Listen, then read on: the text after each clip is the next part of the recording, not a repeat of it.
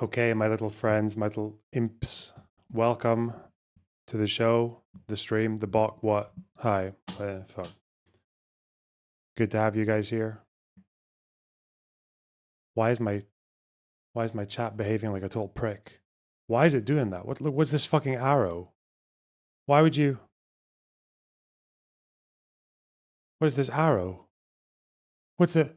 What's it doing? Hang on. Oh, I know why. This will probably help. Let's do that instead. This will be better. Maybe that'll help. Dude.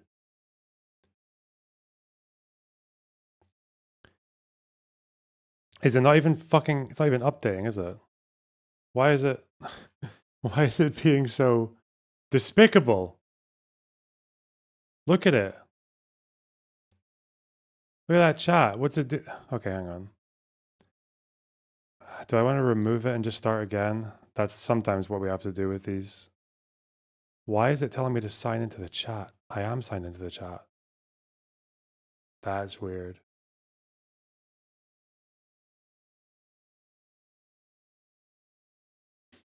Interact with the source. Yeah, I know. It's just, that's not.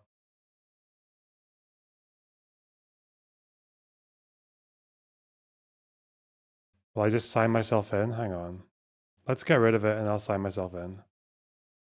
If it even lets me. It's not letting me. Dude! What a disgusting piece of fucking software. You look like you've lost weight. Do I? I don't know. Eat sensibly and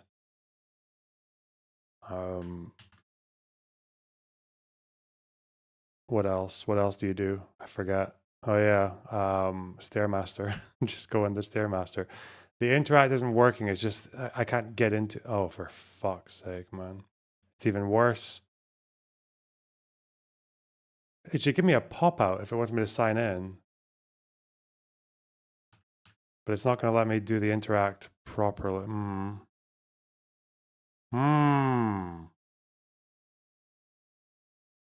Very annoying.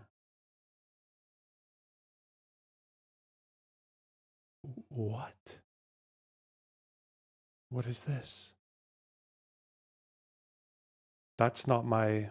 Oh, you have to interact like a. Fuck. Okay, hang on.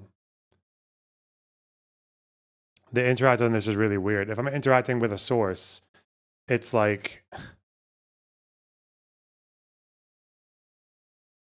It, when I'm interacting with a source, it takes a second to update. So if I make one typo, I won't notice, and then I have to go back and start again.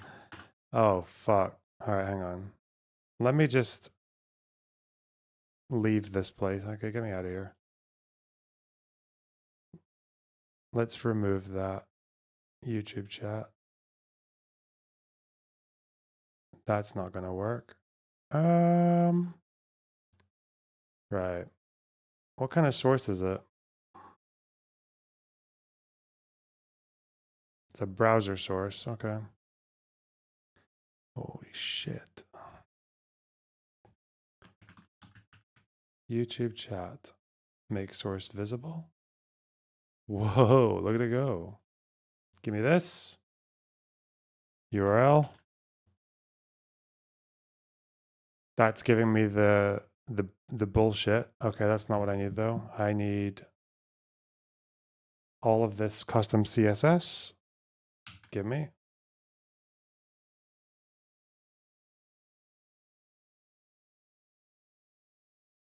Give me that. Oh, no. Okay, that'll do. What's your angle on the Stairmaster by distance? My goal, you mean? Hang on. Let me just change my settings first before I get hung up. Hang on. 501k. Okay.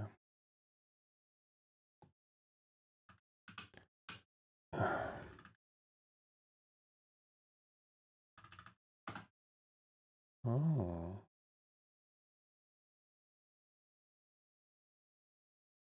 Did I enlarge it last time? Distance, time, or floor. Well, on the Stairmaster, I depends. Sometimes I'll do like 50 stories or 60 or 70 or 80. Like, just depends. Depends on the mood. Okay. I think that'll do. And then I can just copy this and send it here. Unless, is it going to stop updating again? No, it's not. It's not enlarged, it's engorged. Good one. Thank you.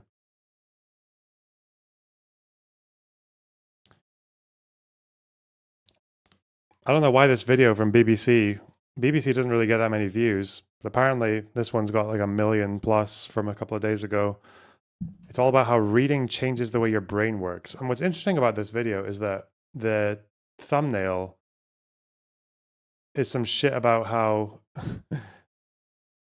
the thumbnail is something about the reading is not natural. I'm like, okay. Clicking Maybe on it's this bad. video Maybe there's a curveball here. There's a twist. activated circuits in your brain that took thousands of years to develop. The ones required for reading.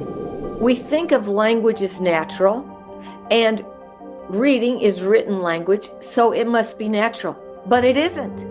It isn't natural at all. Scientific studies indicate that a neurotypical brain is born with the circuitry that allows our eyes to see and our vocal cords to produce sounds. Yeah? But it doesn't innately have the ability to read.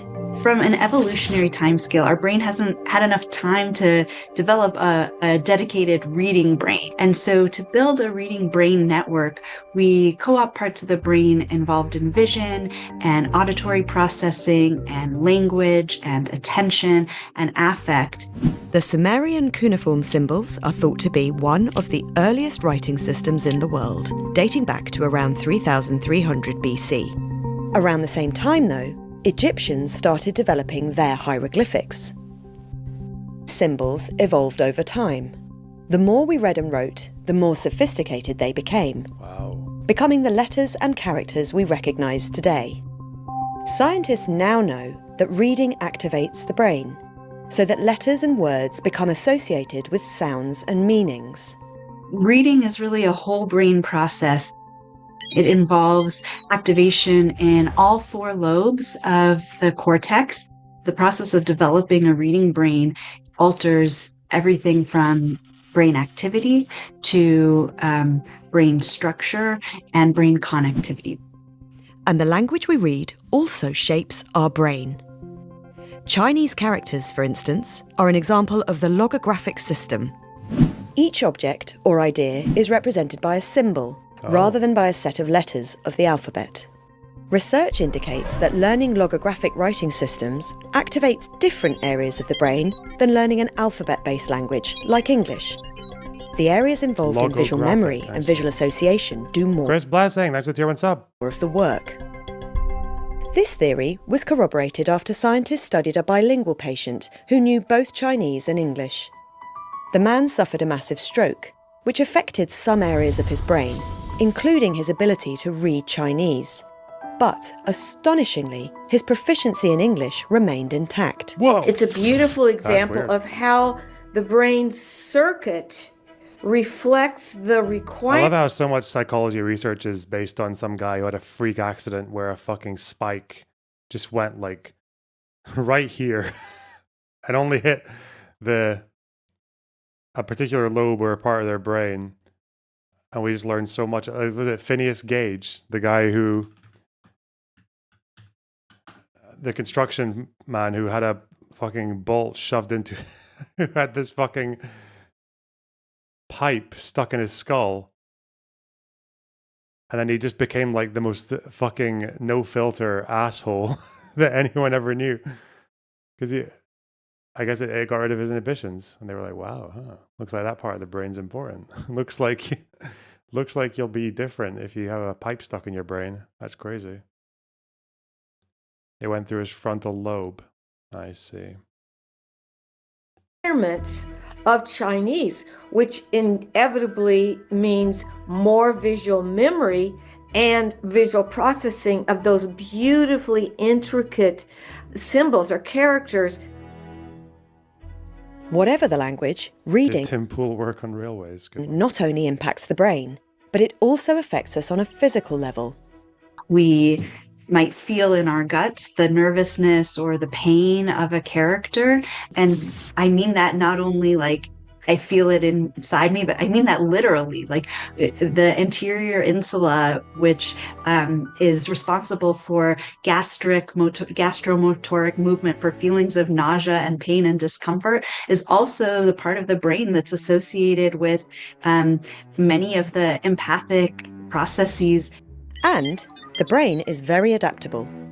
Evidence suggests that it's already changing as a result of new technologies. Reading on a phone or tablet is generally passive scrolling, often interrupted by messages and alerts. When we read on screens, we tend to skim. And when we skim, we're more susceptible to misinformation. We need to support individuals in being able to think critically about the things that they're reading, because that's fundamental to a democracy, is our ability to analyze and think deeply about the information that we're consuming. Some academic research even suggests that children who use cell phones from an early age perform worse in school later in life. At 8 years of age, the amount of digital exposure predicted their attentional executive function processing and academic performance. And it's a negative. The more digital... Dude, I wonder if streaming does this to me. Is that why streaming causing my fucking cognitive decline? Just like reading chat, reading you fucking idiots and getting distracted by cringe comments. It's all making sense now, actually. Fuck. Worse academic. If you can imagine, if that brain is constantly being distracted and hyperstimulated, you're going to have them not able to really move from one stimulus to the next without a desire for ever quicker intervals between stimuli. So then you have kids going offline and saying they're bored. It's a relatively new field of research, and some studies suggest that monitored and education-focused screen time can be beneficial to children. For parents concerned about navigating the digital world, the advice is to go back to basics. The antidote to all this happening is the simplest, most beautiful one, and that is to have our children immersed in reading and have a reading life. Our parents and teachers all have to help. You know, they have to model, they have to read to their child, they have to love it themselves. And this is likely to... Do you see Australia banned social media for people under 16? Thoughts? Well, it's good because we'll know if it works in 20 years, you know, or even 10 years. We'll know the results. Whether it results in actually improved educational standards, in which case we can adopt it, or if it results in just everyone smuggling their technology into their phone or into their lives, or kids lying about their age, or riots, then we'll be like, oh, it's only Australia. It's fine, it's win-win. Let them do it. Have benefits beyond the individual reader.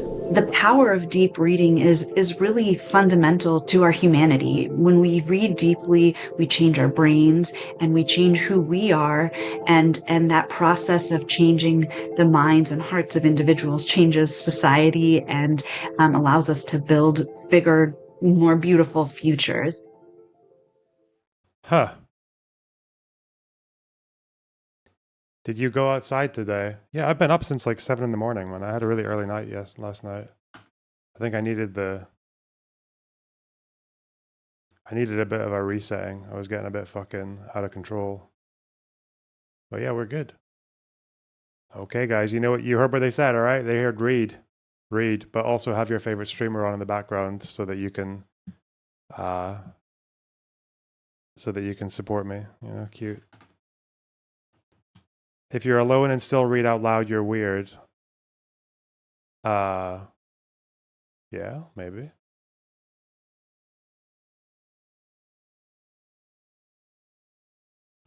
Oh no, the Columbia University anti-Semitism report. Hell no. No, thank you.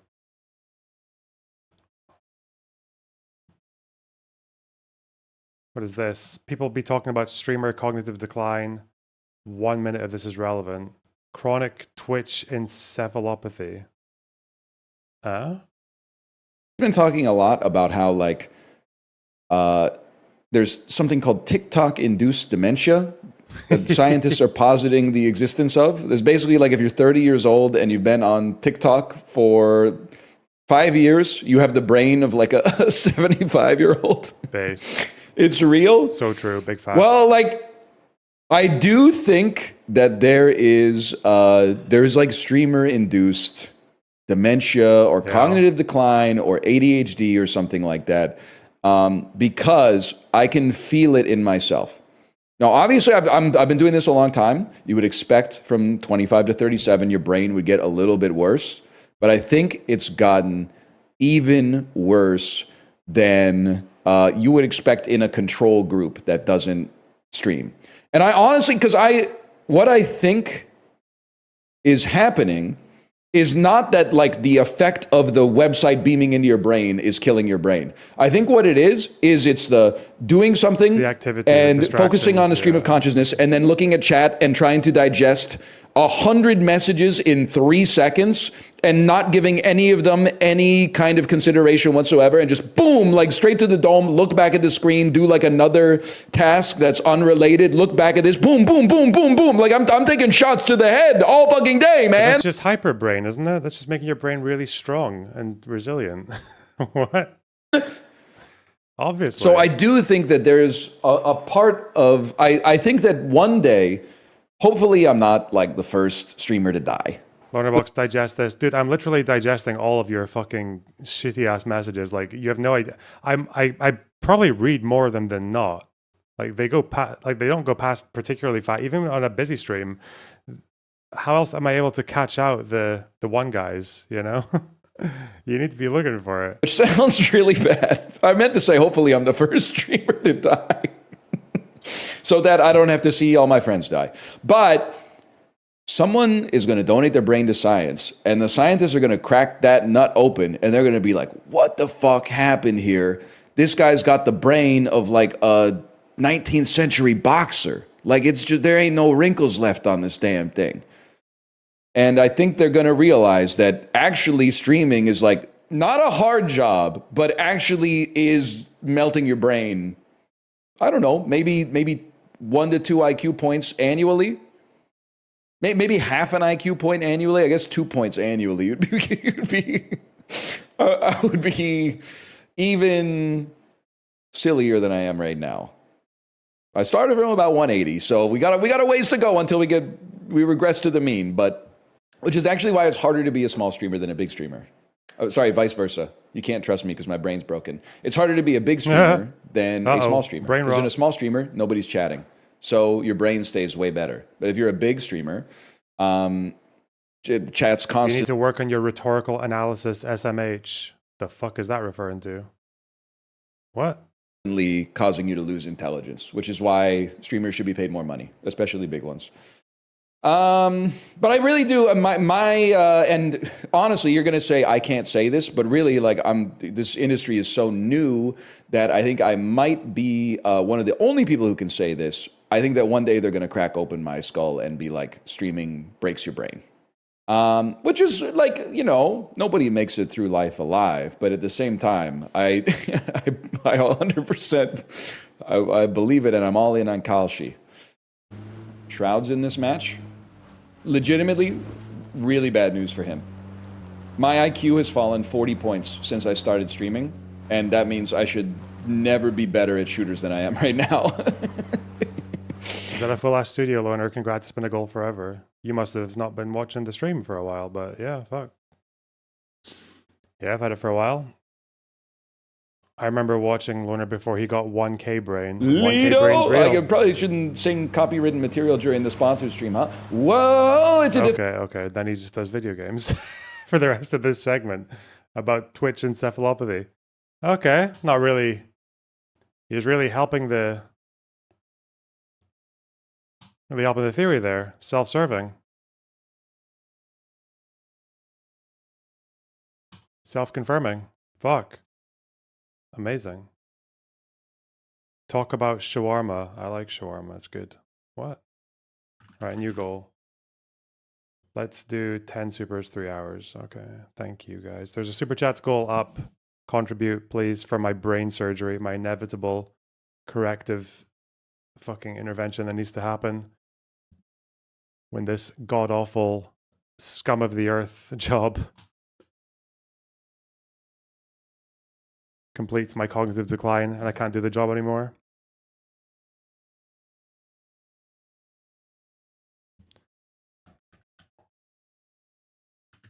What's this? Body cam footage. We love body cam footage. This is Luigi Mangioni's McDonald's arrest. Why not read the Columbia report? Because I don't have brain power. Also, I feel like our university report is just going to be fucking students accusing other students, isn't it? Do they have audio? Surely they have audio of them yapping away to him.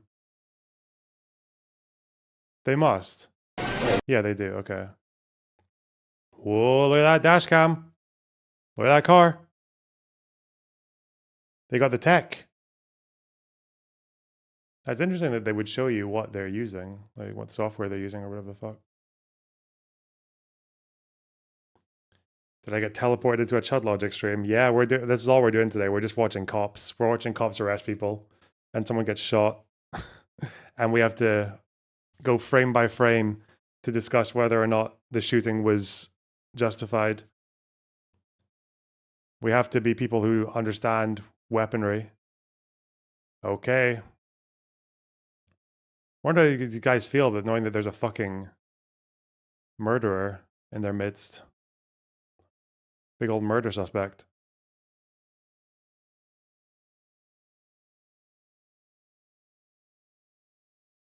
Now this is content. Look at him go! Hey!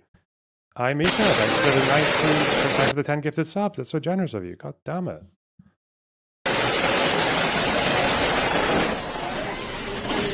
They're not even stopping for a donut. Look, there he is, looking all inconspicuous.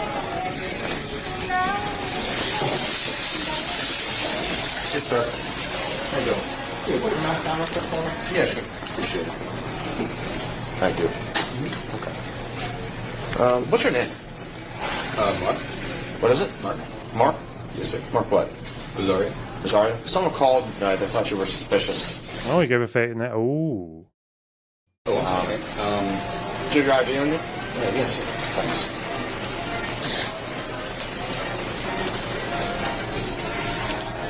I thought she looked like someone, Wait, he actually had a fake ID or? guilty to... You wanna run from it? Where are you from? Player 6, 2729 out of New Jersey.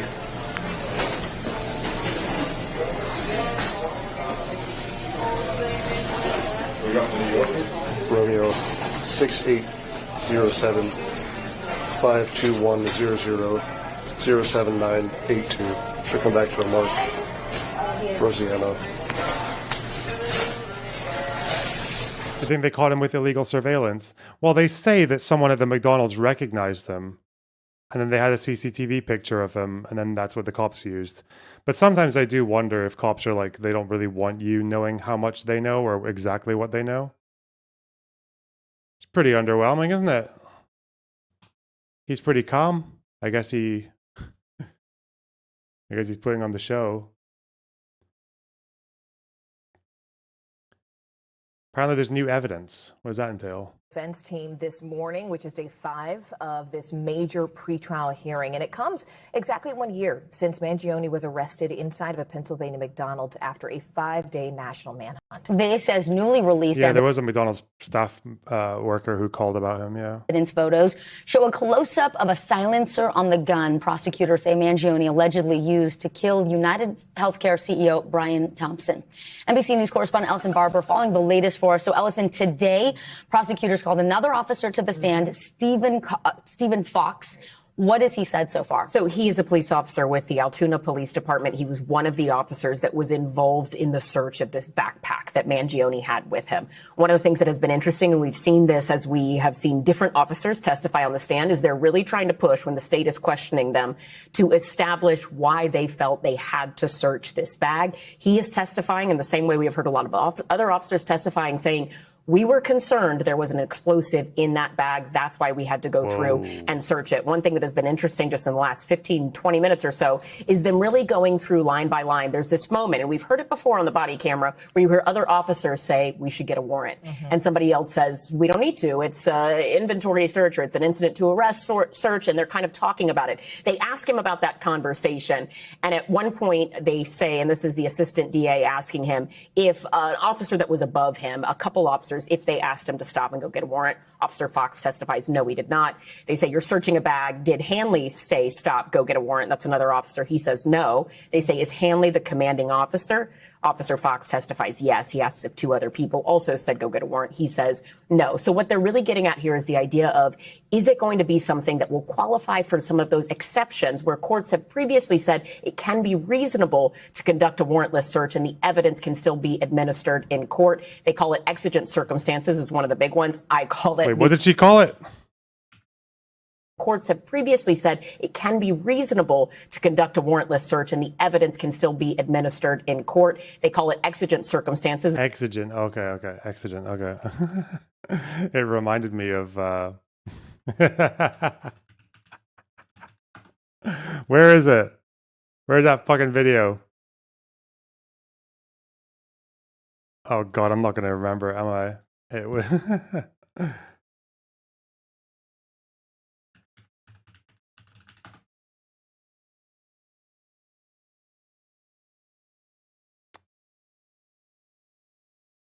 Where are we?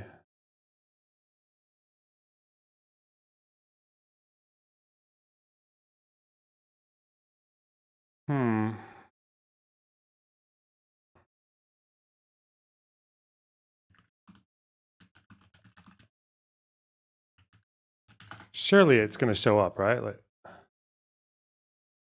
can't remember who made the video though. Fuck. I'm not gonna remember where it is. It's just some video about Vosh like inventing a word. This is one of the big ones. I call it the grabbable distance rule. The idea behind it being that if there's a concern for the arresting officer's safety and something is in grabbable distance, courts have historically said that it can be reasonable to conduct a search without a warrant in those situations. They're trying to establish. We had a real fear. We thought there was a bomb in this. The defense, though, they're going to push back on that when they get across. Ellison, the words really matter here. You have some officers who are calling this red notebook a manifesto. You have others who are saying the handwritten note had these possible escape routes.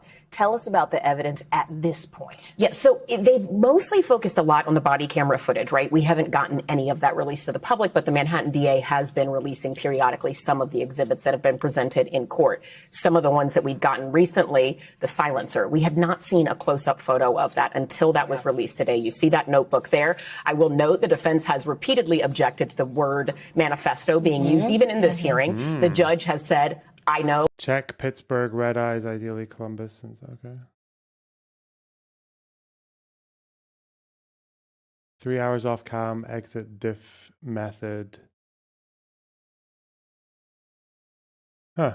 It won't be characterized as that at trial, but I know better, and I'm not going to factor that into my decision. I also know how that all this stuff is being leaked right now. I mean, all this stuff is available public to the press. And that's been one of the things at the debate when the press is saying, hey, give us more of this stuff. The defense team is saying this is going to prejudice a jury. If and when. When this goes to trial. And so they don't want some of this language to be used regardless because they know that it's being reported, right? But that notebook that they keep referring to as a manifesto is a key piece of evidence in addition to the alleged murder weapon, the silencer, all these things they pulled from this bag. And all of that is stuff the defense is saying this should be thrown out. And that is one of the biggest issues in this hearing. And that's why this pretrial hearing has gone on for so long, because they're going over everything with a fine tooth. And you've been going over everything with a fine tooth comb. Ellison, Barbara, thank you. We appreciate it. Thank you.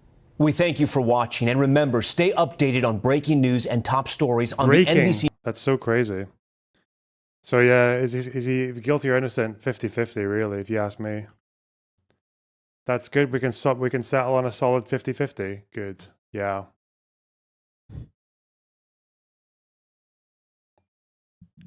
People think he's innocent or kind of insane. Yeah? You think so? Okay. I think I just want to go straight into the madness, man. I want to go straight into the crazy stuff. Candace Owens is just making all kinds of waves. She has gone so. When did this happen? When did this level of boostage take place? Some of these are streams, right? Some of these videos are just her. She starts and she stops a stream, just like a live stream. She does these segments where she comes on, she just starts talking, and then for 45 minutes or an hour, and then she's off, and they get like 2 million views each almost. Some more than 2 million. 1.5, 3.7. It's fucking mental. How is she? 9 million. They're lying about Charlie Kirk and they're just Netanyahu. Was it actually then? What about oldest? 6 years ago, Blexit. Oh, I remember Blexit. Black conservatives leaving the Democratic Party. Man, she is such a grifting freak. 100 cake and car. It's mental, man. It is so crazy. She does this video here. Who stood to benefit from Charlie Kirk's assassination? And one of the people in the picture is Tim Pool. And Tim Pool, who has, for some reason, been wearing the same clothes for several streams now, is really, really mad about that. His viewership is actually dropping compared to Candace's. So he's obviously angry. I don't know why his viewership's dropping, really. I do hope it's not just a complete correlation to if you jump on the 9/11 USS Liberty Netanyahu fucking right-wing Jew hate train. You're okay, but I hope that's not the reason. But obviously, he snapped. We saw this the other day. Shit. And thinking to myself, fires on it several times. So you know what? When someone pulls in front of my property and fires on it several times, I'm sitting here looking at these vile pieces. By the way, Tim Pool has lied at least twice now, I think. Or he's given no evidence. I'm going to assume it's a lie because Tim would obviously show evidence if people had shot at his fucking house. Yeah, from 2022, he said that someone had shot at his house. And I think, Candace is now saying that it was actually his brother who missed something he was shooting at and hit the house. And then this time he's just saying it with no evidence. Like, I'm sorry, you don't get to take millions of dollars from the Russian government accidentally, apparently, investigative journalists from a fake person, a fake philanthropist called Mr. Gregorian. You don't get to do that and then just have us take your word for it when you say that you're being fired upon. Fuck off. Of shit. And thinking to myself, for what purpose will I stick my neck out if this is what happens after Charlie Kirk is killed? Candace Owens is a fucking evil scumbag. She is a degenerate cunt. She is burning everything down, and she's gloating and smiling while she does it. And you know what you fucking told me? She has no security. She doesn't fucking deal with the shit we have to deal with. She's a piece of shit. She's making everyone else suffer. And all of these fucking conservatives out there that send me these fucking messages have no fucking balls to call her out. More and more people have started doing it. They send me these fucking messages. Good for you, Tim. Good for you, Tim. I wasn't the first person to do it. I'm not going to take credit for that. But don't fucking DM me like I did something for you as you fucking cower, scared that she'll put you on her thumbnail and claim you benefited from Charlie Kirk's assassination, which he's doing to me right fucking now. Yeah, that was the. That's because they're terrified of her. They're looking at the numbers. They're looking at her and Tucker and Fuentes, and they're like, "Oh God, man, wait, our voters, they, what, man? The people who voted for us are, dude, they really. I thought we liked the Jews. Oh no, they don't know how to deal with it. But yeah, it looks like Candace has finally broken her silence. She's claiming. Because Erika Kirk is having a go at these conspiracy theories that Candace has obviously been the main proponent of. Was referring to one of the housewives who. So now, who would Candace be to let us down? And not take the fight back to the grieving widow, the celebrity grieving widow.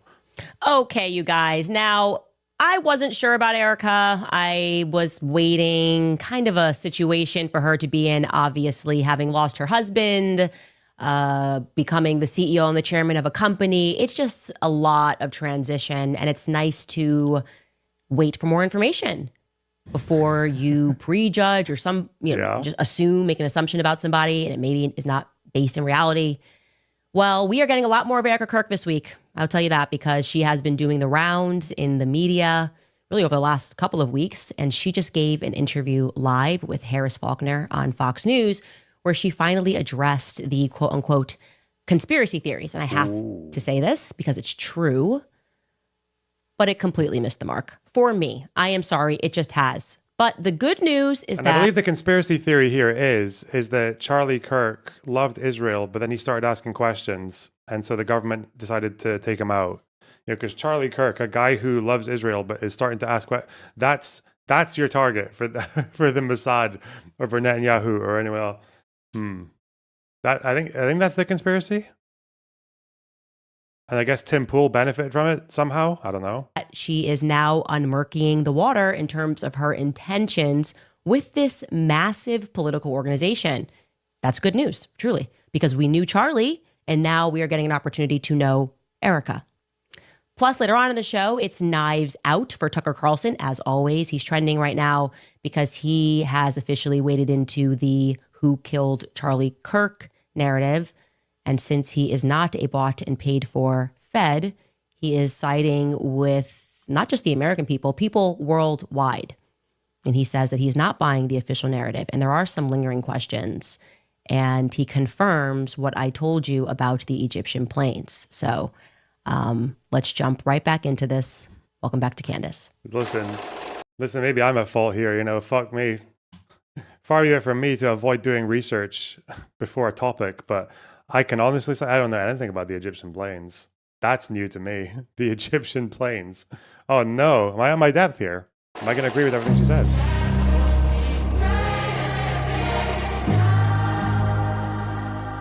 Now, how long is someone called Ukrainian Nazi IRL going to survive in this chat, I wonder? Let's see what they have to say before we make any rash decisions, free speech. I'm sure there's a rational explanation. Okay.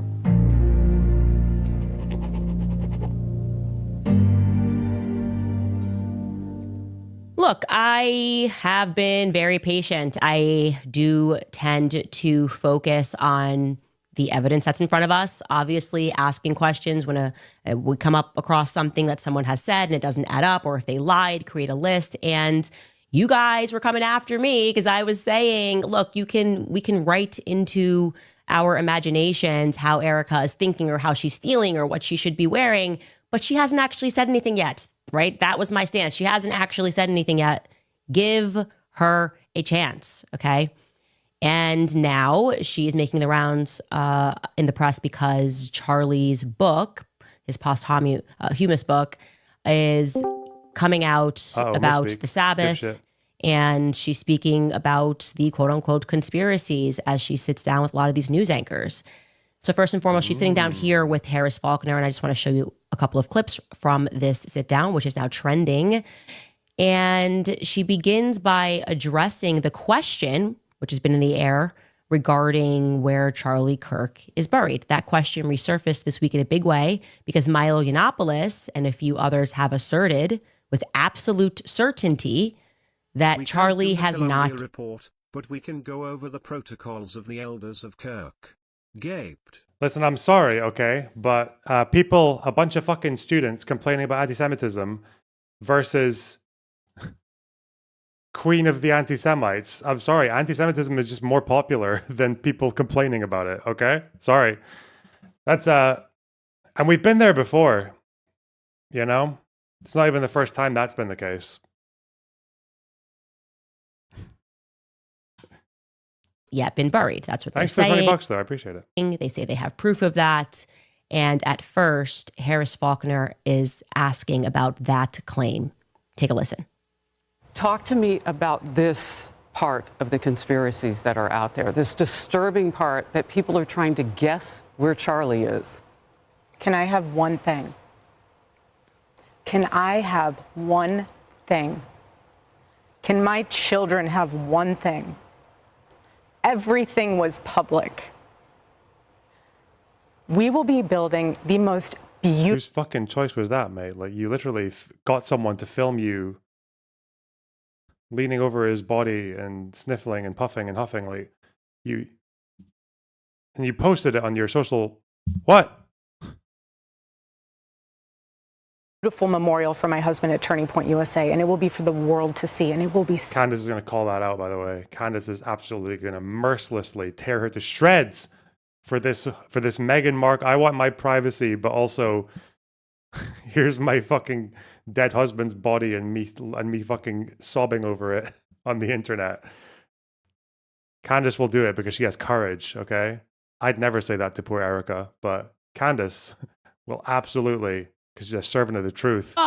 Spectacular, and it will have basically museum style for our Charlie, for my Charlie. But can I have one thing? Can my babies have one thing where we hold it sacred, where my husband is laid to rest, where I don't have to be worried about some secular revolutionary coming and destroying my husband's grave while my daughter is sitting there praying? One thing. This is my husband. Yes, he was Charlie Kirk to the world, and I know so many people love my husband, and I am grateful for that. But this is my husband, and I want to be able to have one thing left that is sacred to our family, to my in-laws, to my babies, and to my parents. One thing.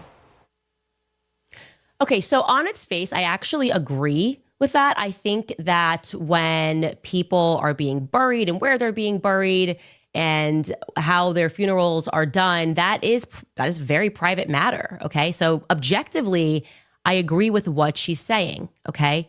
But subjectively, because we are dealing with the subject of Erika Kirk and what transpired immediately following Charlie's assassination, this is going to be read as Meghan Markle syndrome, okay? Meghan Markle syndrome, where you want privacy when you want it, but you want I know my celebrity culture. Publicity whenever you want it, and that just doesn't work, okay? It doesn't work that way.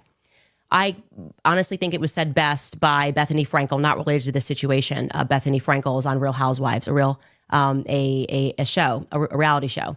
And she was referring to one of the housewives who lived her life very publicly, showcased her marriage, was buying tons of Louis Vuitton bags, and they had tons of money. And then when their relationship soured, the housewife basically asked the public for privacy. And Bethany was like, no, this isn't how it works. Like, we were riding with you on the way up, we're riding with you on the way out. You don't get to like pick and choose when you want privacy and when you don't want privacy. Yeah. And dox the grave, Candace. Dox it, dox the grave. Do it. Objectively, as it, in the matter of Erika Kirk, this is the same person who had somebody record her over Charlie Kirk's casket. That was not our business, truly. And I can say that decision was made by her. And there is, some credence to the claim that everybody grieves differently. I wouldn't even record myself over a casket ever, okay? Some people maybe perhaps want to have that memory. But the decision to publish that, you crying over your husband's casket, and to publish his dead body on Instagram was a decision that was made by Erika. And we can watch that. Take a look. Yes. Show the clip. Yes. Oh, God, American conservatives are so fucking merciless, man. I love you. I love you. I know. I love you. I love you. I love you.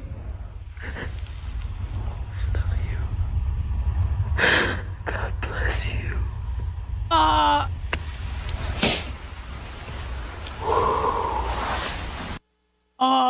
That is an incredibly personal and an incredibly intimate moment that you invited the public into, okay? There was no reason to do that outside of wanting to share something that was very private with the public. And now you fast forward 3 months removed, and it's why does the public want to know where he's buried? It doesn't work like that. You have to make a decision. I want this always to be private, or I want this always to be public. That's my personal feedback there. Is that really how that works? What are we talking about? Like, really? If you want to have like a public funeral, then you have to tell the fucking ravenous masses where the body is? Like, what the fuck? That doesn't make any sense at all. But I guess, she just wants an excuse. Yeah, she's a...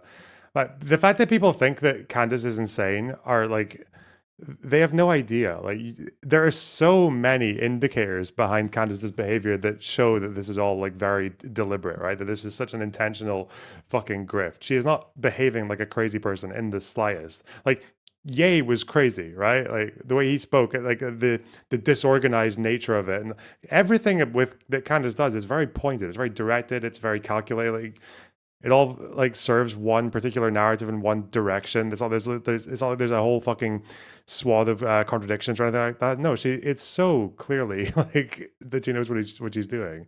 It's such an obvious grift, but yeah. Later on in this same interview, she launches into a strong defense of Turning Point USA employees who have, just as a matter of fact, told many lies, many inconsistencies. These are verifiable. So they are currently lying to the public, or they have lied to the public, but she is going to deliver quite an impassioned defense regarding these particular individuals and the organization as a whole. And I want you to hear her passion. Take a listen. What are they taking from you right now? Nothing. But I will tell you what they are doing. It reminds me so much of chapter 6 in the book of Nehemiah. He is building a wall, and the townspeople are at the base of that hill saying, Nehemiah, calling him all these names, saying all these things, come on down. Every single time he had the same message 4 times in a row. I cannot come down. I am busy building. That is how I feel. I do not have time to address the noise. My silence does not mean that I am complacent.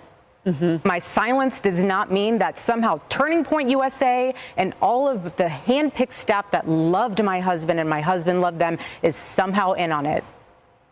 We are busy building. And you know what I thought? I thought these people are human. We are all grieving in our own way. And they are trying to find the answer to something that happened that was so evil. They are trying so hard. And I get that. We're doing the same. Anytime we hear a lead or anytime we hear anything, we send it to the authorities. Please dig into this. No rock will be unturned. I want justice for my husband, for myself, for my family, more than anyone else out there. But have you turned over the Israel rock yet? Have you turned over the BB rock? Candace's face went funny there. She knows. So for me, you want to keep telling me to come down while we're building? I don't have time for that. But here's my breaking point on that. Come after me, call me names, I don't care. Call me what you want, go down that rabbit hole, whatever. But when you go after my family, my Turning Point USA family, my Charlie Kirk Show family, when you go after the people that I love, and you're making hundreds and thousands of dollars every single episode, going after the people that I love because somehow they're in on this, no. If it turns out Israel did do this, would you become more or less of a Zionist? That's a really good question. I have no idea. I'm sorry, but that whole thing right there is frustrating. And I'm going to explain to you why. I just do not accept any of that. First and foremost, the idea that she does not have time. Someone's going to be brave. She definitely has time, okay? She's done Hannity, she's done The Five, she's done Fox and Friends, she's done Outnumbered, she's done Megyn Kelly Live, she sat down with the New York Times. She made time, by the way, in case you don't remember, to fly to D.C. for Sergio Gore to be sworn into the ambassador. Why won't you go on the Candace Owens show? Why won't she give you the content? So many, 200,000, 500,000 concurrents if she went on Candace Owens' show. To India, as the ambassador to India, which feels kind of obscure and not necessarily related to Turning Point USA affairs, building affairs, or whatever it is. But sure, that's fine. I mean, obviously, you're also allowed to be a person if that's the homie and that's what you want to do, sure. But we are indeed speaking about a coast-to-coast flight to stand up next to somebody and basically say, Charlie loved you. That was like the whatever 15-second speech that she gave, right? Here's actually, we have a clip of that speech that she gave. Well, he was also very good friends with a guy named Charlie. We just knew him as Charlie. And his wife, who we love so much, is here with us. And maybe, you know how close they were together. Maybe, Erika, you could say a couple of words, please. I'm honored to, sir.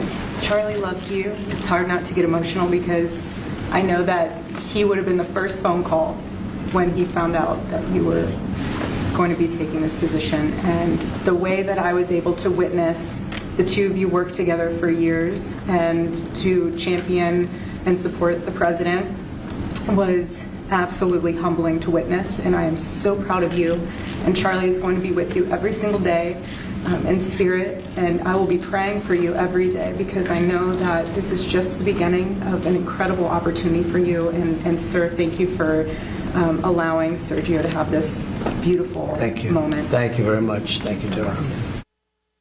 That's just an ambassador to India swearing in ceremony. Again, if that's your friend and you want to be there, that makes sense. She's also a person, and she can decide what she wants to do there. But the point that I'm making is that's a coastal flight that she made to be there to watch a paper get signed.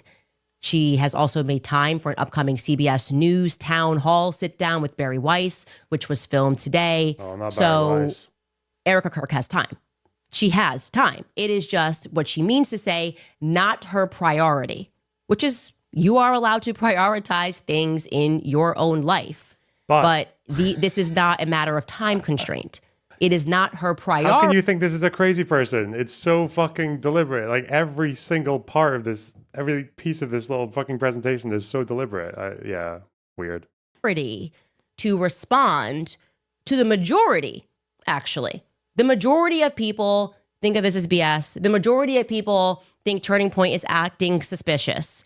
And she does not feel that it is what she wants to do as a matter of priority, responding. Okay, that's fine. Now, to that point that people are making hundreds and thousands of dollars, I just don't get how there's not someone on this very large PR team, as we're seeing these PR campaigns go out, that doesn't go, hey, maybe we should strike that. They made $40 million like 2 nights ago at Mar-a-Lago. Maybe that feels kind of a little bit like let them eat cake-ish.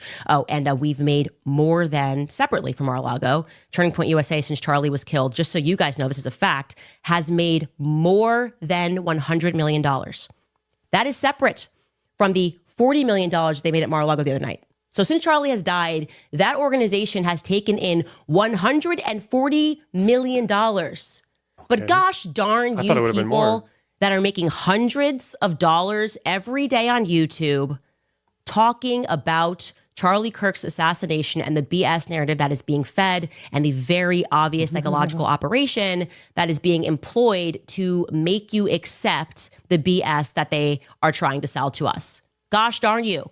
Did you make $1,000 today? Speaking about Charlie Kirk? Well, you should be ashamed of about to. Keep him pumping, guys. Yourself, says Turning Point USA, who in large part made that money. Candace only making hundreds a day. I know, right? Because of those very people who gave to the organization immediately following Charlie Kirk's assassination. And the thing that is especially absurd about that is trying to almost like, I want to be clear that Turning Point USA is my family. The Charlie Kirk show is my family. She's just expanding the wings of people that we're not allowed to critique because they're in the family. If you call them fam, you can't critique them, right? Oh, I'm sorry. We actually are showing a clip of Rob McCoy defending a pedophile or trying to launder the reputation of that's fam. That's the CK show fam. Oh, I'm sorry. We are actually pointing to the fact that we know for certain that this person in your organization is a sexual deviant. That's fam. That is my, don't you get me upset. I know that this is a now $150 million in the last 3-month organization and we employ tons of people, but you can't critique. You can't critique the fam. And I hate to say this, but I'm going to be very clear here. This is why there are many people who do not believe that women are equipped to lead companies, because what you are watching here is an unbelievably emotional response that is absent of any logic, okay? If you really care about your team, answer the questions, okay? What question? Just demystify the entire event. Come out, sit down, answer the questions so people don't think Turning Point USA looks so suspicious.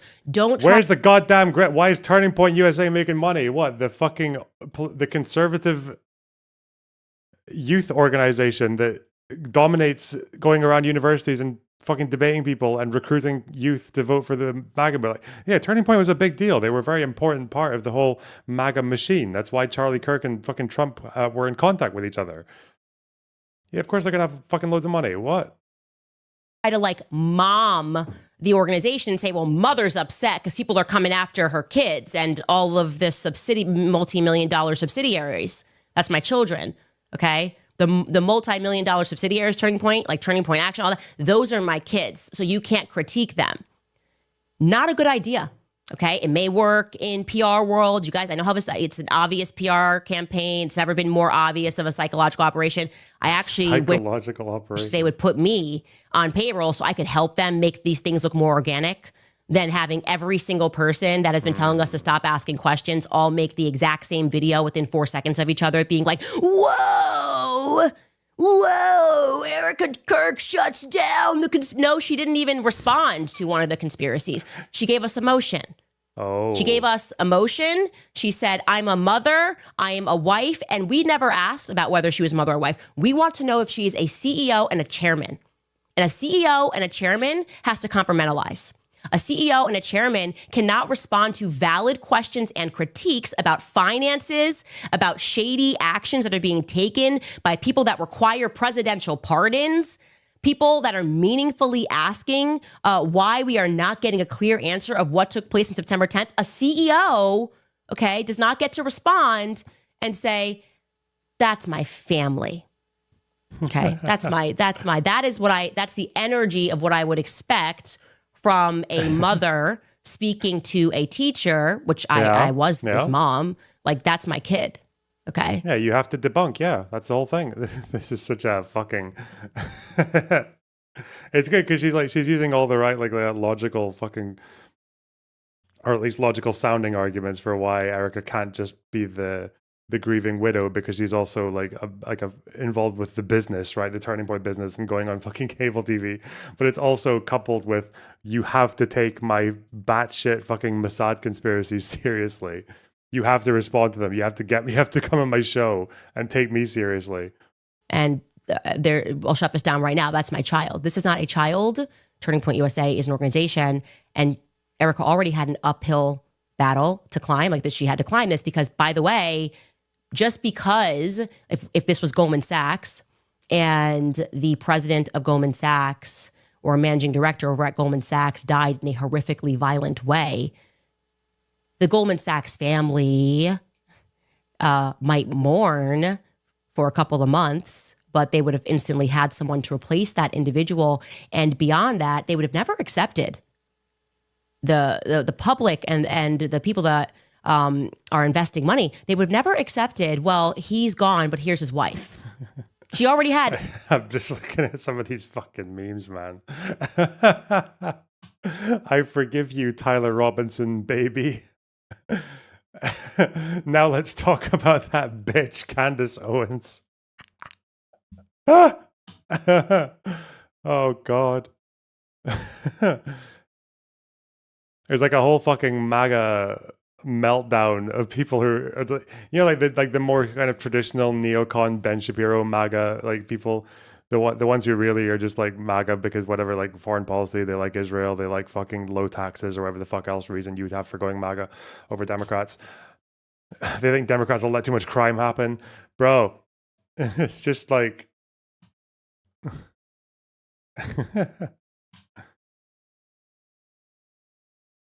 they're all getting kind of fussy now because a lot of these MAGA figures like Megyn Kelly or whatever are just like so scared to call out Candace Owens because of how much fucking influence she has. A hill to climb here, right? Like, this does not make you qualified because you love someone to take on their job. I am not qualified to do what my husband does. That's why I said I wouldn't want to be the CEO and the chairman of a company. Actually, there's a great clip of Jordan Peterson asking that very question. Like, why do women want to be? Like, why would you want to have? It's actually a lot of work and it's very stressful and it's a lot of numbers and you're crunching numbers and you have to be everywhere. Okay.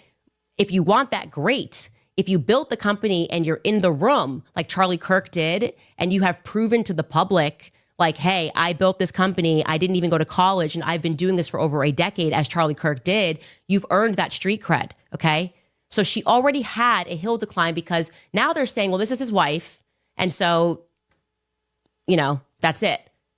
Well, now you're gonna have to prove that you have the ability to be a CEO and a chairman, and not just a wife who we expect emotion from, and you're rightful in that capacity. You are rightful to have emotion. You are rightful to be the aggrieved widow, but you don't get to just be widowed into the position of chairman and CEO. You don't get to respond to, well, in this case, investors, donors who have given money and are asking meaningful questions with no, you don't get replies right now because this is the Charlie Kirk I show. love that the implication here is that Candace would be just leaving Erika alone if she just went off into the sunset and let someone else take over TV USA.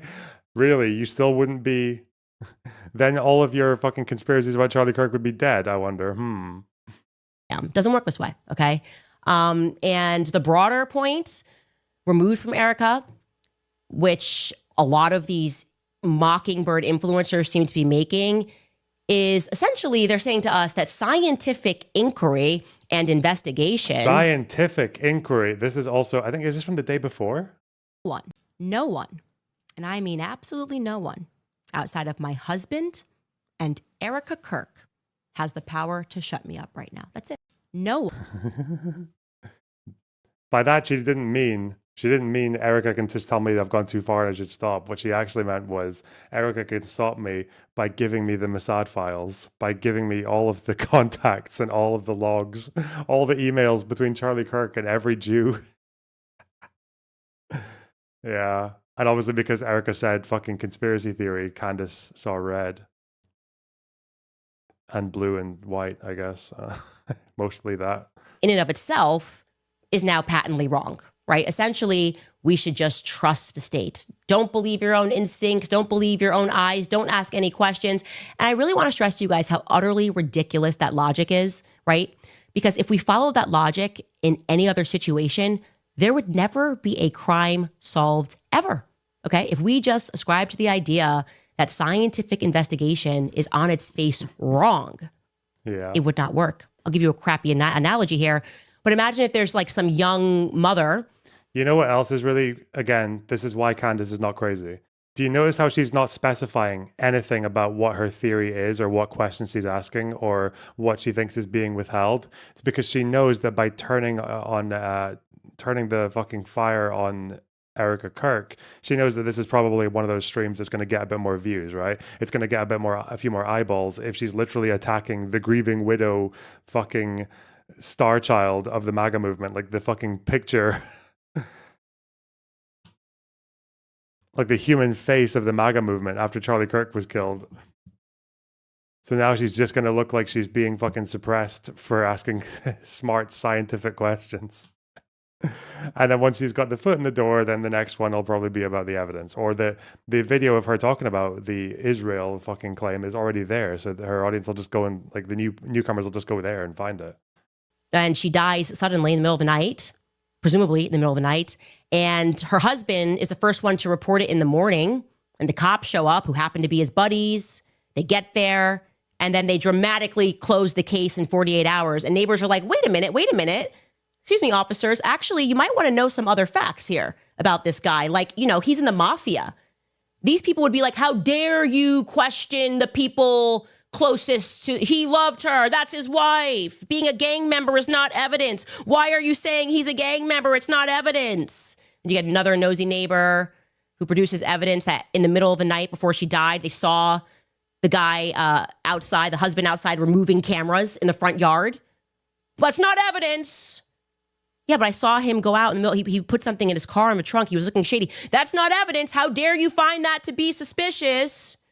More nosy neighbors start discussing, and they were like, hey, we heard them. They were having actually a heated argument before she was found dead.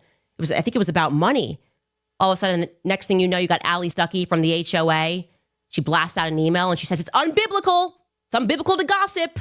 Hearing an argument is not hard evidence. You have no right to discuss it. Yeah, we're the nosy neighbors, okay? We put together a list of 20 verifiable lies that have been told in the weeks following this sudden death event. And we have some questions. So we're not going to accept Tim Pool jumping on the airwaves with big estrogen energy. Play the clip, estrogen energy. Yes!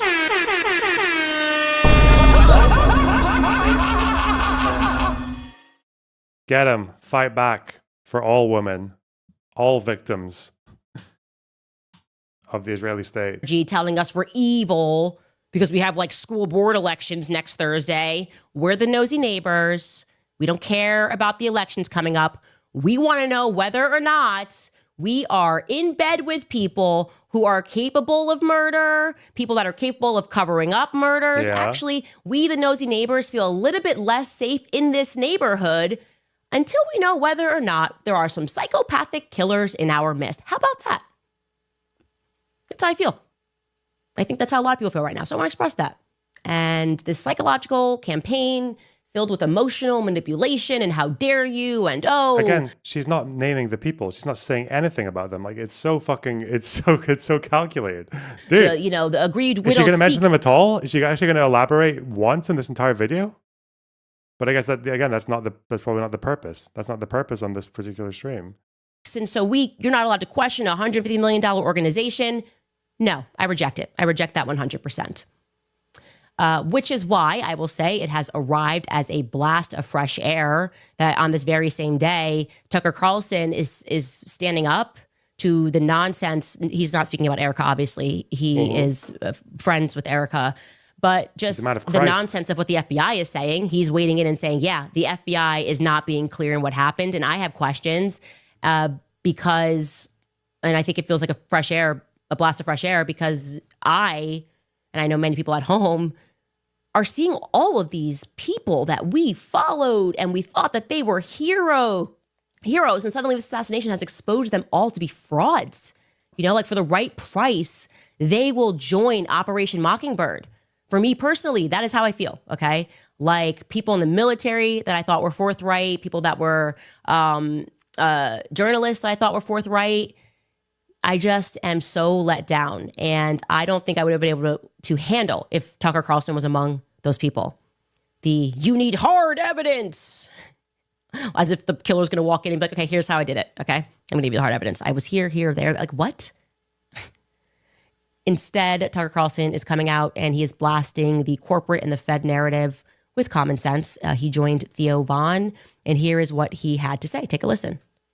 I don't understand the official story at all. Of his assassination? It just doesn't make any goddamn understand sense. it, and I want to make How sure. is a transgender able to fire so accurately at the human neck?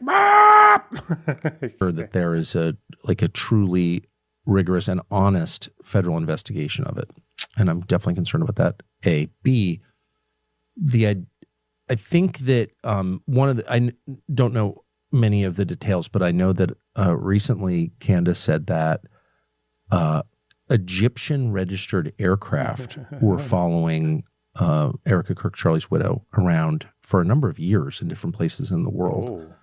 That's one of the weirdest things I've ever heard, and I just want to say that is factually true. That's true. So that's like the one data point that I happen to know is true. Theo Von is not equipped for this. What does that mean? I have literally no idea. I can't even guess, but that's very, very strange. And what is Egyptian? It could mean aircraft from Egypt. Who knows? I think that they were registered in Egypt. Got it. And but that fact is true. So enough. And it also her claim that there were kind of a disproportionately large number of foreign registered cell phones at the event.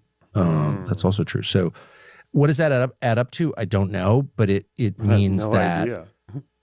The FBI has a moral. He fucking dude. Wait, didn't he already?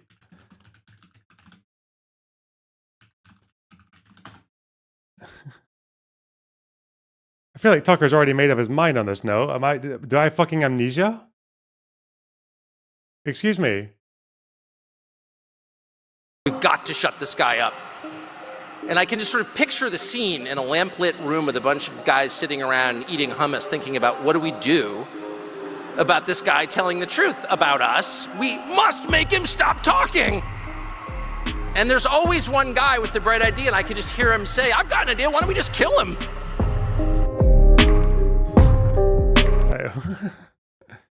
Egyptian hummus, though. Okay. Yeah, Tucker's already made up his mind. What the fuck? What are we doing here? And legal obligation to look in every direction and to be open-minded as you would in any investigation, in journalism, in science. It's all the same process. Yeah, they cut the crazy laugh. Yeah, maybe because they're trying to fucking sell him positively.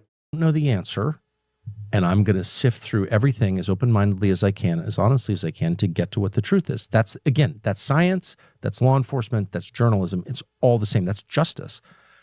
And I just want to make sure that is happening. And I just don't have a ton of confidence in the FBI or the men who run it. And I'm not saying that out of ignorance at all. That's a scary part too. I'm not alleging anything. I'm just saying No. I think it's really important that we have that.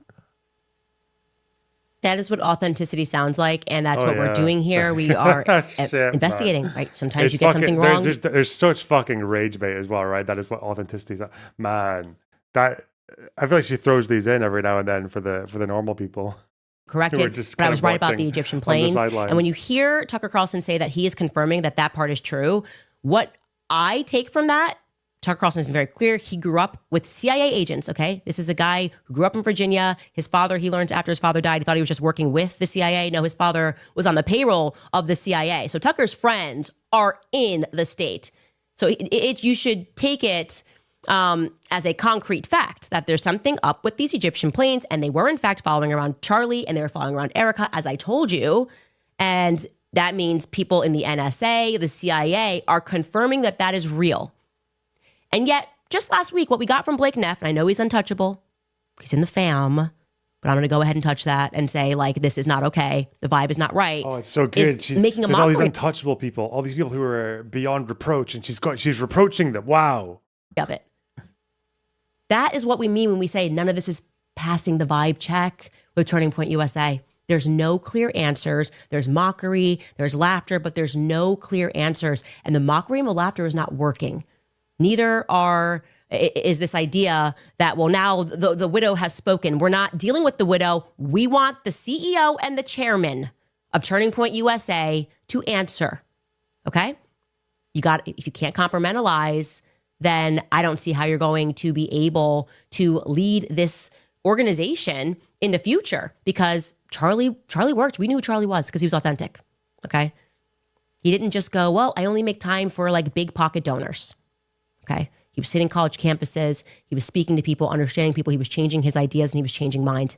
And you are not changing my mind about the fact that something weird happened that day and that TPUSA is acting funny because you give it an impassioned plea and speak about Nehemiah on Fox News.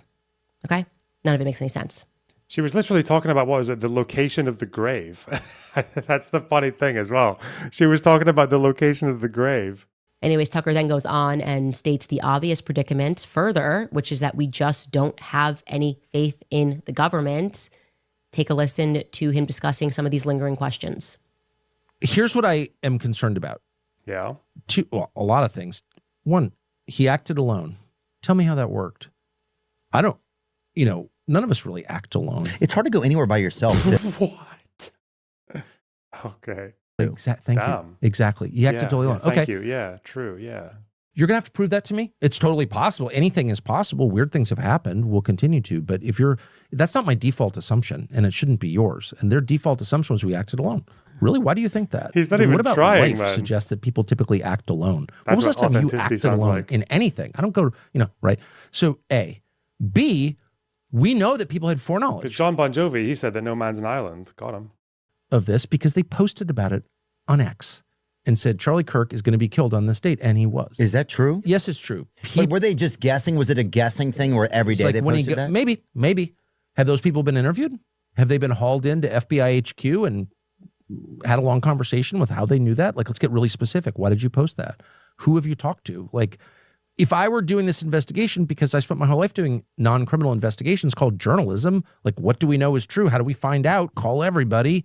Be open-minded. It's like it's the same process. If I was doing this investigation, they would be at the very top of the list. Tell me how this guy who seemed normal became a radical trans furry murderer? It's not enough to tell me, oh, trans. You think that's happening to half of the fucking country, you fucking retard? Yeah, you think that half of the country, if they go to the wrong blue Democrat school or whatever, or even if they just get one fucking non-binary or queer or trans teacher, then they will turn in to a Marxist, communist, trans, furry, fucking Antifa warrior. Like, what? And now suddenly you're like, wait, this normal kid just became a transgender furry? I've never heard of that before. Like, dude. I'm not pro-trans, by the way.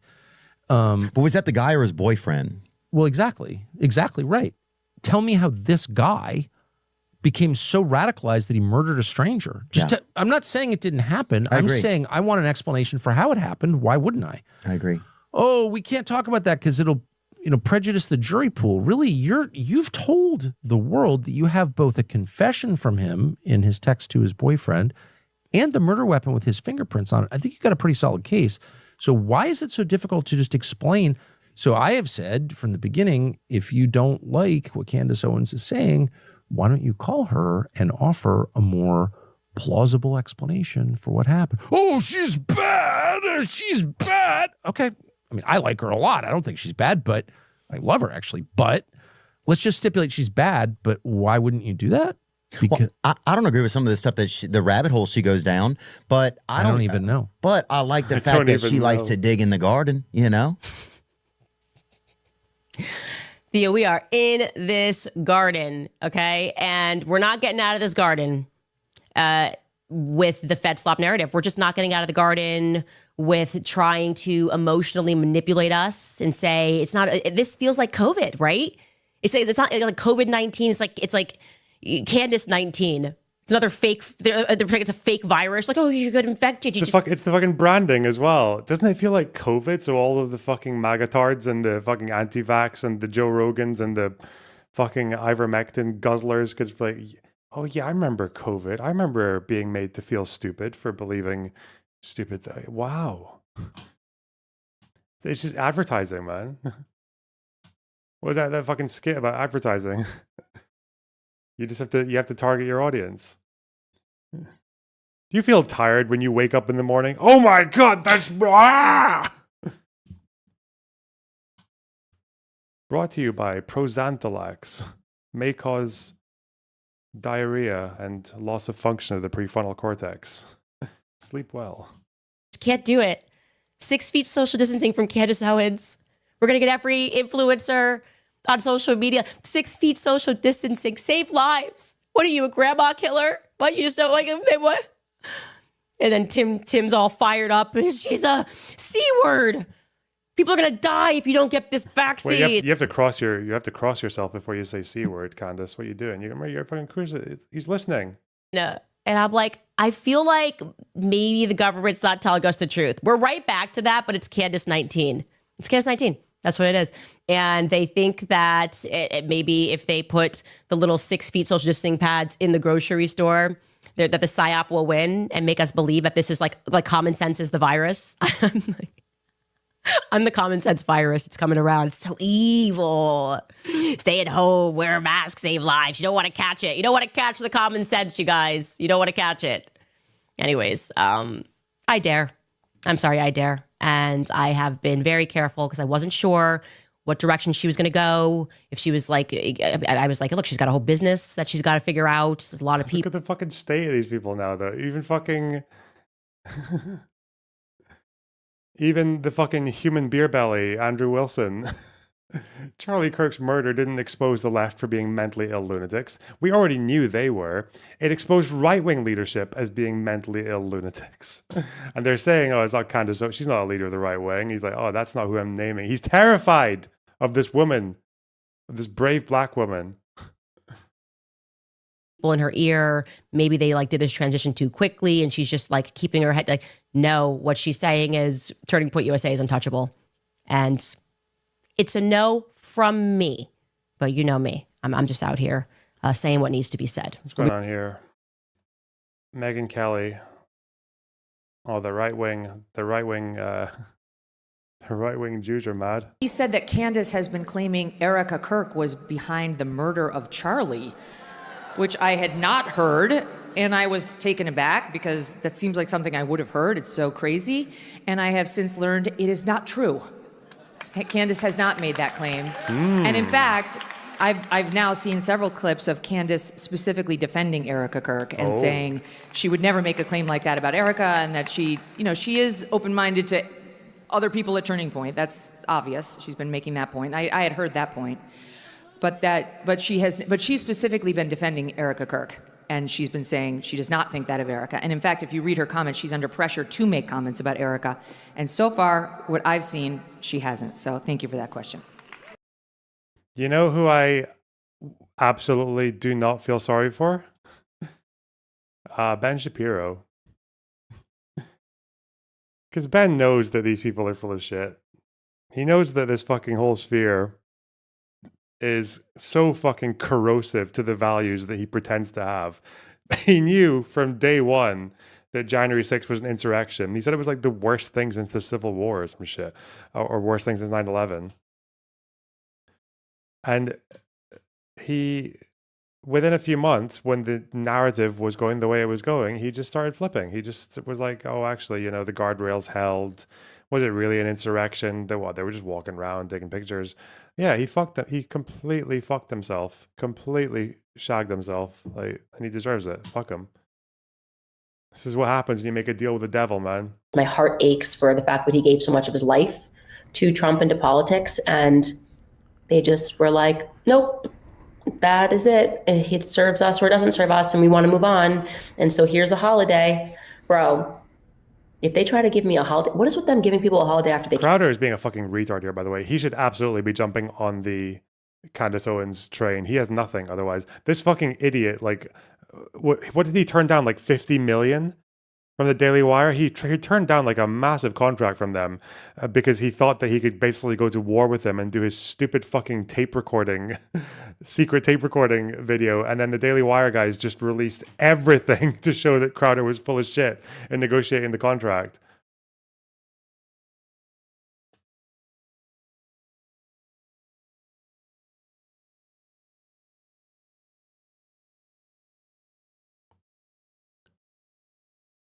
But he's not handling Candace though. Kill them. Why is that a thing? You know what I mean? They're like, oh, Martin Luther King, what about this holiday? What about this boulevard? Anyways, let me knock it off. Like, they're gonna get Charlie Kirk a boulevard. They already did. They did in Israel. They gave him freaking boulevard. It's like, as soon as they give you a boulevard and a holiday, they definitely killed you. Okay, there's no question. They killed you. There's no way. That's like their signature thing. It's like, that's what they do. It's the Fed signature. It's how they sign off after they murder you. They're like holiday and a boulevard. And it's never on a nice side of town either. Like Charlie Kirk Boulevard's not gonna be a nice side of town. Anyways, I will be back on the 27th with you guys. Thank you guys for all the support throughout these couple of weeks, these last really kind of 6 weeks since Charlie died. And we will see you guys then. Well, let me first... Literally, no one cares what you have to say, you fucking abusive bastard. Your abuse is disgusting, Steven Crowder. Right back after a brief message from our sponsors. All right, you guys, when they double down on abortion, we know that we have to double down on supporting life. Our is 800 Owens. You guys, Candace 19 is crazy. Okay, I'm worried. You trust the influencers. You know, people over in the chat say we need some Candace 19 merch. Yeah.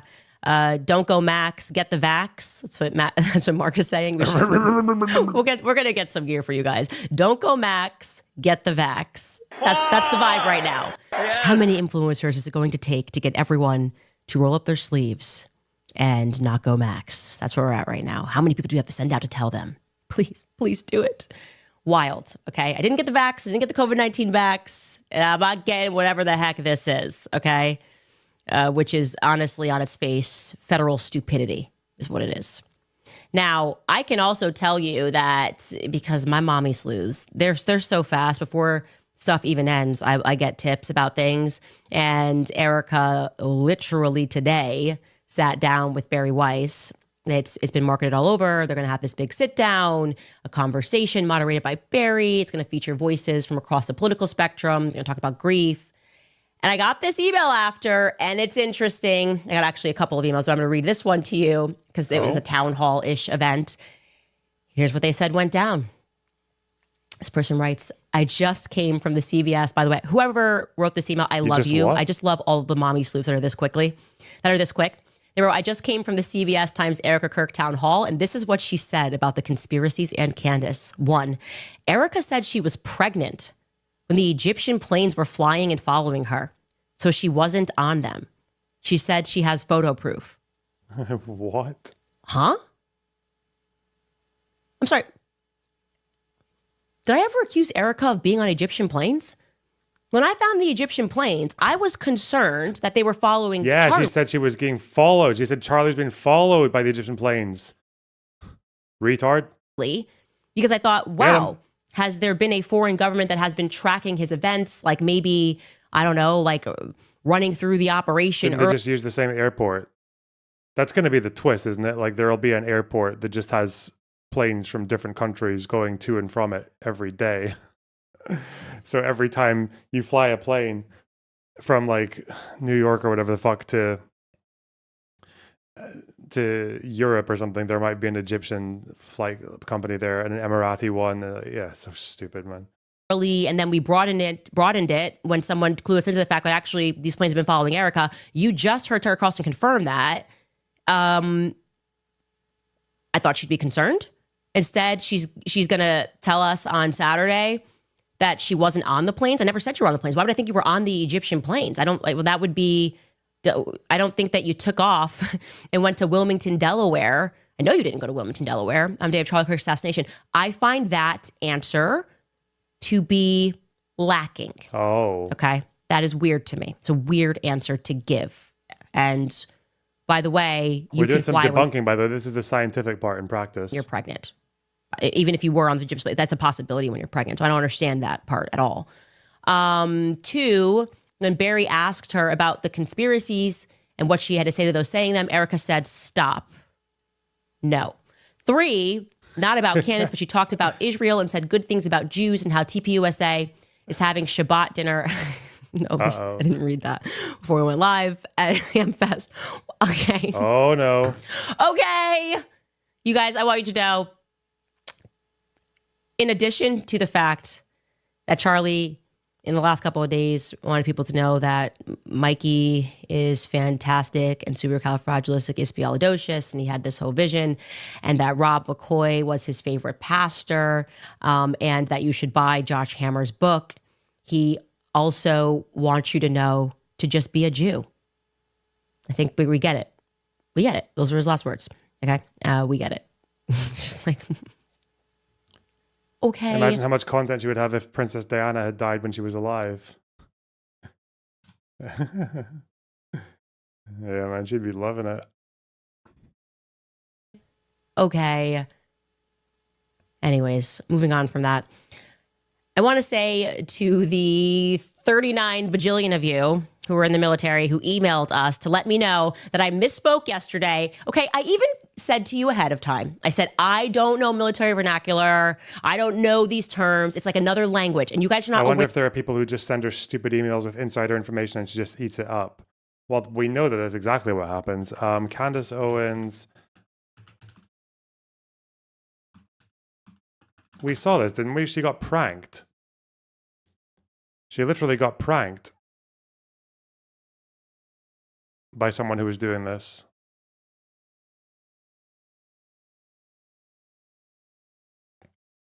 Where is it? This was actually around the same time she was talking about the Egyptian planes. Where is it, though? I need the video. Video? I think it's this.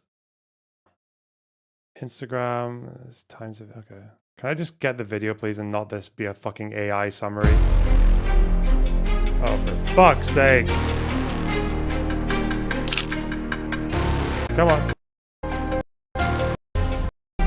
It's not fucking... Oh, God. It's a tweet, isn't it? Oh, it's this guy, Milk Bar. Here we go. Yeah, I remember now. Thank you. Oh, God. Yeah. No, that's the flip. Dude. Show me the prank. There we go. Yeah, this. Well, like I said, someone emailed us and we took our time vetting this tip. We vetted it across multiple government agencies and to really the highest levels of... We vetted it across multiple government agencies. Like, that, she's a fucking liar, man. She's not schizophrenic, she's a liar. That's all it is. Government. So this is legit. I've printed it out and I'm going to read around some parts, removing some parts to provide this individual, who, by the way, I have no idea who this is, but to give him and her even some more coverage. They're taking a tremendous risk. So I'm just going to read this to you guys. Candace, I'm aware that you suspect the government and other entities are involved in the events leading up to and on September 10th. You might have been wondering why SUBTT made so many visits to Wilmington, Delaware, out of all places, and I can personally answer that. The information I am giving you will implicate the FBI and various other government agencies all at the same time. I am entirely confident in stating that the plane and those vehicles are connected to 920 North King Street, which is at a place that is marketed also as 1 Rodney Square. And here's where it gets big. In June of 1997, the Department of Justice's own directory lists, quote, Wilmington Residence Office, 1 Rodney Square, Suite 404, 920 King Street, Wilmington, Delaware, 19801. That is your line to know that it is a federal resident office, 920 North King Street. And at the same address, the United States Secret Service, 920 North King Street, Wilmington, Delaware, 19801. It's the building that Snowden leaked. Find one that makes it look brown and then compare it to 920 North King Street in Wilmington. It looks exactly like a mini version of the thing. Back to 920 North King Street. 920 North King Street. That 920 North King Street is also the FBI. Federal SUVs move from that airport to 920 North King Street. 920 North King Street has been a federal residence office since at least 1997, and today it houses the DEA, the FBI, and the United States Secret Service, all at the same address. Wilmington is undeniably a terminal point, and the only logical reason points to 920 North King Street. I read this, checked it, verified it.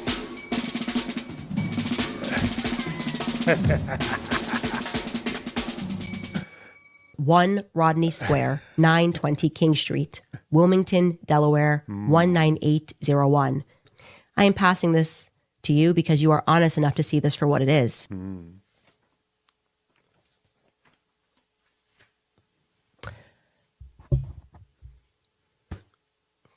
So, I wonder if she's gonna get fucking like her lawyer has had people come to this fucking address harassing them. Like, again, it's just such an efficient grift. She comes on once a day for 1 hour, does her little fucking spiel. Why is she going to bother vetting an email like that? It's just, her audience does not care. They do not give a fuck. She still has an audience after that. Yeah, they don't care. Of yourselves. Okay, so you critiqued me for saying E4, E3 when I should have said 06. I'm jotting down these notes. I'm having a conversation. I'm trying to fact check things. And for me, I was focusing on the timeline of where he was. I was like getting all of the proof from our military guy who was there for this meeting on September 9th and it's also on September 8th as well. And I misspeak, okay? Because you guys basically speak Japanese. You don't realize you do, but you do. You speak Japanese. And I said E4, E3. And I went back and I checked the notes, and actually he said 06s. Thank you. Thank you for your 26 billion emails to let me know that I don't know ish about the military. Okay, it was a human error. I made it very clear that I am ignorant when it comes to military. I will own that. And so please just be nice to me. Remember, she said it's not if we're talking, she's talking about something different, but about that address, she literally said that she had vetted it across multiple departments of government. Sometimes. It's not a human error. She just lied. It's a lot of information, a lot of researching, and I just wanted to confirm he said he was where he said he was and take those notes. But no, he did not. He was very clear. I checked the notes that he had said 06. I think I made the mistake when I transferred my notes because he said colonels or captains. Then I Googled it and then I edited it thinking that maybe I heard him wrong. It was over a 1 hour phone call. Anyways, regarding him, for those of you guys that emailed us, I told you, you can trust that we are not just taking a thumbs up from someone. There's a lot of research that goes into all of these things, and we were able to confirm everything he said was real. He gave us his card that he swiped onto the base, and now, because you guys sent so many emails... Do you think she's actually anti-Semitic or grifting? She could be both, right? You can be a Jew hater, or she's obviously anti-Semitic enough that she doesn't care, right? She doesn't care about the impact that this kind of thing would have on Jewish people. Of course, so yeah, to that degree, the rest of it is just grift. Yeah, you can easily do both. You can feed the hatred, and you can also make a bit of spare change at the same time. Actually, people who were on that base in Arizona, the Huachuca base in Arizona, adding further credence to his claim, is we've been able to since verify 2 more things from other people that are currently stationed there. First and foremost, I should tell you we have a positive ID on Captain Neff. He was not sure what Captain Neff's first name was. It was, in fact, Adam Neff, and I'm sure captains have different names, but Adam Neff of the 10th Mountain Division is the individual. I sent picture options to him as your emails were coming in, and then someone said Adam Neff. I sent it, and he confirmed that that is the correct person. There were several, obviously, but Adam Neff was leading the interrogation of him. And it checks out because that is the division from New York. Also, we have now confirmed, and this is exciting because we got a lot of emails going, oh, like if this was really this like meeting, people wouldn't have known it was taking place. They would have used a empty building or something like that. Well, guess what? We have confirmed from people currently stationed on the base that JTF is indeed using a building. I'm not going to name the building. I know the exact one because I don't want to, accidentally violate national security. But effectively, they are borrowing a building. So it's effectively unmarked in that sense. And that building has been turned into, please forgive me if I get this wrong, but I'm reading it direct from the email, SCIF, which stands for a sensitive compartmented information facility. Okay. So they have since added barbed wire around that facility for additional security. I just remember she actually, I wonder.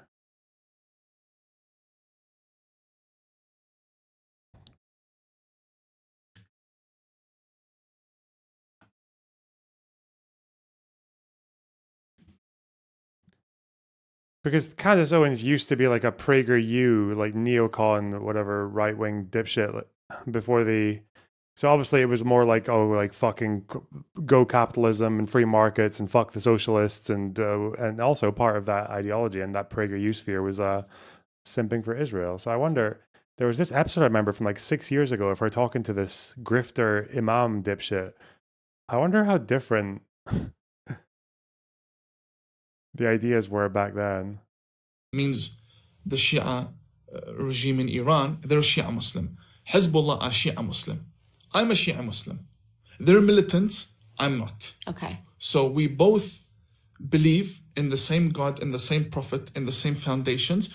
One is an Islamist. They believe in violent means to spread the religion. I don't. But how can this be? So I'm trying to grapple with this. I just want to answer your question. Yeah, sorry. I get so interested. Go ahead. Your question. Before 1979, we Shia, we never had a problem with the Jewish people. No problem. You know why? Because we have nothing to do with Palestine. Right. We Shia, our holy sites, Mecca, Medina, and what's in Iran and Iraq. We have nothing to do with Palestine. That's correct. When the revolution happened, to politicize the Muslim narrative and to get the Muslim community hyped up, we said the Quds, Jerusalem is ours. But it's not. It's not ours. 1979 onwards, the war happened. The Islamic teachings can never separate themselves from the foundations of Judaism, monotheism, the belief in God, the prophets. We share so many prophets. Mm-hmm. Jesus was a Jew. Muslims love Jesus. No, he's Palestinian now, though. He's ask Candace today, and he's Palestinian. He's not a Jew anymore. Abraham, Daniel, Isaac, Habakkuk, name me any prophet. They're all Jewish, and they are Islam's prophets. If you deny one of them, you can't be a Muslim. So are you saying then that the entire argument surrounding whether or not Jerusalem belongs to the Muslims or the Jews was just propaganda that was fueled after the 1979? For the Shia side, yes. Yes. Shia side, yes. For the Sunni side, no. The Sunnis genuinely believe, and that's the majority. Again, the problem, Candace, with my reading is that it's the minority. Yeah, but that is the problem. So I think it's unfair to say, well, the minority of people believe this, right? If we acknowledge that the majority of people that follow Islam believe in this sort of violent interpretation, in this anti-Semitic interpretation, right? how can we allow this to permeate into Western civilization and continue to call it the religion of peace? Well, I don't call it a religion of peace. You don't? I don't. So why do you think we do? Because I don't know. It sounds nice. But she's just. I wonder. Did they mention Israel in this? They mentioned anti-Semitic.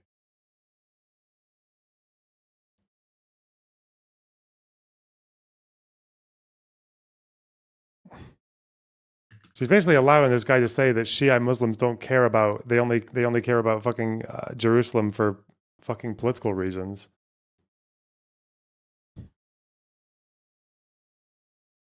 Like you can tell she just has no fucking idea what she's talking about as well. It's just that this was the grift for the time, and now it's just shifted quite radically. This is one of the only PragerU videos I remember watching like fully with these two, like, because it was all just fucking like this was around the same time as Great Replacement shit, right? Because of Christchurch, and she was like, "Isn't it crazy that they have a go at me for Christchurch? I've never even been to New Zealand." It's like. Meanwhile, this was around the same time when she was tweeting at fucking New Zealand's prime minister talking about how they were allowing Islamic immigration to destroy the country and shit like that. So yeah, she's just gone from one kind of right-wing grift to another one. That's all it is. Cell phones and other electronics are not allowed. This is where he saw the meeting, by the way, unless they are government issued. They are not allowed in that building. And it requires top clearance to be granted access into that building. Again, we have now verified that being a Muslim is just like being a Christian. Islam is exactly like Christianity, is exactly like Judaism. And we were told that the Prophet Muhammad is exactly like Jesus Christ. I believe this is outside of this individual who was definitively telling the truth. He sent me so much documentation that it was like, I could have showed you everything. I mean, his old passport, his new passport, his military ID card, hotels, it's books, times, text messages, phone call logs with his wife. It just really is a circumstance that this man has either the worst or the best luck ever when it comes to him sort of stumbling upon military operations, right? First, he finds this cartel tunnel when he's 20. Now we fast forward, he's 56, and he just was getting some coffee, and someone's like, "Here, actually, yeah, no, that's the old boys are getting back together in this unmarked building," and he stumbles in there. It also, by the way, does provide an explanation for why they panicked when he just walked in there, because they were like, he should not have known that this building was here. They didn't buy his excuse. It's 7 hours later, they allowed him to leave, or Captain Neff allowed him to leave. Now, we can also give you some more information that gets really interesting, okay? Remember, Harry, who told me that seeing that many, I hope it's 06. Is it 06? Do not email me, okay? He said it is not common unless, and he specifically said, there were some high-ranking congressional member or someone close to the president, like the vice president. Well, we received another tip that makes things especially compelling. So I'm going to just read you this email in its entirety. We have fact-checked it. It is true. Trust us to fact-check stuff, by the way, guys. We would not just randomly be like, thumbs up. We're just going to go with that. This person writes, I just wanted to bring to your attention that on September 8th, that's when he says that he saw some funny business, 2025, a U.S. government plane, a special air mission plane, caught my eye. This is what I found about that particular plane that is based out of Andrews Air Force Base, shown as Camp Springs below. U.S. Air Force C-37A Gulfstream. I love this is a encouragement. Gulfstream. Keep up the good work and be safe. 5 is a VIP jet. Part of a unit that caters to senior members of the executive branch and Congress. Oh. Plane number is 99-0404, as you'll see on the screenshot below. On September 7th, the plane flew from Andrews to Colorado Springs. On September 8th, it flew from Colorado Springs to Tucson. Then, 5 hours later, from Tucson, and then the transponder appears to be turned off. However, at 12:31 p.m. on September 9th, it flies from Fort Huachuca to El Paso And then El It's just Paso. fucking brain rot, man. It's just you just do the right cadence at the right time to make it look like you're onto something. Like there's just nothing here. What is this? Trigger Gut autoimmune responses and release toxins that fog your mind and drain your energy. So if you struggle with losing weight or you suffer from crippling fatigue, anxiety, brain fog, an uncontrollable sweet tooth, That's me. or chronic digestive issues, you more than likely could be suffering from a parasite. Wow. PurgeStore.com offers an organic yet potent all-natural formula that targets and kills parasites. Don't trust the CDC, by the way. Aggressively flushes them from your system. Purge is not a synthetic drug. It is an herbal remedy. You might have a parasite. You might. Don't bother checking that out. That is safe yet powerful, and it can be taken daily to prevent future parasitic invasions. Right now, you can save 15% off at PurgeStore.com if you use promo code Candace at checkout.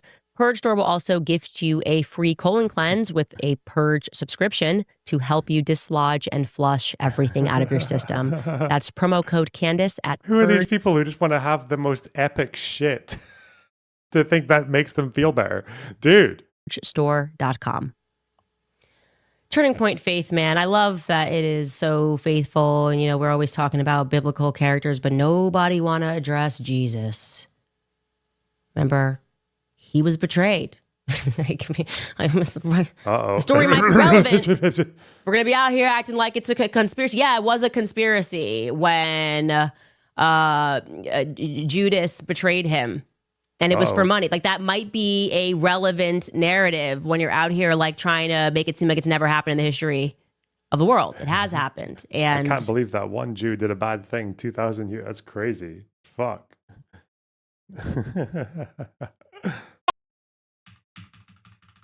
One more time for the boys, Tim. It's fucking evil. So you know what?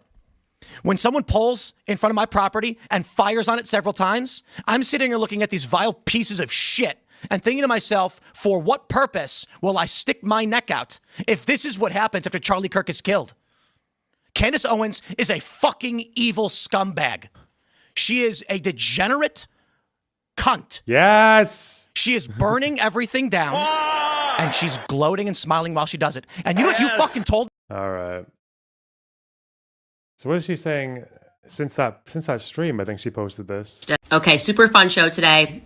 You're probably seeing the clips, but Erika has gone off on conspiracy theorists. Obviously, this is before the every broadcast, journalist out there is emailing me because it's about me. It's indirect, but it's also about me. And don't worry, in case you think it's not about me, she is going to name check me on stage with Barry Weiss on Saturday. How do we know? Because our mommy sleuths be everywhere, and they recorded the town hall today. And as soon as the town hall concluded, we got a flutter of emails. And what she says about the Egyptian planes, I'm sorry, not gonna lie, it's a little suspicious. It's weird. It's a weird response. So look, we gotta go there. Okay, super fun show today. That's all she has to say. It's fucking brilliant. Also, it is interesting. I never even thought about this, about who else might be annoyed that Candace Owens is riding this wave and getting away with it. Mr. Fuentes. Candace might be partially wrong, but the FBI narrative is verbatim to the JFK magic bullet theory. Oh Why my trust gosh. that? Fuck you.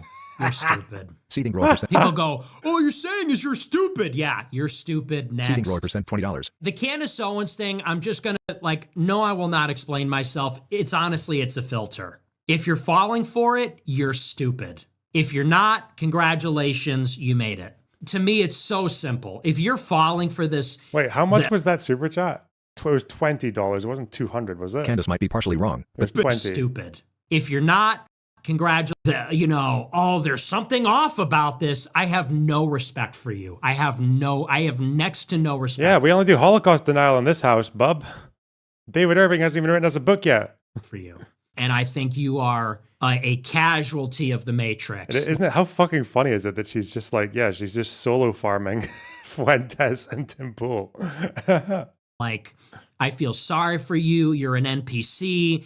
If we have to shoot you to kill Agent Smith, I will do it.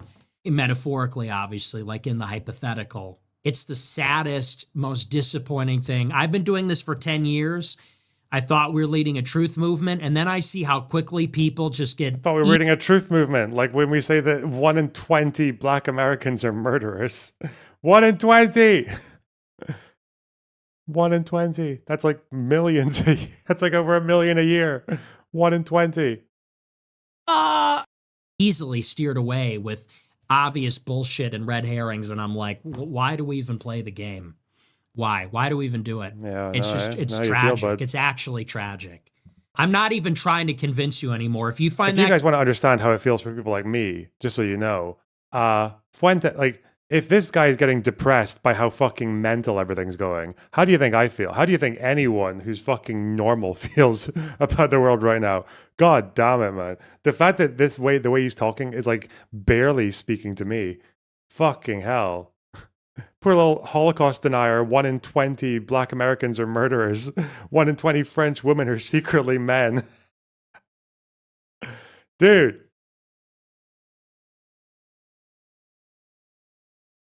compelling, I'm just saying you're stupid and I don't want you to watch my show. Why would you trust that?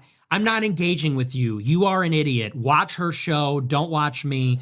Go somewhere else. You're not welcome back. Like, we're at that point now. Wow. I'm not appealing to retards. I'm not explaining myself to retards. I don't need to. I don't want to. Seething Grower percent $20. Candace is slowly boiling the frog with her audience. So few people have even noticed how she's intertwined her Brigitte Macron conspiracy into her Charlie Kirk conspiracy. Ian Fedslop Carroll conveniently leaves that part out because even he knows it's batshit. Yeah, well, and here's the best part. Here's how you know it's insane. I saw Tucker Carlson's brother, Buckley. Today, he said on Twitter, he goes, well, Candace doesn't always get it right, but when she doesn't get it right, it's because she's being fed bad information by state-level actors. So Candace is always right. If she gets something wrong, it's because that's the conspiracy too. Oh. So she's either 100%... It's the all roads lead to Rome fallacy. Well done, Fuentes. Yes. Welcome to the club. It's a shame that you do the exact same thing. Oh, no. Man, it's so fucking miserable, man. Like, yeah, almost self. Why do I keep seeing this? Why do I keep seeing streamers getting so fucking passionate and uppity and bitchy about the behavior that basically made them famous? I don't understand. Fuck me. Right? And if she gets anything wrong, it's because she's on the right track and they're trying to trip her up. You can't argue with someone like this. Is why I don't engage, because you're arguing with crazy people. You can't win an argument with crazy people. You can't win an argument with someone who is that divorced from reality. I'll pull it up and I'll read it to you. And if you don't see it at this point, like, I don't even know what to tell you. Buckley says, if some of her sources are lying to her, and clearly some are, it's because there is a concerted, state-sponsored effort to discredit her central claim, which is that the official story is not true. Classic flood the zone strategy. So how do you argue with a person like this? Notice, she's never Remember, wrong. yeah, Nick is a 2020 election denier, yes. She doesn't make mistakes. She doesn't make errors. She's not stupid. She has no responsibility. If she gets anything wrong, we've talked past that. It's because her sources are lying to her. Remember when he tried to argue that 9/11 was a fucking conspiracy? He tried to push the 9/11 conspiracy theory, but then as soon as he realized that fucking Desti Bonelli had done more than like 2 hours of research on the topic, he just backed out of it completely. Jesus. And you might say, well, doesn't she have accountability for that? Shouldn't she vet her sources? No, because he says there's a concerted state-sponsored effort to discredit her by feeding her bad intelligence. So it's impossible for her to discern. She has no responsibility to vet sources, vet information, because if she makes errors, it is because she is being flooded with bad info by extremely sophisticated state-level actors, and they're doing this because they're trying to get her off of the path and discredit her central... Why are there 4 Christmas trees in the background? Because Nick Fuentes is extremely Christian, that's why. Don't you understand? Can you not see all that quadruple Christianity?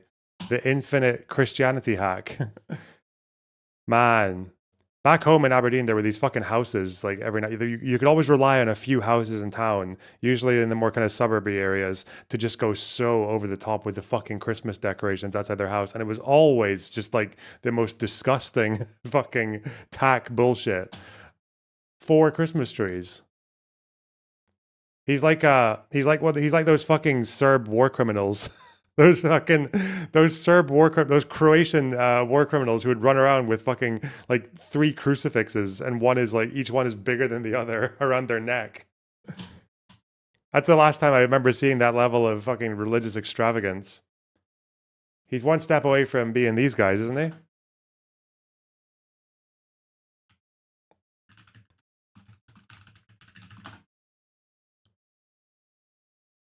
Like these guys from the family dinner, you know, when they've got like the crosses on their fucking heads. The Puritans. Just I didn't even forgot there was a 4th one.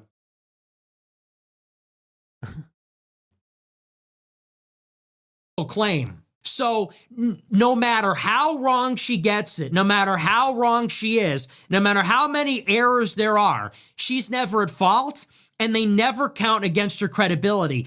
Actually, they buttress her credibility. Go figure. So if she gets something right, she's more credible. If she gets something wrong, it's because they're trying to trip her up because she's so right. So that means she's over the target even more so. How can you argue with a person like this? That is the definition of irrationality. You can't win. They will make these wild claims. They'll say it's a conspiracy involving France, Israel, Brigitte Macron, the Egyptian military, and you start to pick apart at it, and then they retreat and say, well, hey, we're just saying something's up. You go, Brigitte Macron's involved? They say, hey, we're just saying something's up. I love how he said he didn't need to explain himself, but now he has to talk about the process to his audience. And just hope they don't realize that that's kind of exactly what he does. You believe the official story? Okay. It's like, no, but you're laying out all these things, and none of it is true. No, I don't believe the official story, but come on, your alternative story is just fucking mental. It's too unbelievable. True. It's filled with like logic problems and errors, and you point that out and they go, oh. Not the logic problems. 1 in 20 blacks are murderers. Why are you trying to debunk us? Is it because you're trying to get us off the trail? So that's why I say this is like a shamanistic thing now. It has become like a shamanistic, like the village seer. It has become an actual like third world cult of stupid women. Stupid women watching the soap opera led by a wounded narcissist who is she's just plain dumb. And Tim Pool is right. She's an evil. Whatever this is, it's evil. So I read that. I said, I can't believe what I'm hearing. It's Kash Patel and the FBI. It's Donald Trump and J.D. Vance. It's Erika Kirk and Blake Neff. Do you think he struggles to interpret this from a racial lens? Like, okay, so she's a woman and she's black, but this grift that she's on is like beyond Jewish level male IQ. What's going? Do you think he struggles with that? I feel like in Nick's world, like black women are just not supposed to do any of the things that Candace Owens is doing. It's like physically impossible to. If it's Jack Posobiec and Turning Point, it's Brigitte and Emmanuel Macron and the French government and French intelligence. It's Netanyahu and the state of Israel. It's the Egyptian military and Egyptian intelligence. It's the Utah State Police. It's everybody that was in the audience wearing a maroon shirt. Everybody in the audience that picked up a phone. Everybody in the audience that looked like they reacted in a funny way. It was some state senator that ran for mayor. It's Tyler Robinson and his entire family. It's me and it's Tim Pool and it's everyone that doesn't believe her.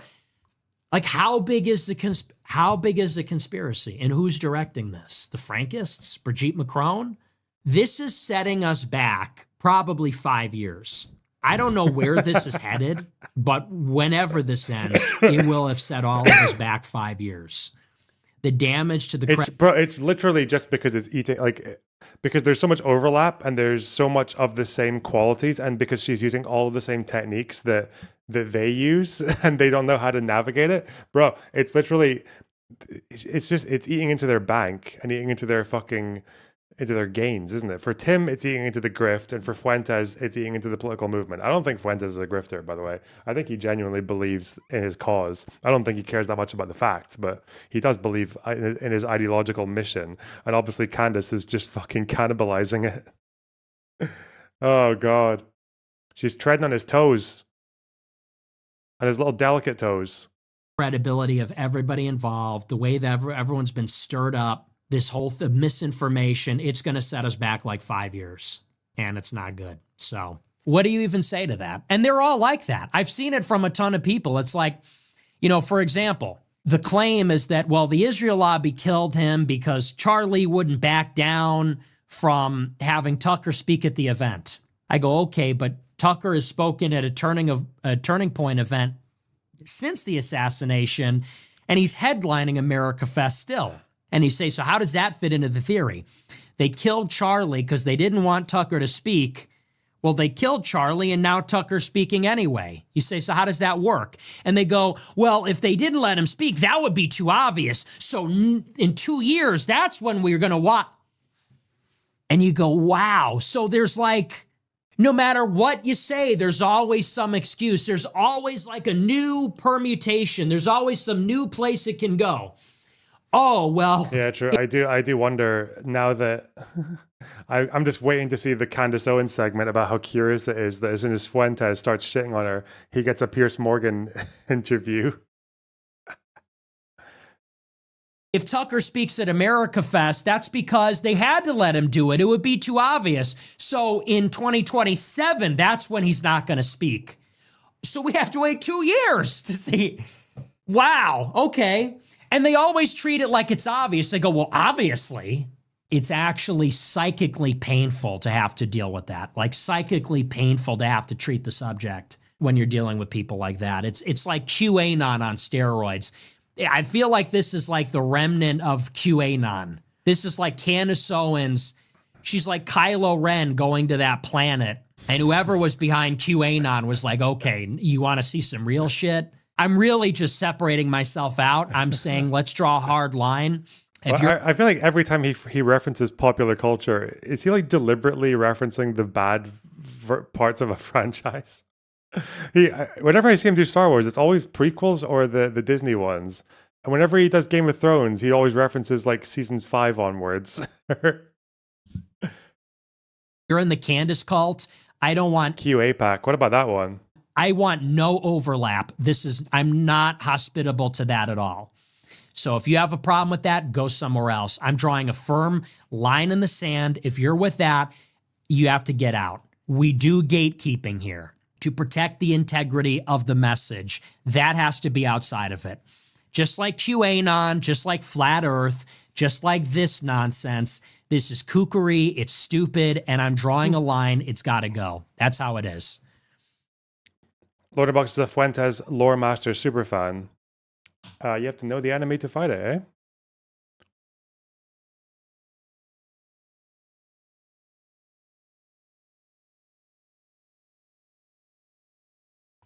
I also think it's worth studying people who have clearly had to move against the tide. And Fuentes is a pretty good example of that. So watching how he's had to think really hard about his political messaging and his rhetoric and everything like that is quite interesting to watch. Like, I think there's something you can learn from it, I guess, just obviously without all the fucking insane, racist, homophobic, transphobic, misogynistic, Jew hatred. Yeah, without all that, you know, you can.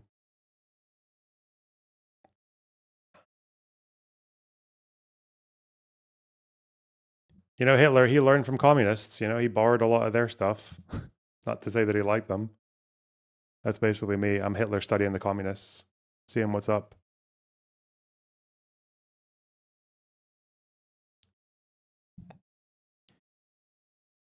I think that was how Hitler got started, wasn't it, politically? It was because he was tasked with snooping. He was supposed to go to these like political party meetings, usually with extremists, like far-right people.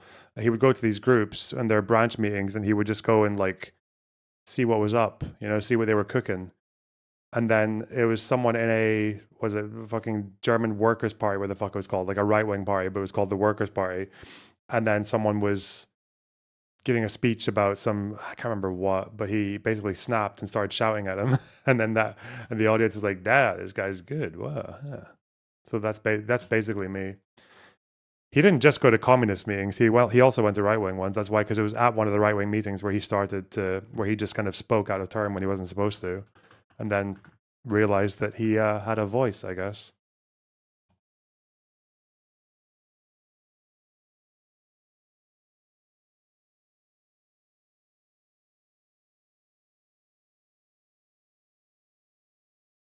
Started out as a boy detective. Yeah, pretty much. I don't know what this is, but like fucking Avi is getting really mad at Megyn Kelly for not calling out Candace. So I guess it's because she's like been asked about it probably and buried her head in the sand. Is that the idea?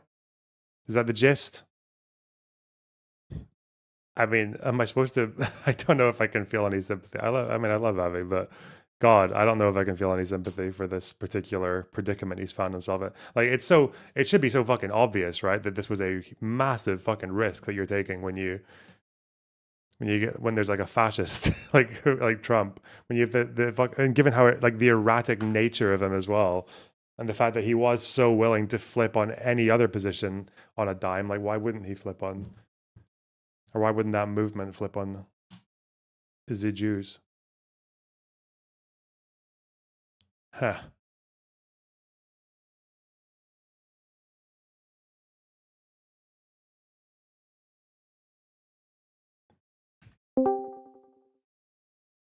Who's this?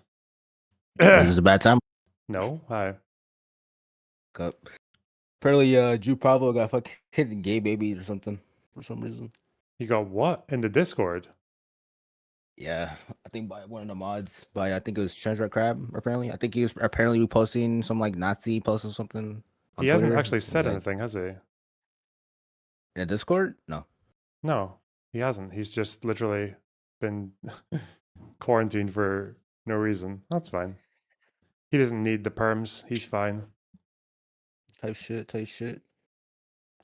Damn, what's your thoughts on the whole Venezuelan oil tanker shit? We're gonna do that next. That's the next thing on the segment. Don't worry. Bro, you should do Thailand, Cambodia, bro. Might be the new India and Pakistan.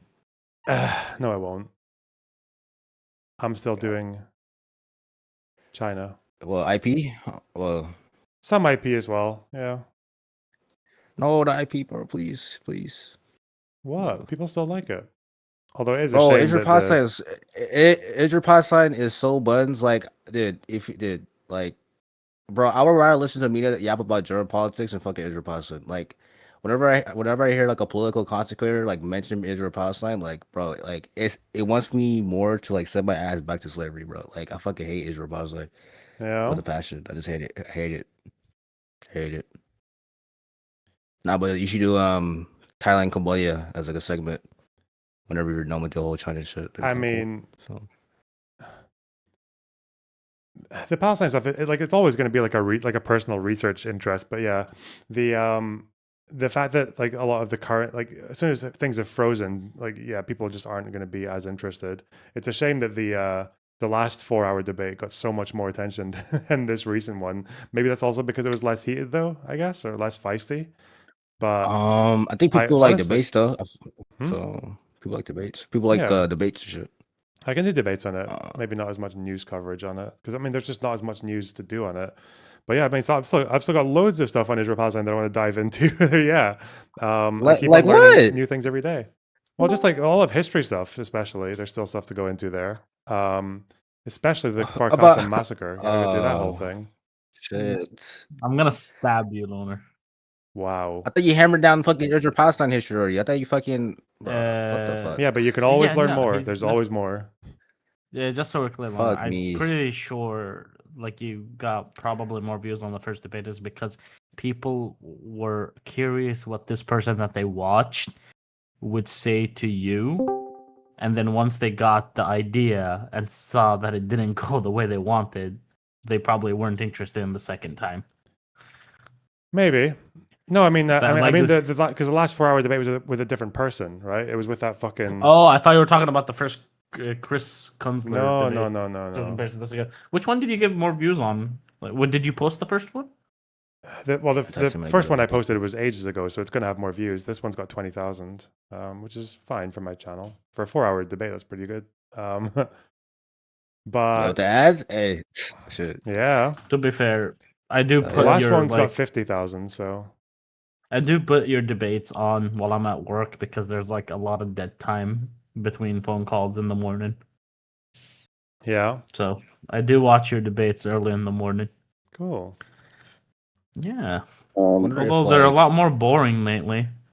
You should have a second Athena debate. they're more boring. Well, yeah, it's just because I don't know. I just feel like I don't know if it's just because I felt like I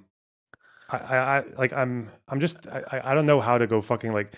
There's a whole thing where if someone's being nice to you, like, or polite, then they can get away with a lot more. I think. Well, there's a lot of people who are like, There's, like- a lot more calmer when they speak to you as well. Yeah, but the problem with calmness is you can be bad faith or be like or triggering, but still calm, right? Like if someone's calm, but they're saying things that are like triggering or they're not answering questions, then it should be a bit easier to fire in. But I don't know. Just on that day, I just felt like being chill. That was worth it. Hey, worth the why are thought. you raising your voice, Loner Box? Yes, exactly. Hey, you almost got me. I was about to go. I was about to pop off. I was about Hey. to epic blowout.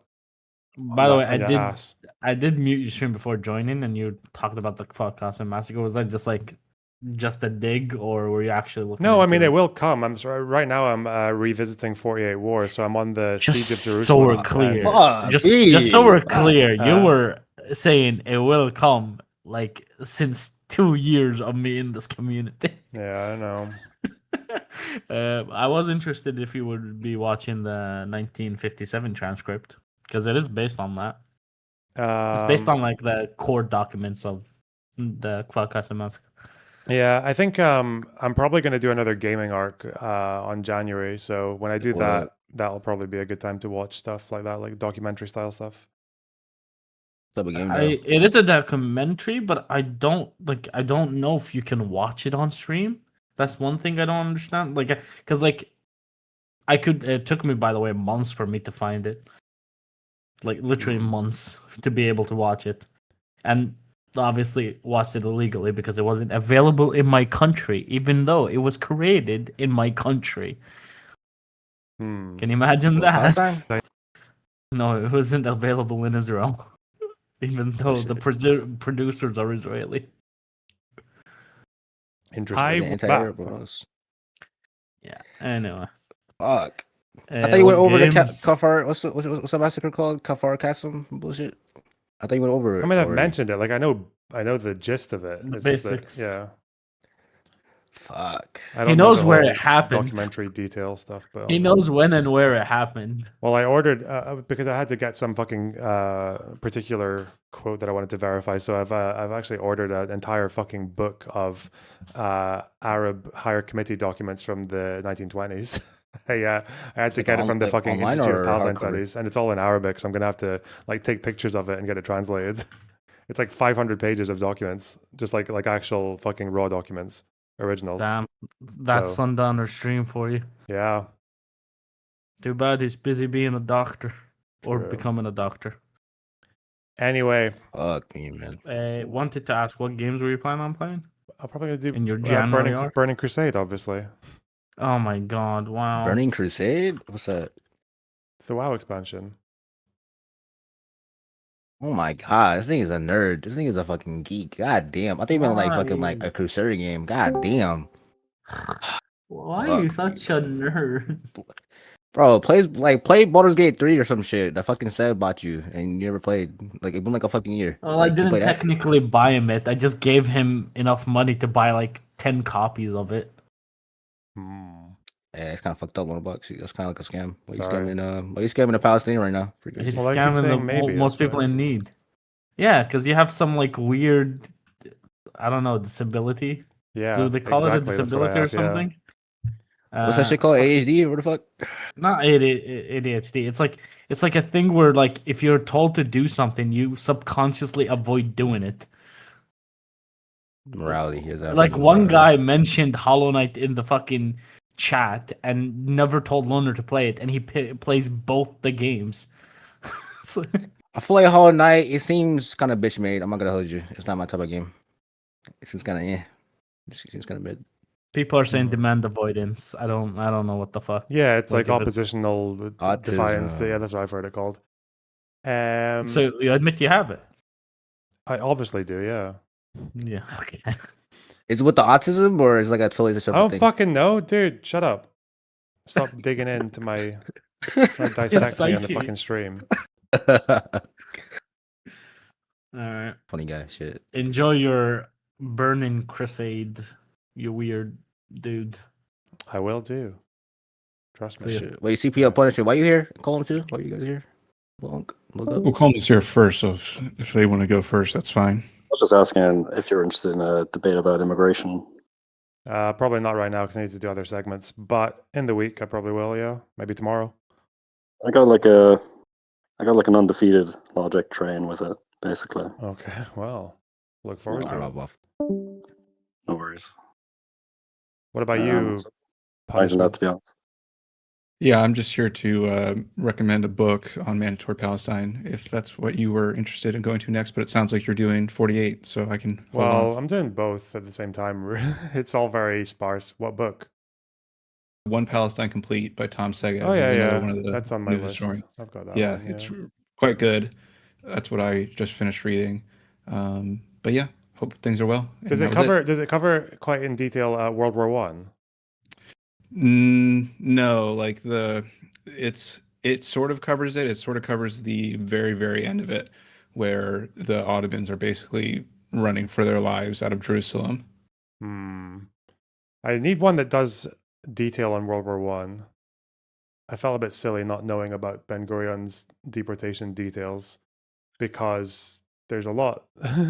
Now that I know a bit about it, I'm like, oh yeah, that's actually not really how it was being characterized. That's annoying. Yeah, there's a good YouTuber called Sam Aronow who does Yeah, I know, yeah, some work on pre-mandate Palestine. He had some good stuff in there that I learned a lot from, so you could do that. Yeah, well, pre-mandate stuff usually entails like 1880s to pre-war. You see, like all the books that I could find that are like really, really in depth, they all stop at 1914, and it just pisses me off. Sorry, shouldn't have outburst. Yeah, well, unfortunately, it's like one of the more boring periods of World War One. Apart from a bunch of fucking Jews getting deported from Jaffa because they were suspected Russian fifth column. Who cares about a bunch of Jews getting deported? That's like that's basically like going back in time and saying that happened, and someone's like, we have no idea when this time is. Yeah. Okay. Fuck. Okay. All right. Well, that was all I wanted to say. I'll leave you to it. All right. Take care.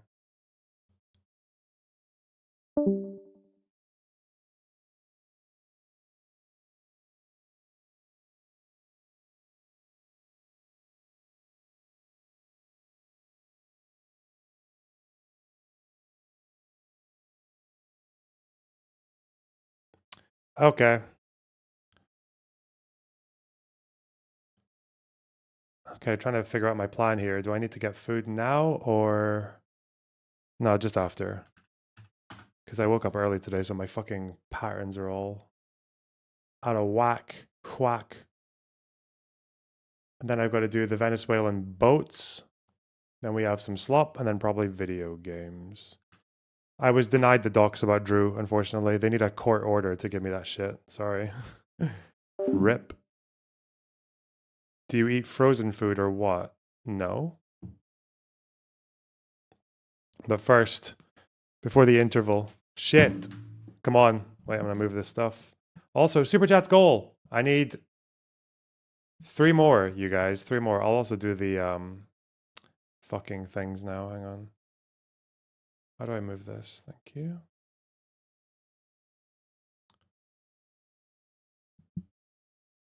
Tallybots, hey, how's it going? Thanks for the $5. Charles Oberon, thanks for the 30 shekels. I need the extreme right assholes like Fuentes and Candace to stop making me sympathize with the far right assholes like Erika, Kirk, and Piers. Well, Piers isn't really far right, but obviously Erika, Kirk is. I don't know, just enjoy the fact that they're both getting what they deserve. I don't know. Raza, thanks for the £5. Candace doesn't know, she's just asking questions. True. Toyota Corolla, thanks for the $5. We are Charlie Kirk. Razak, thanks for the tier 3 sub. That's a very generous one. Wow. Bulb Sweet Bulb, thanks for the $5. Do you think Erika will be at the Game Awards tonight, where she'll release Erika Kirk VR, where you can view Charlie's casket through her eyes? That would be epic, troll, yes. YOLO Swag, thanks for the $5. For the hardest man who does the hardest job, true. And Churro Bandit, thanks for the $4.99 for the slop funds, true. Okay. This is, oh my god, this is a difficult looking one. Right. Q-U-E-W, Seer, Shed, Sarah, Devil, Bowl, R, Bunny, Gnome, L, R's, Ears, Grill, Jacket, Sprinkler. Oh wait, shed, sprinkler, grill, things you see in a garden, right? A gnome?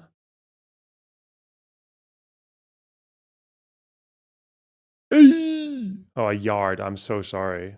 Yankoid bucks. All right. Seer. Well. R's, ears. Bunny. Devil. Q, Sarah, Jacket, Seer. There's anagrams. Sarah, ears, R's, Seer. These are all anagrams. Hey. Okay. L, Bowl, R, Devil, Jacket. Well, Q, R, L, and Q is all homophones, homonyms. Is it homonyms or homophones? Fuck. Homophones. Okay, the streak goes strong. Get fucked. Dust. Oh, 18 streak. Fuck me. I got a 30-day streak. Can we shag this fucking game? Damn. Wow. Barabbas, thanks for $5. My sources are telling me that Drew Pavlou is still being graped as we speak. All this over a simple permit. SMH. True. Indiscret, thanks for the $4.99 for the Bunnies Are Good Pets Fund. That's just not true. Sorry. All right. Let's do another goal, and I'm going to get some food, and then we'll watch stuff.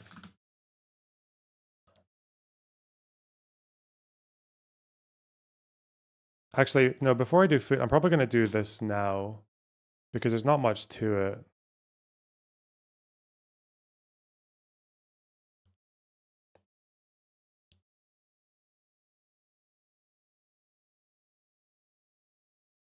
Where is it?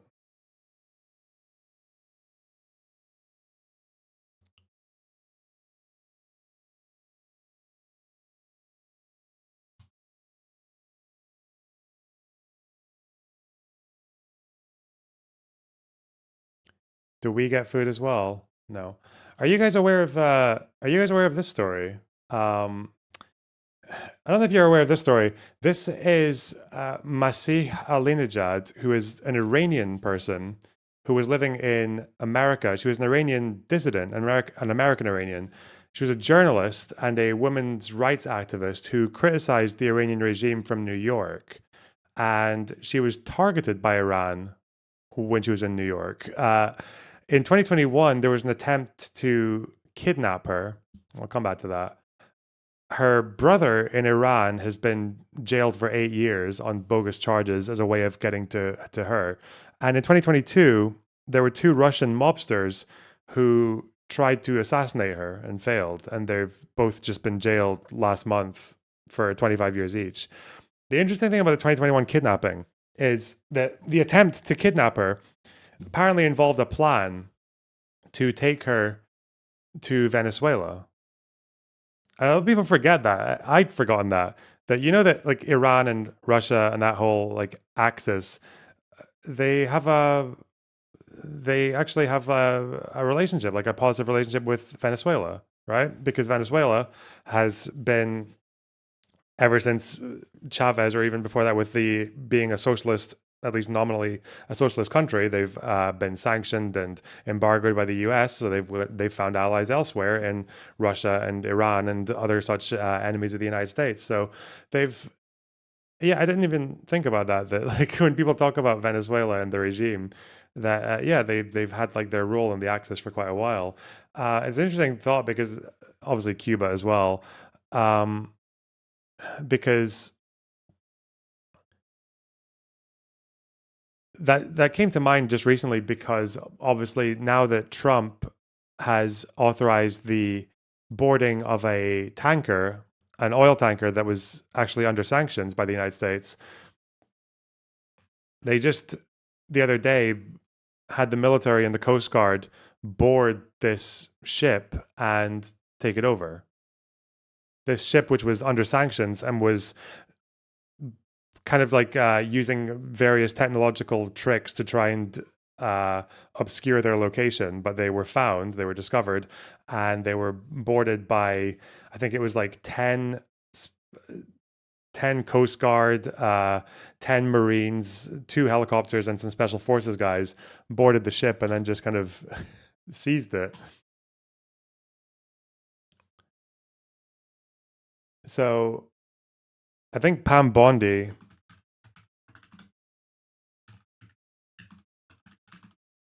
published a 45-second video of them taking over the boat. Yeah, it's a shadow fleet, yeah.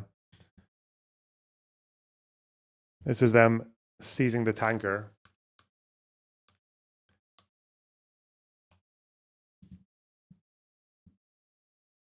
Venezuela, President Trump announced that the U.S. has seized an oil tanker off the coast of the Give us South the American footage, country, Queen. and we now have video of it. Attorney General Pam Bondi Look at it. released this video, which shows U.S. law enforcement and military executing a seizure warrant. Bondi says that the oil tanker was transporting sanctioned oil from Venezuela and Iran. Let's bring in White House reporter Olivia. So that was it on Twitter where she published the thing. Was it a Twitter video? It must have been, right? Or Truth Social.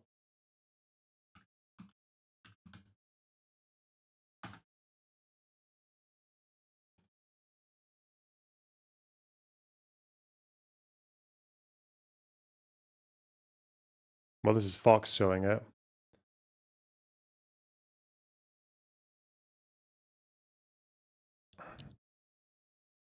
Now, this is giving you mixed or confused feelings. Remember, all you have to do is close your eyes and pretend that this is that these are the Houthis doing this, not the Americans.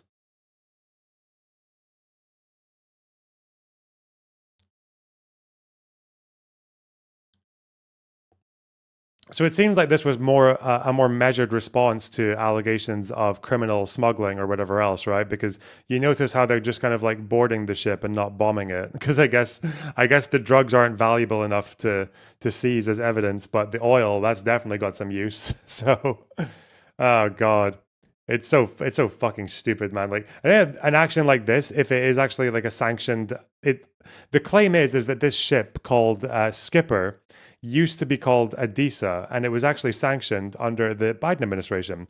This Treasury sanction package came in November 2022, and this was one of several ships actually that was accused of being part of a shipping network that supported the IRGC and Hezbollah. So if you ever hear people talking about Hezbollah's influence in Latin America, like this overlaps with it, right? Because Venezuela, friendly with Iran, Iran supports Hezbollah. It's like the chain of the chain of friendship there. But yeah, on their list is Adisa, which is purportedly what this ship is here. Apparently, this ship has transported over 13 million barrels of oil from Iran and Venezuela since 2021. Where the ship was, I'm not actually sure. But to make it legal for the U.S., I believe it needs to be under Coast Guard jurisdiction. So the Coast Guard had to lead this operation because they're the authority that is used for seizures. Like seizure is their jurisdiction. Guyana, which neighbors Venezuela and has a territorial dispute with them,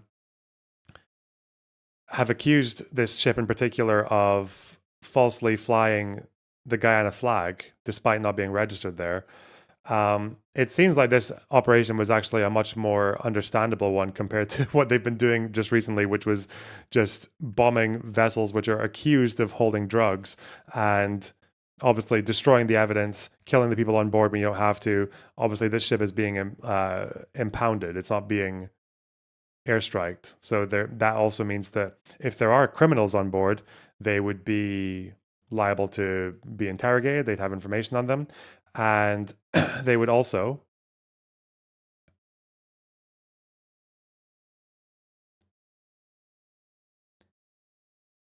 they would also have evidence, right? There'd be evidence on this ship, potentially. Loner, please pull this up. Holy fuck, 30 minutes ago pre-watched. Am I being pre-watched? Oh, sorry. If I am being pre-watched, it's obviously the obligatory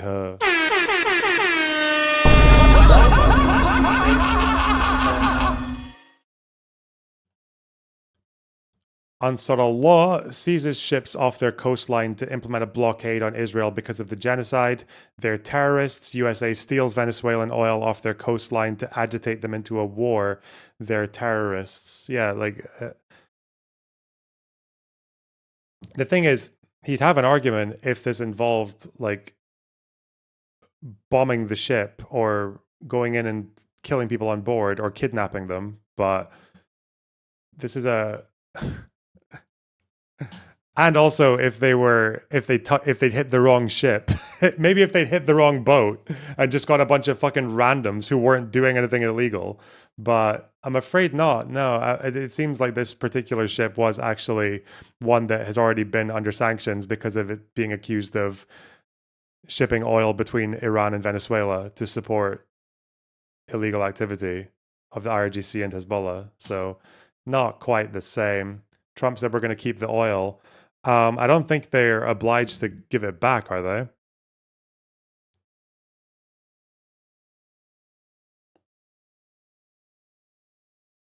I don't think they're obliged to give it back. Another one from an enemy of the show. To Ethan Klein, if the Houthis did this, they are terrorists, but you won't hear a peep from him about this. Only Browns can be terrorists. Wow. Wait, you're really excusing this? If what they're saying is true, yes. I don't know if what they're saying is true because this administration is full of fucking liars, but yeah, if a ship is illegally shipping sanctioned oil to the IRGC and to support Hezbollah, then yeah, of course that's okay to take. What the fuck's wrong with you? What? What's the argument against that? Excuse me.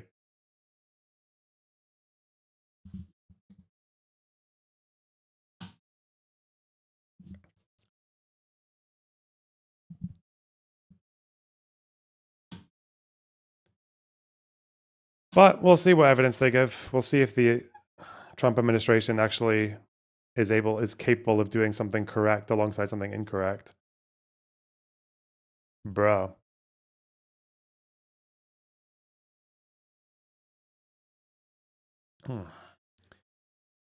Is it against the laws of the sea? Well, it depends on whether or not it was in the jurisdiction of the Coast Guard. That's another question mark about it legally.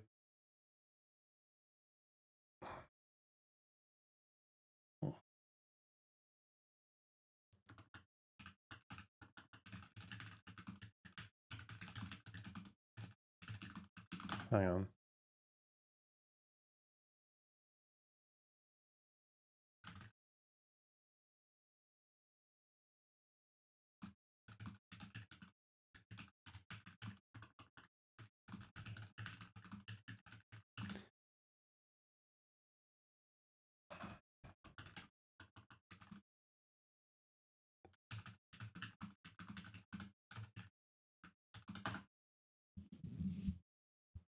Sorry, got someone fucking nagging me.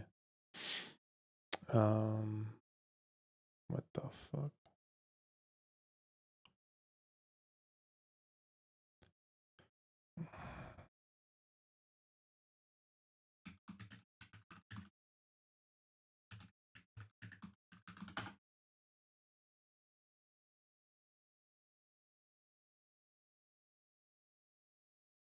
Whoa. Oh, is this the full video? This is the full video. Maybe there's something extra that we missed. U.S. Well, this kind government. of operation is routine for the military. The Navy, Coast Guard, and SOF do this routinely. They train to it. They've done it many times in the past. The Navy and the Coast Illegal to whom? In the case of IRGC oil, oil that supports the IRGC, that would be the EU, the United Kingdom, the United States. In some cases, it might even be the UN. The UN is going to be a bit harder because of obviously Russia, which is friendly with these guys having a say. But I mean, you can say it's arbitrary and imperialistic if you want, but you understand that Hezbollah are literally backed by a different country, right? They are not, by Lebanese law, allowed to exist with a military and a separate state infrastructure. So why the fuck are you you're not concerned about imperialism? You just want another imperial side to get away with what they're doing. You just want Iranian imperialism to win over fucking American. Okay. I'd rather not. I'd rather they were contained, because fuck those guys. Fuck those regimes. And I speak on behalf of their own people as well. Two wrongs don't make You are such a fucking idiot. Guard Jesus can Christ. board either by helicopter or by small boats alongside. This appears to have been a special operations. That doesn't justify this. Or so you oppose sanctions on the IRGC?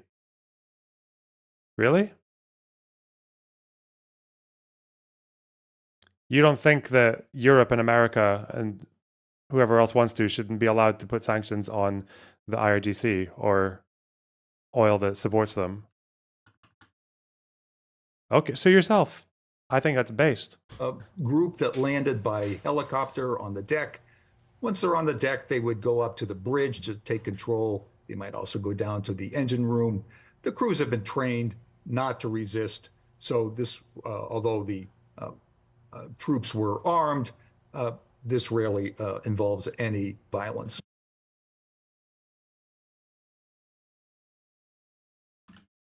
The special military operation in Venezuela. Let me see.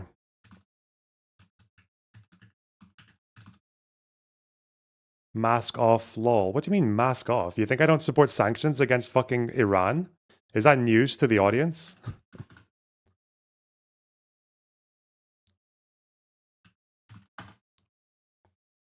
I want to find out where the ship was seized and what that means legally.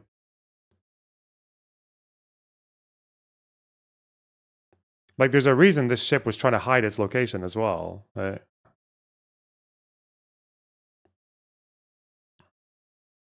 The tanker's been sanctioned for involvement with illicit oil.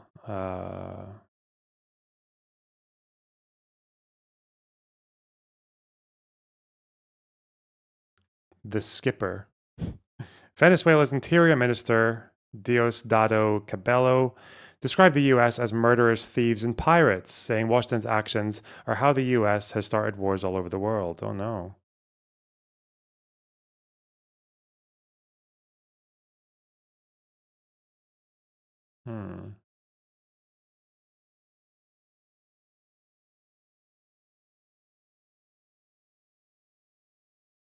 It is really annoying that it's this administration because it's so much harder to trust anything that they're saying. Let's see.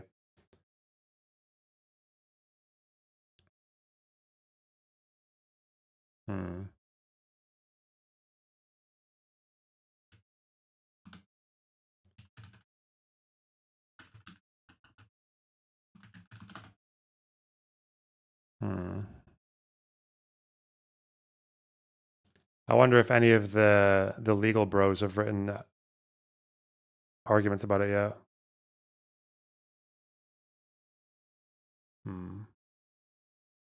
I don't think they would have. It's too quick. Who would be doing it? Would it be just security?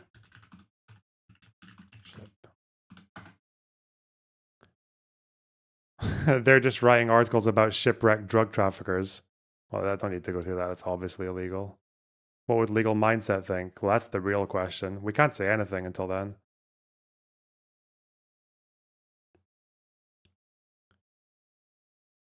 Oh, yeah.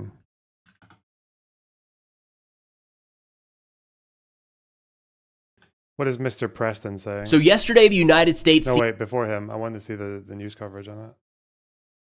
Well, that's so loud as well. What the fuck?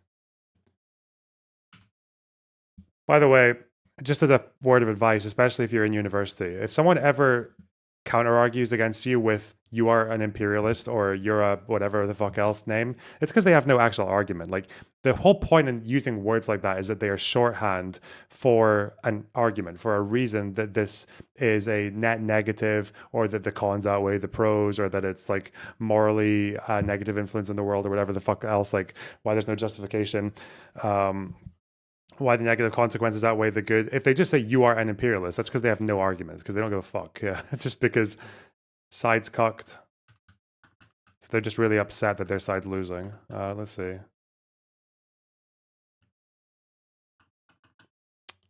Where is CNN tanker? That's Anderson Cooper talking about it. Wasn't there the retired colonel? And a significant escalation in President Trump's efforts to put the squeeze on a tyrant, specifically the Venezuelan dictator Nicolas Maduro. This video, released tonight by the Attorney General, shows U.S. forces fast roping from helicopters, storming the deck with their guns drawn as they seize control of a massive oil tanker off Venezuela's coast. Word of the mission, the surprise You didn't mission. respond because you haven't fucking made one, you idiot. Make an argument. Tell me why it is bad to seize an oil tanker that is being used to support the IRGC, to support terrorist activity. Tell me why that's bad. Tell me why that's bad to not let these fucking organizations fund their practices. Came from the president himself today. As you probably know, we've just seized a tanker on the coast of Venezuela. Large tanker, very large. Largest one ever seized, actually. It was Largest seized one for ever very good reason. seized. Venezuela's government is responding and calling the U.S. seizure a barefaced robbery and act of international piracy that they say is aimed at taking the country's oil. The president was asked about what's going to happen to the oil on that tanker, which we are told here at CNN was headed for Cuba. What happens to the oil on this ship? Well, we keep it, I guess. Where does it go? What port does it go to? Well, you have to follow the tanker. You know, you're a good newsman, just follow the tanker. Now, for Venezuela's leader, oil is big money, and money is power. The Trump administration has accused him of running a narco-terrorist cartel, sending drugs to the United States. And we're told the seizure happened in international waters and that there were no casualties in this scene that you see here among the U.S. forces or for the ship's crew. This tanker, named the Skipper, was under U.S. sanctions actually for its role in shipping oil from Venezuela and Iran previously. And experts tell us that this appears to be a legally justified and by-the-book mission. But I should note tonight that seizing sanctioned oil is notably a different mission from what we've been hearing from top Trump administration officials. And the reason that they have declared is behind the largest U.S. military buildup that we have seen in the Caribbean in decades. There's massive amounts of drugs coming into our country to kill a lot of people. We want to make sure that our young people stop dying of this terrible poison, this fentanyl and other drugs that are being brought in by these cartels. The president's been very clear that he's going to use the full power of America and the full might of the United States to take on and eradicate these drug cartels. The American people are safer because narco-terrorists know you can't Oh, these bring guys are so drugs fucking through the pathetic. water and eventually on land if necessary to the American people. Maduro uses foreign terrorist organizations like TDA, Sinaloa, and Cartel of the Suns to bring deadly drugs and violence into our country. Stopping the flow of drugs is the reason that we've been given for those nearly 24 boat strikes that have happened since September. Critics have said that the Trump administration is using the drug war as a pretense for regime change in Venezuela. And the president declared just yesterday that the Venezuelan leader's days are, as he put it, numbered. My sources tonight bring decades of real-world experience to this conversation. We've got retired Air Force Colonel Cedric Layton and the former Deputy Director of National Intelligence, Beth Sanner, here with us. And Colonel, first, I just want to talk about this video because the president, we had heard rumblings this was happening. The president confirmed it moments later when the reporters were inside the room. And then Pam Bondi released this video. We'll show it again here. It's quite remarkable. Can you just tell me what you're seeing when you look at this video? Yeah, Caitlin. So what you're seeing here is basically they're fast roping down from the helicopter onto the deck. This is one of the Maritime Response Forces. These are basically the Coast Guard's version of Special Operations Forces. They have two teams, one on the East Coast, another one on the West Coast. This one is the one from the East Coast, and what they're doing here is they're going into where basically the pilot house, where the captain of the ship, the skipper of the ship, is actually steering it, and they take that over first, basically to control the ship. And in this case, the skipper, as the ship is known, is this large oil tanker, and that oil tanker is basically designed to take a large amount of oil from ports in the Middle East to other places. The other thing that's interesting about this ship is it's probably owned by a Russian oligarch. So there's a connection here between the Russian oligarchs and the Iranians, as well as what you see here with Venezuela. Yeah, and it was sanctioned by the Biden administration previously. Beth, what's your read when you look at this? Because I think some people saw this today and thought, wow, get the alarm, given of what's been happening with the boat strikes. But maybe there's a little bit... Why hasn't military footage improved since 1992? Well, it has. It's just that they don't want you to know how good their view is, so they change the footage, right? of a difference in the two of these. I think there's a huge difference. I mean, one is that this is a sanctioned vessel doing business that has been, not just the Biden administration, Trump 1, Biden, continued sanctions against the Maduro regime, PDVSA being the national oil company, as well as these tankers. And these tankers, as Cedric was saying, is part of this kind of international shadow fleet and Iranian linked. And there was oil going back and forth between Iran and Venezuela for many years. And this is just part of this trade. So I personally think that, if you're going to have 20% of our deployed naval forces in the Caribbean, I think that, interdicting the lifeblood of this illegitimate regime is something that is a positive thing.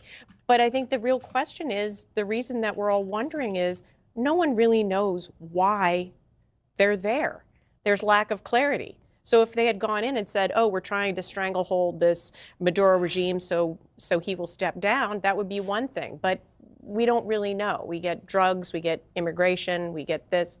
Yeah, we've been hearing a lot of different reasons. It's a huge buildup. It would be good to have a clear fucking plan as well, because if it is literally just to weaken the smuggling regime, like the smuggling operations of Iran, Russia, and Venezuela, that's a good thing, right? If it's to force regime change, that's definitely not a good thing. If this has to do with drug trafficking, obviously it's just an excuse to.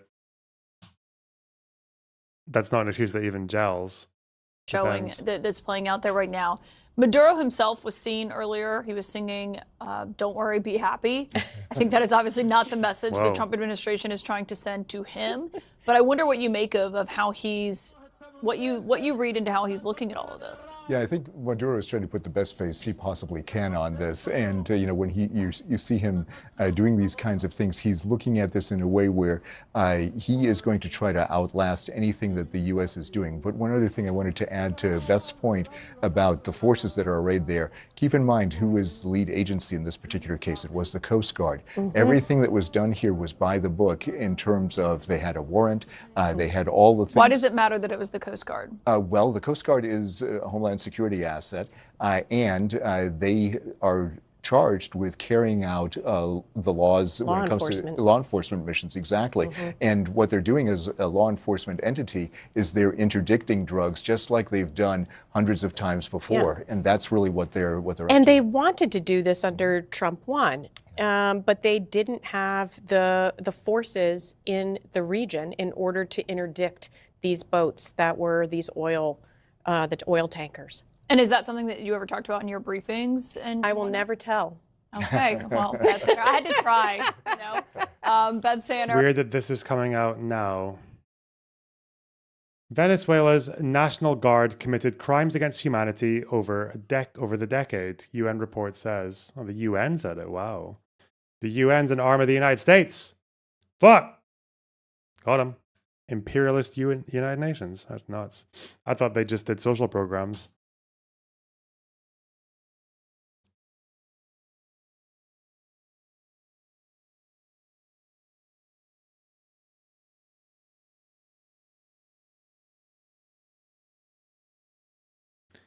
Victims were selected for perceived opposition to the government. The facts we have documented show the role of the GNB in a pattern of systematic and coordinated repression against opponents or those perceived as such, which has continued for more than a decade. Arbitrary detention, sexual violence, torture. Okay. Are always keeping her intelligence secrets. Colonel Cedric Clayton as well. Thank you both for being here. I've also got a U.S. Senator who sits on the Foreign Relations and Armed Services Committee here with me, Democrat of Virginia, Senator Tim Kaine. And thank you, Senator, for being here. I do think on the premise of what we've heard of why there is such a huge military buildup, U.S. military buildup in the Caribbean, one question some people might have tonight is how seizing an oil tanker helps stop the flow of drugs into the U.S. What would you say to that?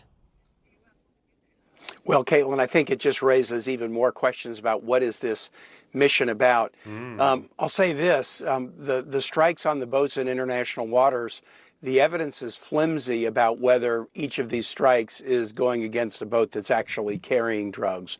I can't say more than that because what I know from classified settings, since the Senate has been unwilling to hold a single public hearing in either the Armed Services Committee or the Foreign Relations Committee about this military operation. But the whole notion that these strikes are to stop boats with drugs on them is flimsy in my view.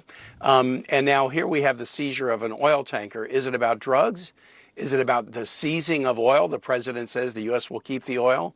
Is it about regime change? Why exactly have we deployed so many of our troops, including Virginians, into a mission where we're using military action to kill people, to slaughter survivors of shipwrecks on the open sea in violation of U.S. and international law, and to do so in a way that even key Pentagon leaders, the head of Southcom, the legal advisor of Southcom, key allies like the UK are raising serious questions about the legality of this entire mission. It's time for Congress to take this out of the classified facility and have public hearings about it so the American public can see what's really at stake. Yeah, I think people would like to hear what y'all are hearing behind closed doors. But on this tanker, just for a moment, it was sanctioned by President Biden, by his administration. Do you believe that the Trump administration has the legal authority to do what they did today?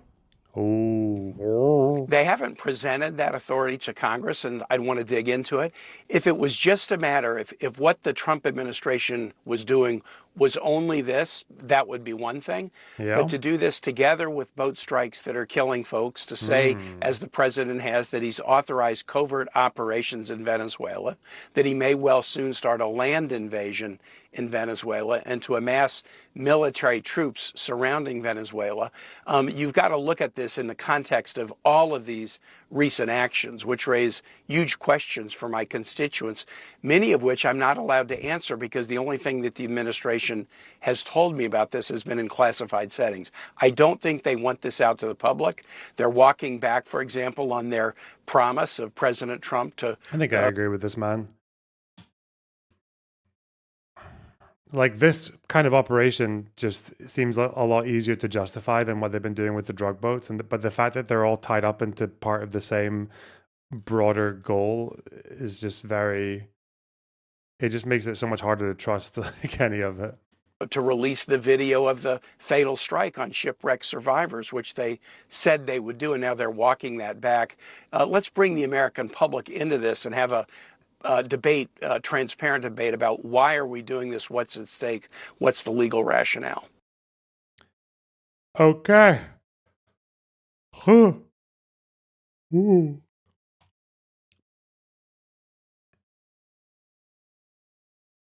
I want to read this. I want to read the whole fucking meme. So, owned by Russian oligarchs.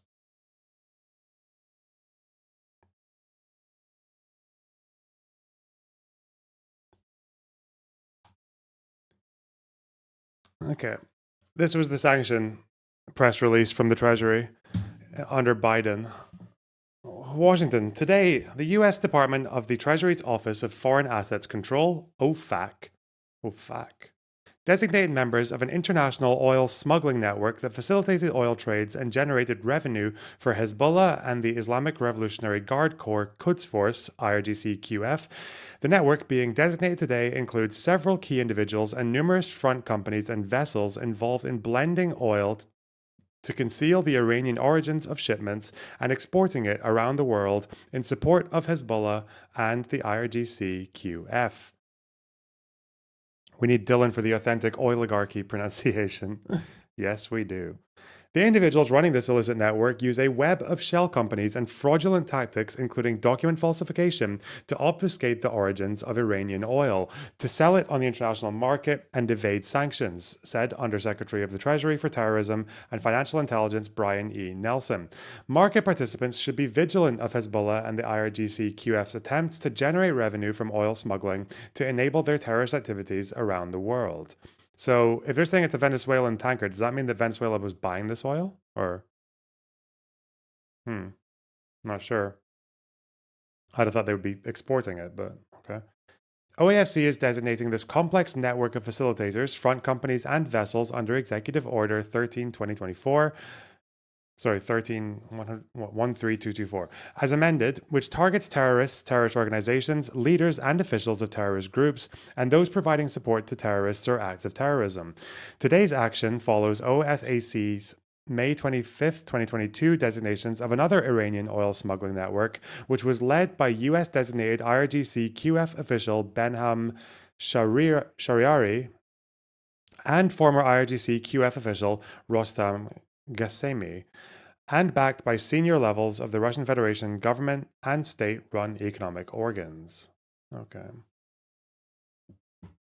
So it's the network is actually led by IRGC officials and backed by senior Russian government. Okay.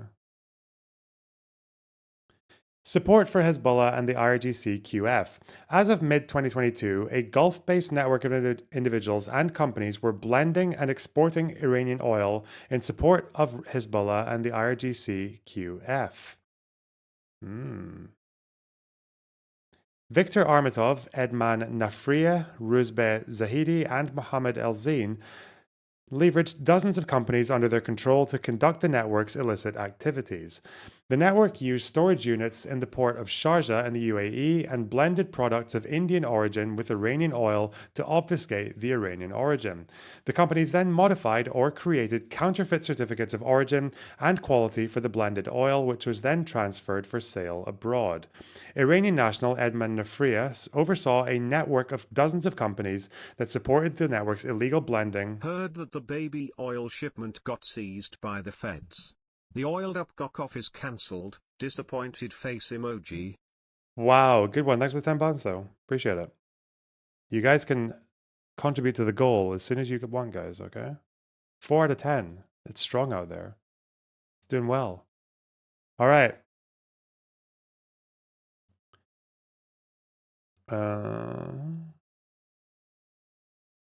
Oversaw a network of dozens of companies that supported the network's illegal blending and exportation of Iranian oil in support of Hezbollah and the IRGC-QF. Nafria received orders from high-ranking Iranian officials associated with the U.S. designated Iranian Supreme Leader's office to direct the network's oil smuggling operation profits to companies and bank accounts associated with Hezbollah and the IRGC-QF. Nafria is the CEO and chairperson of Gilda Tar Karvan International Company. Iranian national Ruzbe Zahidi also worked with the network to help transport the Iranian oil abroad and procure funds on behalf of Hezbollah and the IRGC-QF.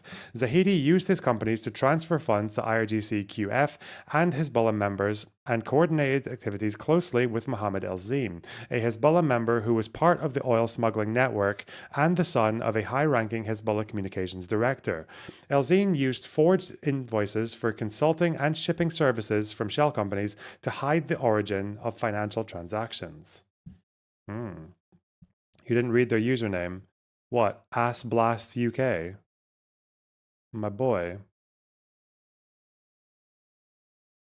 Viktor Armatov oversees much of this vast network of cover companies and shipping services to receive, conceal, and sell oil. Armatov and his associates used their network to illegally transport Iranian oil abroad and procure funds on behalf of Hezbollah and the IRGC Quds Force. Armatov used his companies to buy and sell oil tankers that were then used to transport blended Iranian oil on behalf of the oil smuggling network. Armatov also planned oil sales to Asia-based buyers as of late 2021 with Mohammed Ibrahim Bazi, a key Hezbollah financier who was designated by OFAC in May 2018 for providing material support to Hezbollah. Viktor Armatov, Edman Nafria, Ruzbeh Zahidi, and Mohammed Alzim are designated pursuant to Executive Order 13224, as amended for having materially assisted, sponsored, or provided financial, material, or technological support for, or goods or services to or in support of both Hezbollah and the IRGC-QF. Gildatar Karvan International Company is being designated pursuant to the executive order as amended for being owned or controlled by Edman Nafria. Okay. Artemov's shipping company's critical to oil smuggling network. Artemov oversees a vast, complex, and interwoven global network of front companies that are used to facilitate oil shipments on behalf of the oil smuggling network. As of 2022, Artemov managed Ava Petroleum and used it to help sell illicit oil. Artemov is also a director and 50% owner of Petro Naviero, which through numerous subsidiaries has control of several vessels that were used for illicit oil shipments, including the Julia A, Bueno, Bluefins, Boscianica, B. Luminosa, Lara I, Adisa, Nolan, and Zephyr 1. Lara 1 would be, okay. So this is suggesting that it's Iranian oil then, not Venezuelan, unless they changed, because obviously the name of the ship changed. I don't know if the operations did. Artemov's network often used vessels flagged in jurisdictions less attentive to ship tracking system activity and to avoid scrutiny from U.S. authorities. Artemov and his network have registered companies in the Marshall Islands, Mauritius, and Singapore in an effort to obscure their involvement in the sale and transportation of Iranian oil. Artemov also managed Centrum Maritime as of 2022, a company whose shares are held by another individual in a trust for Armatov. Armatov was involved in authorizing both the purchase and sale of oil tankers worth as much as $30 million on behalf of the company, which were used to transport oil for the oil smuggling network, including the Bueno, which was used by Edman Nafria. Energotrade, energy trade. Why the fuck is a company called Energotrade? God damn it, that's fucking weird. Intrepid Navigators and Rising Tide Shipping are also companies owned or managed by Artemov. As of early 2021, Artemov was the sole shareholder of Energotrade Plus DMCC. As of 2022, Artemov's shell company, Centrum Maritime, wholly inspired Intrepid Navigators, was incorporated by Artemov's employees. As of 2022, Rising Tide is a subsidiary of Intrepid Navigators. Artemov and his associates recently used both offshore companies to reinvest. It's Artemov. I was saying Armatov earlier. Okay, fuck off. It's Artemov, right? Stop saying I'm saying the name wrong. There are like 50 fucking names here. Jesus. Ugh. Should I just sound sample an ethnic? Can we get an ethnic in VC to just speak every time we get onto a foreign name? I'm talking about Energotrade. Energotrade. I don't care about that one. That's a stupid name. Artemov and Associates recently used both offshore companies to reinvest funds. Okay. From the oil smuggling operations into the acquisition of new vessels to increase the network's fleet. Artemov leverages all of these companies to transfer and obfuscate ownership of vessels involved in the illicit oil smuggling network. In May 2022, Artemov conferred with an associate about possibly changing the ownership of the Zephyr 1 to another shell company. At that time, both Artemov and his company, Petro Naviero, owned significant shares of the Zephyr 1. In March 2022, Artemov authorized his company, Centrum Maritime, to purchase the Zephyr 1 for over $11 million. In April 2022, Artemov authorized the sale of the Zephyr 1 to another shell company, partially owned by Centrum Maritime. Ava Petroleum Services SA, Petronaviero Pte Limited, Centrum Maritime Pte Limited, and this fucking thing, Intrepid Navigators, and Rising Tide Shipping Corp are being designated for being owned, controlled, or directed by Artemov. Artemov leverages several shipping management companies and vessels to support the network's activities. Monument Ship Management Limited manages several ships owned and or managed by Artemov, including the Zephyr 1, Bocianica, and Julia A. Artemov's company, Ava Petroleum, handled payments for oil transported on ships managed by Monument, on multiple occasions since early 2022. Harbor Ship Management Limited owns the Bluefins and the B. Luminosa and the Bueno, and it operates the Bocianica. As of mid-2021, Artemov likely owned about 80% of the shares of the Bocianica, a vessel worth approximately $7.5 million. Meanwhile, Expanse Ship Management Limited serves as the technical manager for the Bueno and Bluefins and served as the technical manager and international safety management manager for the B. Luminosa previously. Blueberry Shipping Incorporated owns one oil tanker, the Raindrop. In July 2022, the Raindrop conducted a ship-to-ship transfer with another tanker under the control of Ava Petroleum. Artemov has used these vessels, including the Zephyr 1, Bocianica, Julia A, Bluefins, B. Luminosa, and the Bueno, to move oil on behalf of the network. Okay, I don't give a fuck about these ones because they're not relevant to the vessel. What's this?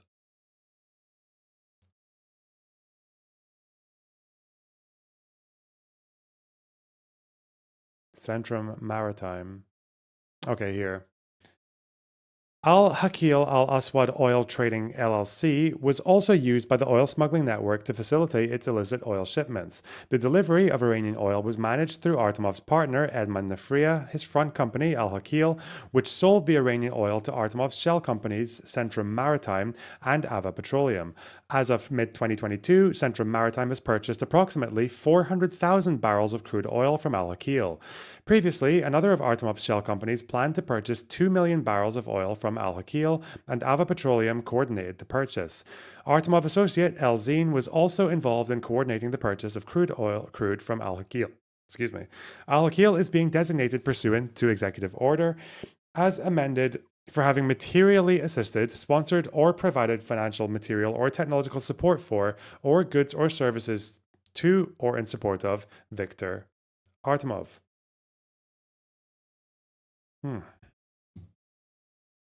Pontus Navigation Corp and Triton Navigation Corp are subsidiaries of Centrum Maritime and are also companies Artemov uses to arrange ownership of oil vessels.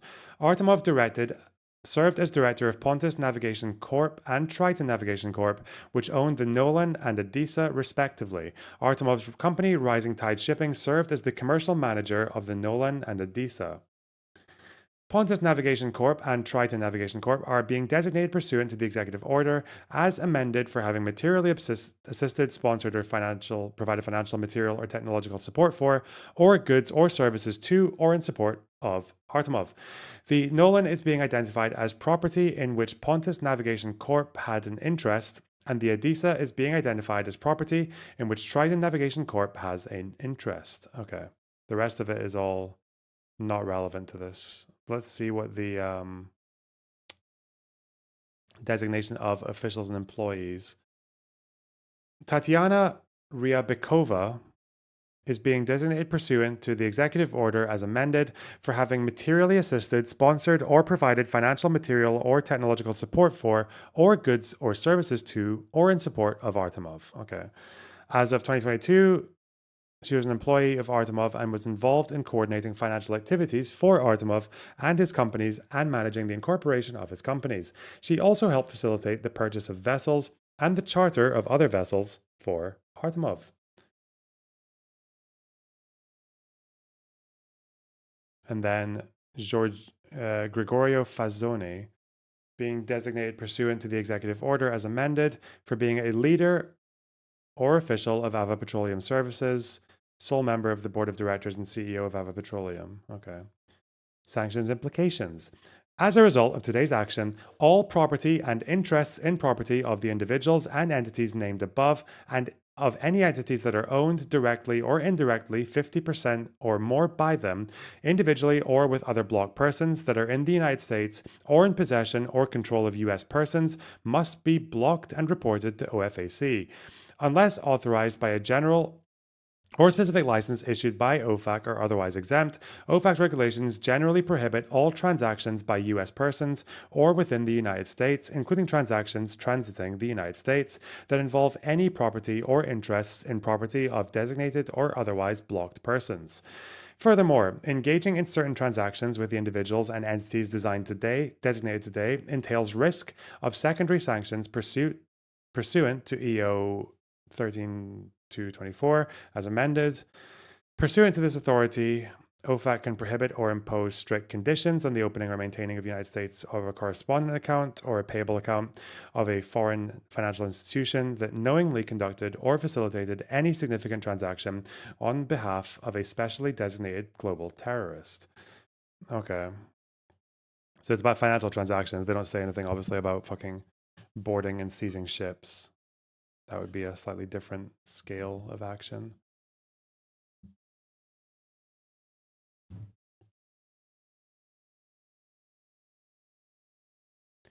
Have you seen the Anna Kasparian clip from Bill Maher's show? Nope.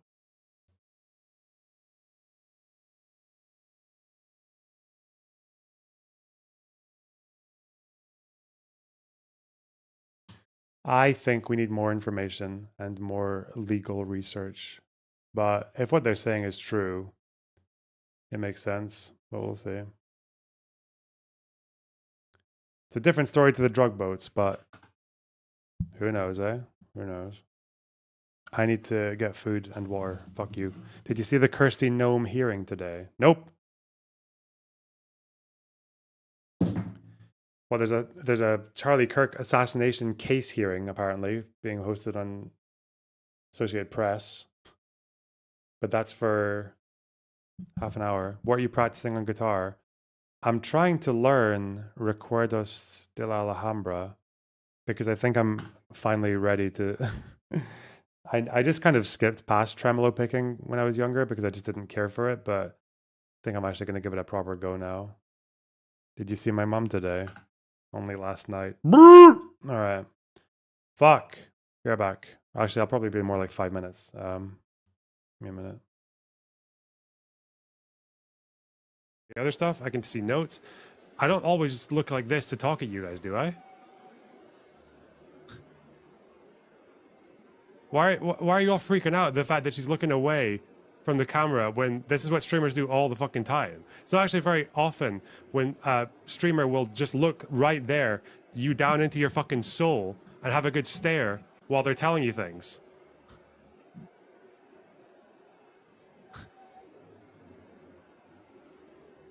Would you prefer that? Would you prefer that I just gave you a good fucking...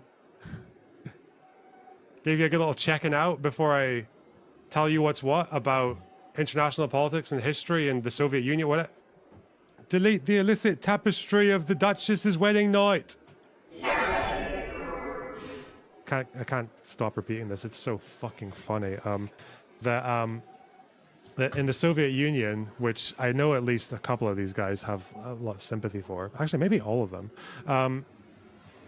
that one of their mental health diagnoses was sluggish schizophrenia, one of the symptoms of which was delusions of reformism. So I guess that's what I'm exhibiting here, you know? Where is it? Is this one of those PDFs that doesn't let you do the thing? 2021? There you go. Anti-Soviet thinking and delusions of reformism. Which would mean they have to bite the bullet that there have been no improvements to workers' rights in their neck of the woods since what, like 1720? Okay, dude.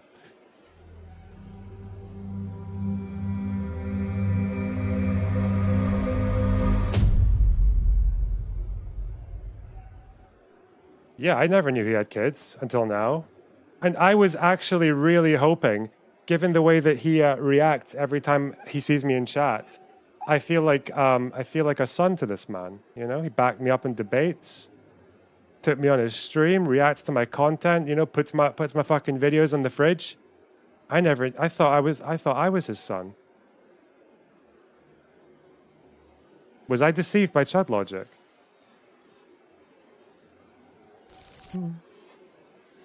Like I've had.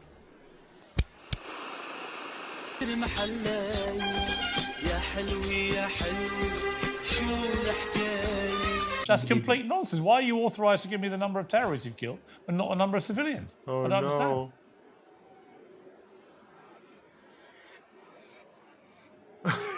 Wait, is he just fucking...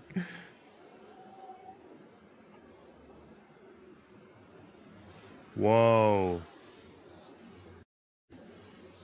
Bro, he just disengaged.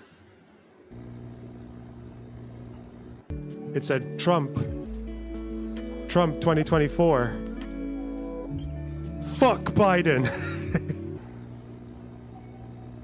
And it's still fine, but with South American stuff or like Bach and all that, it's all just so like random. You know, there's no logic to any of these chords. They're just like, you can tell they were just vibing it, and that's how. Like there is a key signature, but even then they deviate from it so much. Like there's lots of chromatic stuff, and whereas even if you're playing like jazz, you've got different patterns. Yeah, like jazz is even easier than like remembering, because jazz you make up a lot of it, and also just because you got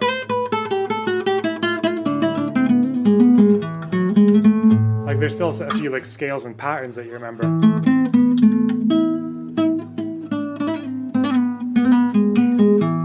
But with the South American stuff, it's just very, very odd. Like every shape in a tune can be like a new shape that you've never played before.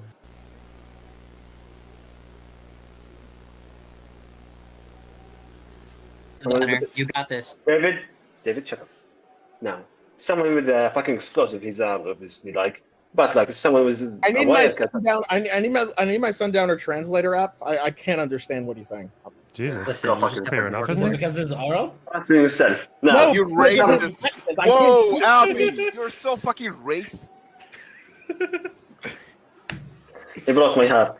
I had to get used to it. It's just the fucking microphone. I don't know. You have to tune your ears. The combination with the shitty mic and the accent, I genuinely. So it is because he's Arab. Oh my god. No, it's not because he's Arab. If he wasn't an Arab with the same accent, I would have the same problem. Wait, what? That doesn't make any sense. Oh yeah, I'm like, listen, Abby, you need to stop digging, please. Listen, I'm saying it. In 5 years from now, we will have social credit scores in this country. There will be a civil war, there'll be World War III, and a Trump landslide. No relation. I'm telling you. And it won't be because they're evil. They are evil. The Democrats are evil. But it will really be because of the people who saw what was happening and did nothing. This is what the Democrats want, okay? They want open borders. They want puberty blockers. They want 19-month abortions. They want a safe and sovereign Ukraine. Blah, blah, blah.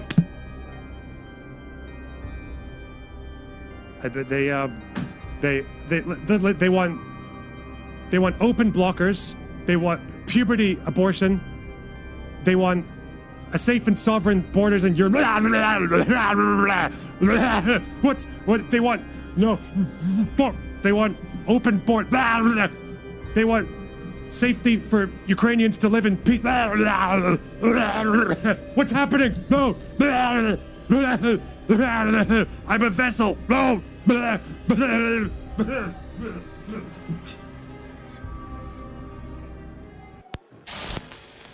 What do you think? I think he probably just looks at other TikToks and does the wavy head thing with the pointing. Who is this guy? Hey, TikTokers. I think that's what he does, right? That's the whole thing. I love you, but you're garbage. Wait, Tuton, I got a question. I would go suicide and bomb myself in front of militants. Alright, Tuton, such a goofy ass up. Alright, look up. Alright, so, question 2. What's your thoughts on the Ukraine war? What am I talking to?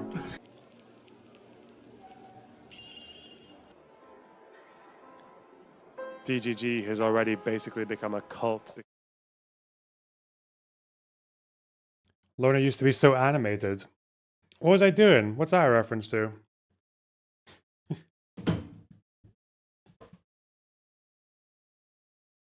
What the fuck? What is this? Oh no. Trump admin. How many United States military veterans have you deported? Sir, we have not. When can we hear you play Recuerdos de Alhambra? Fucking probably give me a month, okay? Deported U.S. How many United States military veterans have you deported? Sir, we have not deported U.S. citizens or military veterans. I don't believe you served in the military. I haven't either, but I think you and I can agree that as Americans, we owe everything to those who have served our country in uniform, particularly those who have served in combat. Do you agree with that? Sir, I believe that people that are in this United States that are citizens have legal status here. Those Madam Secretary, we are joined on Zoom by a gentleman named Sejun Park. He is a United States Army combat veteran who was shot twice while serving our country in Panama in 1989. Like many veterans, he struggled with PTSD and substance abuse after his service. He was arrested in the 1990s for some minor drug offenses, nothing serious. He never hurt anyone besides himself, and he's been clean and sober for 14 years. He is a combat veteran, a Purple Heart recipient. He has sacrificed more for this country than most people ever have. Earlier this year, you deported him to Korea, a country he hasn't lived in since he was 7 years old. Will you join me in thanking Mr. Park for his service to our country? Sir, I'm grateful for every single person that has served our country and follows our laws. Can you please tell And Mr. those Park why laws you are deported important. him? Every one of them needs to be enforced. Christy. You understand that many veterans struggle with PTSD, many veterans struggle with substance abuse challenges. This man took 2 bullets for our country. Will you have broad authority, by the way, as secretary, to issue humanitarian parole? Just she needs to say that she respects soldiers who don't get shot. That's the only save she has. She just needs to lean into the fucking groiper, like edgelord dipshit fucking insensitive cunt. Otherwise, it's just sad, isn't it? To do deferred action. Will you commit to at least looking at Mr. Park's case to see if you can help him find a pathway back to this country that he sacrificed so much for? I will absolutely look at his case, but I want you. Damn. Absolutely brutally shagged.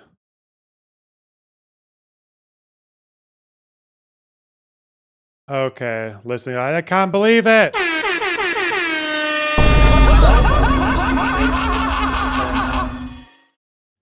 Right, let's be quick. We got Ethan Klein calling out Hassan, but we've got Vadim here. He's done a Vadim tweet. Oh no. It turns out that Casey Tron was in Hassan's chat today, cracking jokes and chilling. Gee, almost as if what she said in her apology was a bunch of unfairly coerced bullshit. Oh. Ooh. Undisputable fact. Hassan has never reached out to help Casey Tron despite implying he would. And to my knowledge, he has not reached out to help any of the other 2. Any one of them could immediately disprove me, including Hassan. There is no legal disadvantage in doing so. Your socialist king is a greedy, money-obsessed liar. Sorry. Meanwhile, Vadim is so broke he wears the same t-shirt every day, and I bet even he was able to donate. Yeah? Everyone else in the community pitched in. Some who likely couldn't afford it, but did anyway, while Hassan, who is worth many millions, did not give a dime. Y'all gotta rationalize that one. Wow.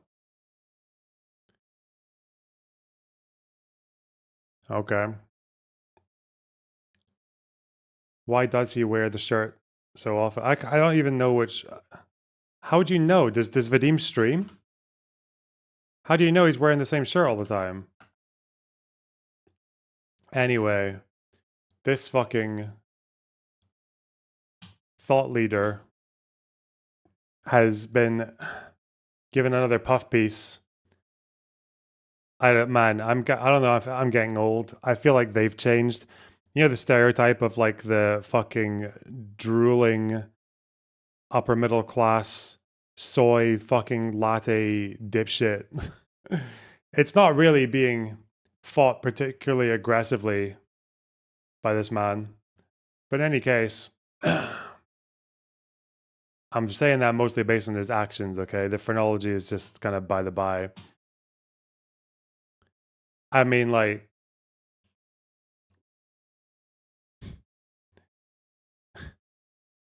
I love when my enemies hate me.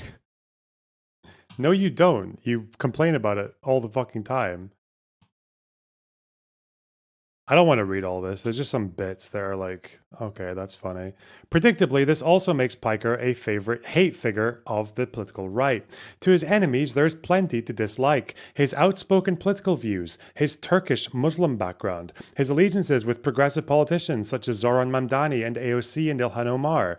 But they also hate the fact that Piker, tall, muscular, fashionable, and handsome, is far too alpha to fit lefty stereotypes. He has not been afraid to leverage his henchness in shirtless, sometimes even trouserless, magazine photo shoots or selfies on his socials, generating articles such as 30 sexy pics of Hassan Piker that prove the only thing that is hotter than his takes is bod.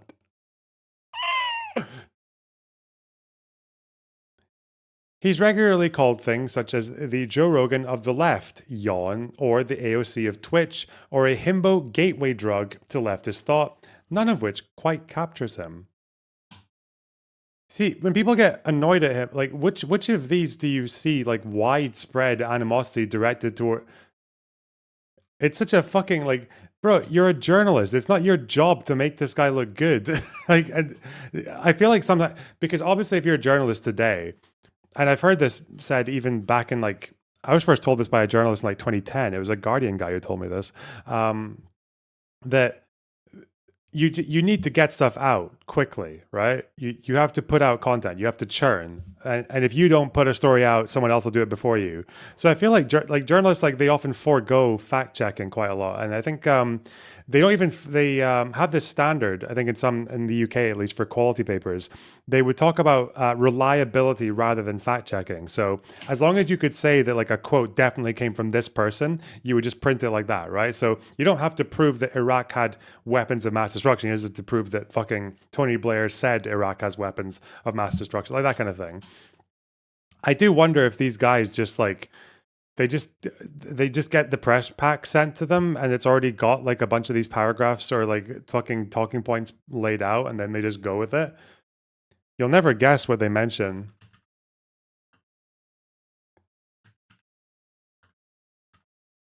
Can I fucking type, please?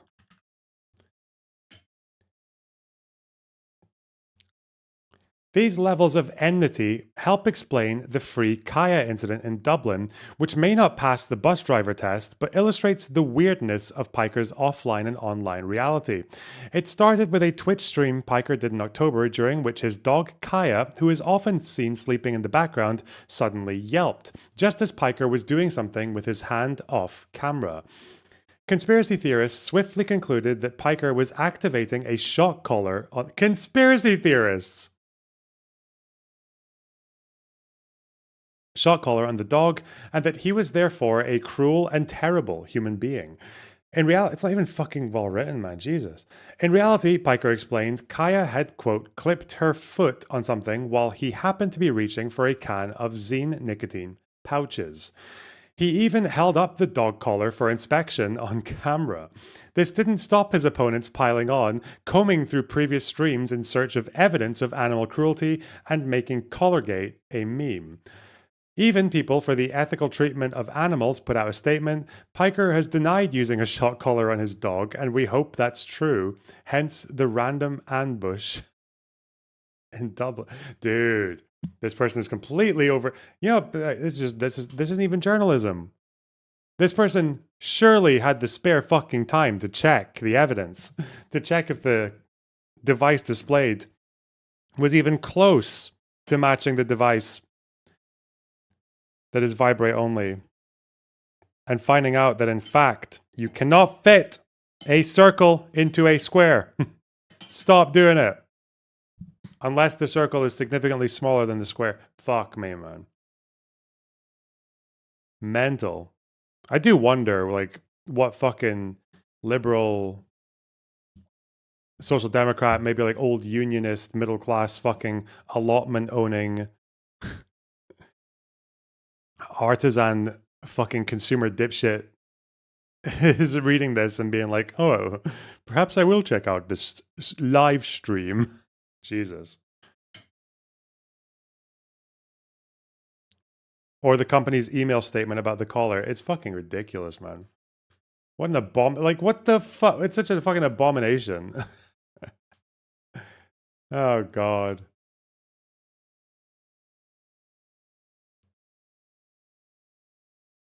Why? His desk is insanely high. What's going on here? Okay.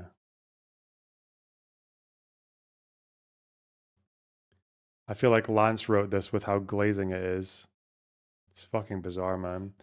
Yeah, the press vest, so I don't get shot by the cops, even though I think that these cops are like Zionist trained to shoot press. Jesus. They lied and said he got detained at the airport as well.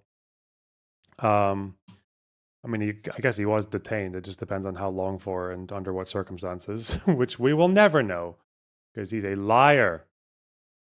Lying fuck. Anyway. Big fucking deal, man. The fucking caller. That's so funny, man. Believe journalism. Don't believe your eyes. Jit! Fuck me. I'm actually becoming a do your own research guy. You can't trust these people, man. These people are fucking deranged. Or they're just lazy. They're just doing a job. Quality over quantity. No, quantity over quality. Wow, well done, Learnerbox. Retard. Okay. I want to learn about China. I was told to watch this. Why not? I mean, I've been reading like left-leaning literature on it, so I'll watch this person who's more of like an American fucking NatSec person, I think. Let's see. The most important figures of Chinese history of any one of the most important figures of Chinese history of any century. Mao is the military genius who puts Humpty Dumpty back together again. He is also the most brilliant psychopath in human history. That's Taiwan's problem to this day. They are a rebuke to everything the Communist Party is. How embarrassing. The losers of the war have won the peace and put you to shame for how incompetently brutal you are. The communists lose 95% of their forces. Decimate means to lose 10%. Losing 95%, I think you need a whole new verb. 40 million Chinese starve to death. For those of you who think the Chinese are all great long-term strategists, you need to ponder these numbers. How is it possible to kill so many of your own? What I'm about to say are my ideas. They don't necessarily represent those of the U.S. government, the U.S. Navy Department, the U.S. Department of Defense, or the Naval War College. You got that clear? Complain to me if you got problems. All right, I'm going to talk about Mao. He's an incredibly consequential figure. He's, for the 20th century, he's one of the most consequential political... Military genius. What, Mao? Yeah. Bro, Mao literally fucking got the absolute shit kicked out of him by the nationalists. And then he went into exile. And then he walked for a year. Went on a year-long walk. And then just rebuilt from the fucking ground up in some isolated remote shithole near Xinjiang. Worked from a cave, little caveman. He was he knew how to use the zeal of the peasants. And he was also very good at guerrilla tactics. Very good at guerrilla tactics. I think like knew how to retreat properly, knew how to maneuver properly. Knew how to marry propaganda with military strategy. Yeah. He's just, you know, you can't be good at everything. And I think the problem is that when people try to be good at everything, yeah. Or military figures. And he's also one of the most important figures of Chinese history of any century. And he's also a terribly significant military and political theorist. And this is not an endorsement of Mao. It is rather just an accurate description of his global and enduring importance. And think about China. Historically, it's represented I don't know, a third of the world's population, a third of the world's trade. That's a big slice of humanity.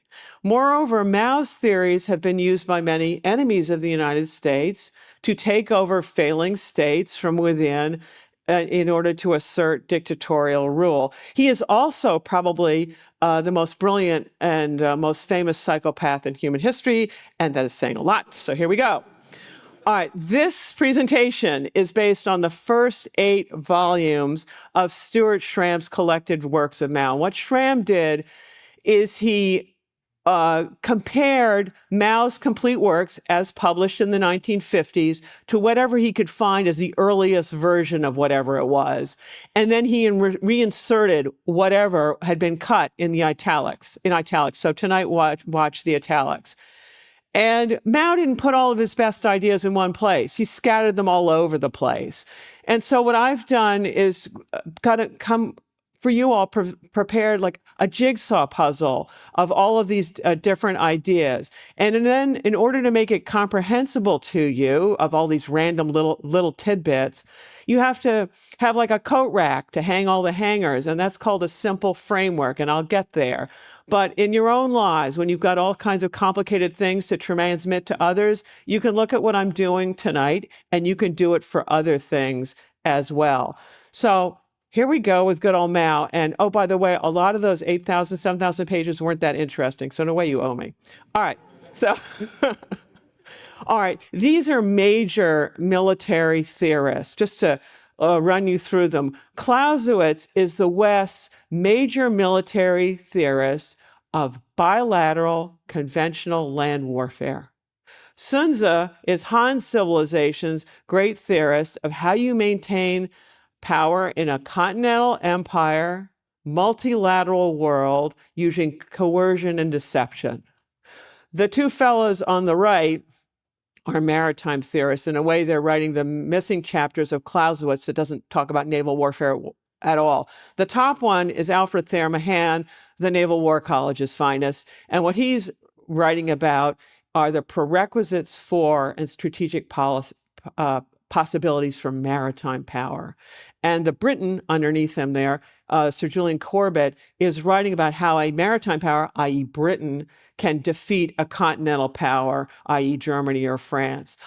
But all of them are writing about warfare between states, and Mao is a different event. Mao has to do with triangle building. The term triangle building comes from Clausewitz. Clausewitz has this nice little passage here where he's talking about these abstractions, passion, creativity, and rationality as being mainly, but not exclusively, associated respectively with the people, military, and government. A state has full-up military and civil institutions that have some connection to their people. But an insurgent is going to be building these things from the ground up. So that's what Mao is doing, is he's actually taking over the host from within by building a shadow government and eventually taking power. And many of the decolonizing world after World War II were really sick of the West. They've been colonized, didn't want to hear anything about them. But it seemed as if the Soviets or the Chinese perhaps offered a better model, the communists. And many thought that the Chinese with Mao offered the better model. Why? Because the decolonizing parts of... Is this the woman Tanky say? Well, she's teaching communist history as someone who teaches at the United States Naval War College. So, yes, they don't even need to know a single one of her takes. They don't need to disprove anything she says. Tankies will fucking despise this lady. Yes, they will not like her. The world were also agricultural and underdeveloped, unlike Russia, which had quite a military, an industrial base. And so they thought Mao was the more relevant guy. All right, here's Mao at his iconic moment. He's proclaiming the victory of the communists in the Chinese Civil War. China had been a broken state basically since 1911 when the last dynasty had fallen and the country had broken out into a multilateral civil war that he eventually wins. And I'm going to be talking tonight about Mao's theories from the 1920s and 30s when he had the time to write. But there's a lot more to Mao than just that. He had quite a track record. Once he won the Civil War, he imposed a social revolution. What's that? It's more than a political revolution. You're not just replacing the government. You're going to wipe out entire social classes. And I don't mean then, hey, here's your one-way ticket out of here kind of way. No, a social revolution is here's a mass grave, dig it, and then you're in it kind of way. So if you look at these statistics of Chinese deaths in many of their wars, this is from much of the Maoist period, I think it's 45 to 75. What you'll notice, the figures in white, I believe, are civilian deaths, not military deaths. And it gets really quite ugly. There are more Chinese civilian deaths here than all deaths in World War II. And then for those of you who think the Chinese are all great long-term strategists, you need to ponder these numbers. How is it possible to kill so many of your own? That's generally not a mark of good strategy. Moreover, most of them died during the Great Famine, which was the only nationwide famine in Chinese history. Why? Because it's not caused by the weather. It's caused by policies set in Beijing.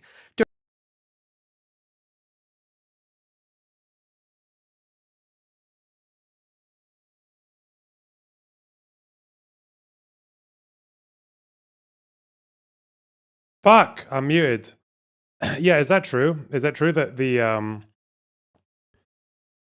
Chinese famine, because they had like over 1,000 of them in the last 2,000 years, but is it true that none of them were nationwide until Mr. Mao's? Like, I know that even like lefty historians don't think it was because of the weather. Like, that's the only lefty historians who think the weather caused the famine. Like, that's why it happened. It wouldn't have happened. Like the weather made it inevitable or whatever. Like, that's the only historians who think that are like CCP historians. So otherwise, no. Because there were literally emergency stocks of grain in the country. They just weren't getting sent to the villages that needed them because the collectives were not reporting correct data. They were correcting inflated data to show Mao that his fucking Great Leap was a success. So it wasn't the weather. They were exporting grain while the famine was happening. They were exporting grain. Bro. Not the weather. The weather wasn't good. There were some bad harvests and some unprecedented floods and shit, but that's not why people starved to the degree that they did. Where's my fucking book? Is it really true that that was the only nationwide one? Where's she getting that from?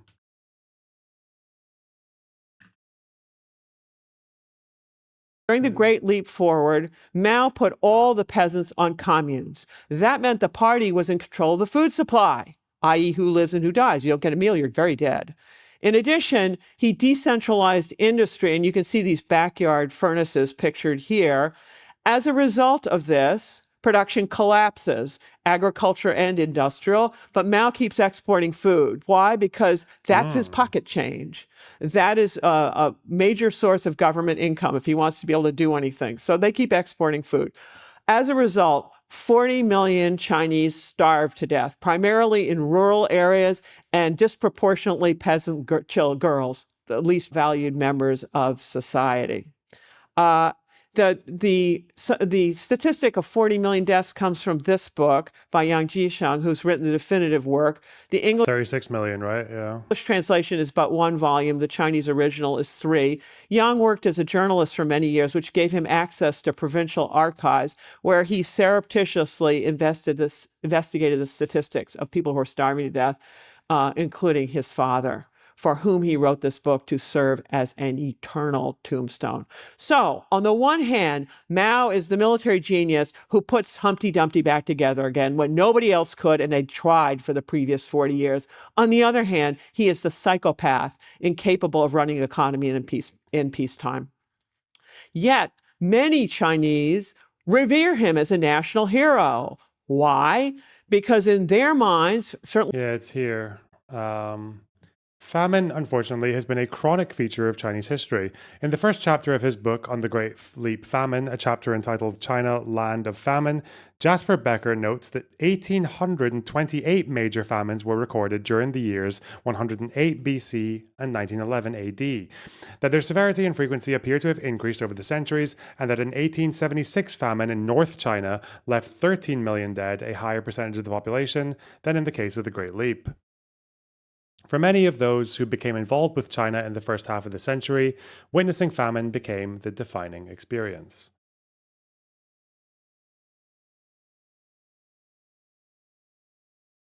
But yeah, even this person, Mao Zedong, the main author of The Great Leap, obviously bears the greatest moral and historical responsibility for the human disaster that resulted from the adventure. This does not make Mao a mass murderer in the order of Hitler and Stalin, as is now the fashion to portray him. It was not Mao's intention to kill off a portion of the peasantry, as Becker and others imply. There's a vast moral difference between unintended, obviously. Grumble, grumble. The political atmosphere of the Great Leap, not food shortages alone, was responsible for the famine that brought the movement to its tragic conclusion. Local rural cadres, under intense pressure from higher party officials to produce spectacular results, responded by grossly inflating production figures. The wind of exaggeration, as it came to be called, pervaded all levels of the bureaucracy and led state leaders to believe that far more was being produced than actually was the case. Even belated campaigns to verify production results yielded greatly inflated statistics. Damn. On the erroneous assumption that the countryside held vast surplus, the state abandoned hitherto moderate procurement policies and sharply raised quotas of grain that peasants were forced to sell to the government stores at low prices. In 1959, as agricultural output was falling, state procurements of food grains were rising. Not until well into 1960 was the gravity of the situation fully recognized in Beijing. Government quotas were cut, but not before famine threatened many rural areas. The crisis was compounded by local officials who concealed food shortages and famine conditions. Just as political considerations had impelled cadres to inflate output figures in the early phases of the Great Leap, fears over the political consequences of economic failure yielded reports that disguised deteriorating local conditions as the campaign neared its fateful end. In a political climate dominated by a continuing witch hunt against rightists, fearful local officials often simply lied to their superiors about the grave plight of the peasantry. As a consequence, relief supplies were never sent to many areas suffering from natural or man-made disasters, or arrived too late. Millions perished as a result. Shit. Of the Han, the preponderant group in China, one of the key things that their country should and must be is a great power. And Mao, by reunifying China under the banner of communism and then fighting the coalition of all the major capitalist powers to a stalemate in the Korean War, or in their mind, a victory, that constitutes ending what they consider the era of humiliations that started in the mid-19th centuries and end with the communist revolution. So he's a hero at home. All right. To understand Mao's theories, I need to put it in the context of the wars that he fought. So in 1911, Qing dynasty collapses. The country shatters into a multilateral warfare among warlords of these provincial leaders. And on this map, you can see the different colors and shadings. Those are different warlord areas. But the Nationalist Party and the Communist Party form a united front in 1923 in order to eliminate these warlords. And so Chiang Kai-shek, who's the head of the Nationalist Party, Generalissimo, not just a general, he is the man who's leading the northern expedition to fight off all the warlords, except he stops midway near his power base in Shanghai, and he turns on the communists, massacres them in droves. This is the White Terror. Why? Because he thinks that while he's away fighting, they're trying to take over his government. He's correct. So he keeps on moving there. There's a nominal unification of China under nationalist rule when this takes place. Damn, I'm going to have another job for my Arabs. I completely forgot that there's a whole fucking ass video section on the Al-Qassam website, and one of it has Mohammed Deif's broadcast on October 7th, his speech. Because I think there are some moments in here where he's calling on the rest of the Arab world to join in. At least he's reported to have said that by Hamas journalists. Damn. I've got it downloaded. But fuck, am I going to have to download all of these? They got the military footage as well. Shit! Hostage footage. Fuck.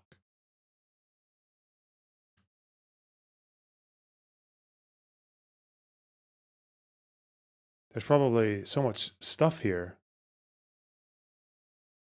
Dude. What are they? Bombing of settlements.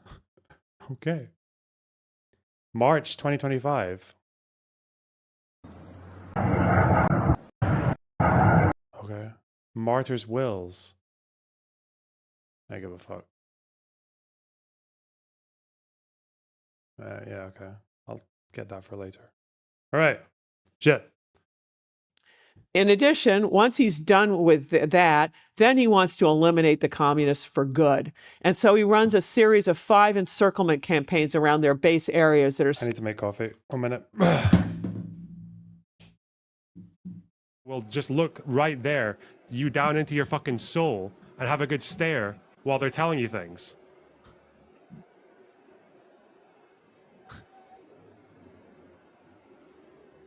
Would you prefer that? Would you prefer that I just gave you a good fucking... gave you a good little checking out before I tell you what's what about international politics and history and the Soviet Union? Delete the illicit tapestry of the Duchess's wedding night. I can't stop repeating this. It's so fucking funny. That in the Soviet Union, which I know at least a couple of these guys have a lot of sympathy for, actually maybe all of them, that one of their mental health diagnoses was sluggish schizophrenia, one of the symptoms of which was delusions of reformism. So I guess that's what I'm exhibiting here, you know? Where is it? Is this one of those PDFs that doesn't let you do the thing? 2021? There you go. Anti-Soviet thinking and delusions of reformism. Which would mean they have to bite the bullet that there have been no improvements to workers' rights in their neck of the woods since what, like 1720? Okay, dude.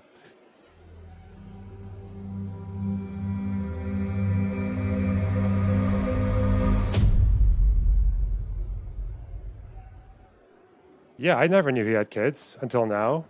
And I was actually really hoping, given the way that he reacts every time he sees me in chat, I feel like a son to this man. You know, he backed me up in debates, took me on his stream, reacts to my content. You know, puts my fucking videos on the fridge.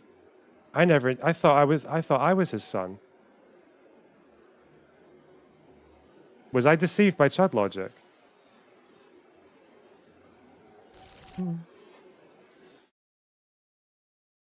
The primary base area is also called a Soviet, is the Jiangxi Soviet.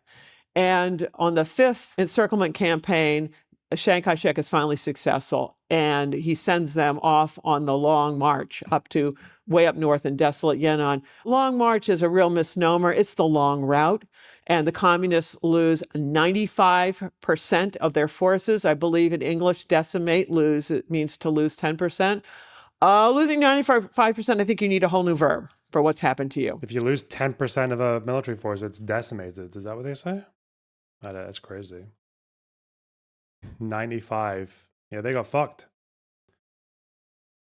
But Chiang Kai-shek doesn't wipe them out because he's suffering from divided attentions.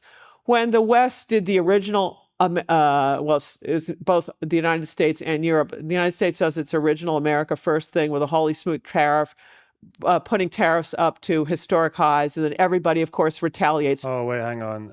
Indiscreet, thanks for the $9.99. Box on Mobile Oil Refinery Fund. True. Dehub, thanks for the €5. Let's try reverse logic. Don't play Baldur's Gate. Good one. Mina, thanks for the €5. First. I think you mean first of that goal.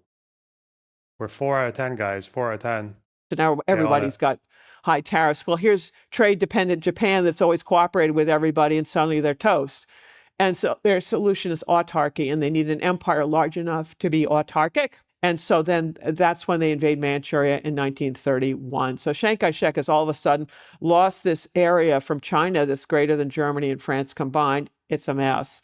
And so he's trying to balance what to do about Japanese versus communists. The Japanese don't quit with Manchuria. They stabilize the place. They make massive infrastructure developments. They transform it into the most developed part of Asia outside of the home islands, but they keep on going. And it gets so bad that the communists and the nationalists form a second united front because they're facing this lethal threat called Japan. And they organized that in December 1936 in what's known as the Xi'an incident, and the Japanese react viscerally because they look at it, and the nationalists have gone over to the dark side because they've joined up with the communists. And this is when the Japanese escalate in 1937, go down the Chinese coast, up the Yangtze River. But then they wind up stalemating. Once they get beyond the Chinese railway system, which isn't that great in this period, the Japanese can't stabilize the place, and the Soviets start adding more aid, and we add more aid. It's a mess. So the Japanese decide they're going to cut Western aid to the Chinese, and that's where Pearl Harbor comes in. That's what the attack of Pearl Harbor is all about, is telling Americans to stay out of Asia, which, of course, we did just the opposite. Hey. And then the Nazis interpret their alliance with the Japanese broadly to declare war on the United States. So when that happens, you have a regional war that had already been going on over Poland in Europe, and this other war that had been going on since 1931 in Asia. They unify into a global world war. Mao understood that he was dealing with three layers of warfare, nested wars, that he was fighting a civil war against the nationalists, within a regional war against Japan, and then after Pearl Harbor, there's going to be a global war that'll eventually morph into a global Cold War. Most of his writings are written before Pearl Harbor, so he's going to focus on the first two layers of what's going on here. So after the World War II is over, Mao goes after the nationalists full bore, and the Japanese have already very much weakened the nationalists, and Mao wins the Civil War.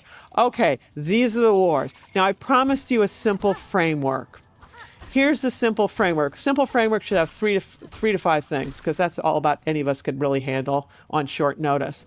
And so I got four here, and I'm going to use Clausewitz's definition of great leadership to analyze Mao. According to Clausewitz, in a general, two qualities are indispensable. First is an intellect that even in the darkest hour, and Mao had many of those, retains some glimmering of inner light, which leads to truth. And second, the courage to follow that faint light wherever it may lead. The first of these qualities is described by the French term coup d'oeil. Coup is a glance, oeil is an eye, taking in a situation with a glance of an eye. And the second is determination. Well, Mao had these things in numerous areas. He was, I'm going to first discuss Mao the propagandist. That's how he starts out. And then I've got what I say here is Mao the social scientist. But what he was really good is data analysis, data collection and analysis. He truly understood the countryside because he collected all sorts of data about it and analyzed it. And then I will go on to Mao, the operational military leader, winning and fighting battles. And then at the end, I'll talk about Mao, the grand strategist, integrating all elements of national power. So that's my game plan. That's the simple framework, and away we go. All right. Mao began his public service career as a propagandist. And if you look at his early biography, he's born in 1893 to a prosperous but not particularly well-educated father who tilled his own land. Mao hated his father, and he hated farming, so he left as soon as possible. After the 1911 revolution, for a little while, he worked as a soldier, didn't like that. He joined and then dropped out of a series of vocational schools. He tried being a merchant, a lawyer, I'm missing something else, a soap maker. Imagine Mao, 3 stages of personal hygiene and whatever. It was not to be. But he eventually gets an ed degree so he can go off and be a primary school principal. Okay, imagine setting your child off to the psychopath doing show and tell. It's not. And then he joins the Communist Party. And it's during the First United Front, so he also joins the Nationalist Party. And he has very important positions. If you look at, he's in the National Party, he's at their central headquarters, and he's a minute taker. So he's the fly in the wall listening to everything.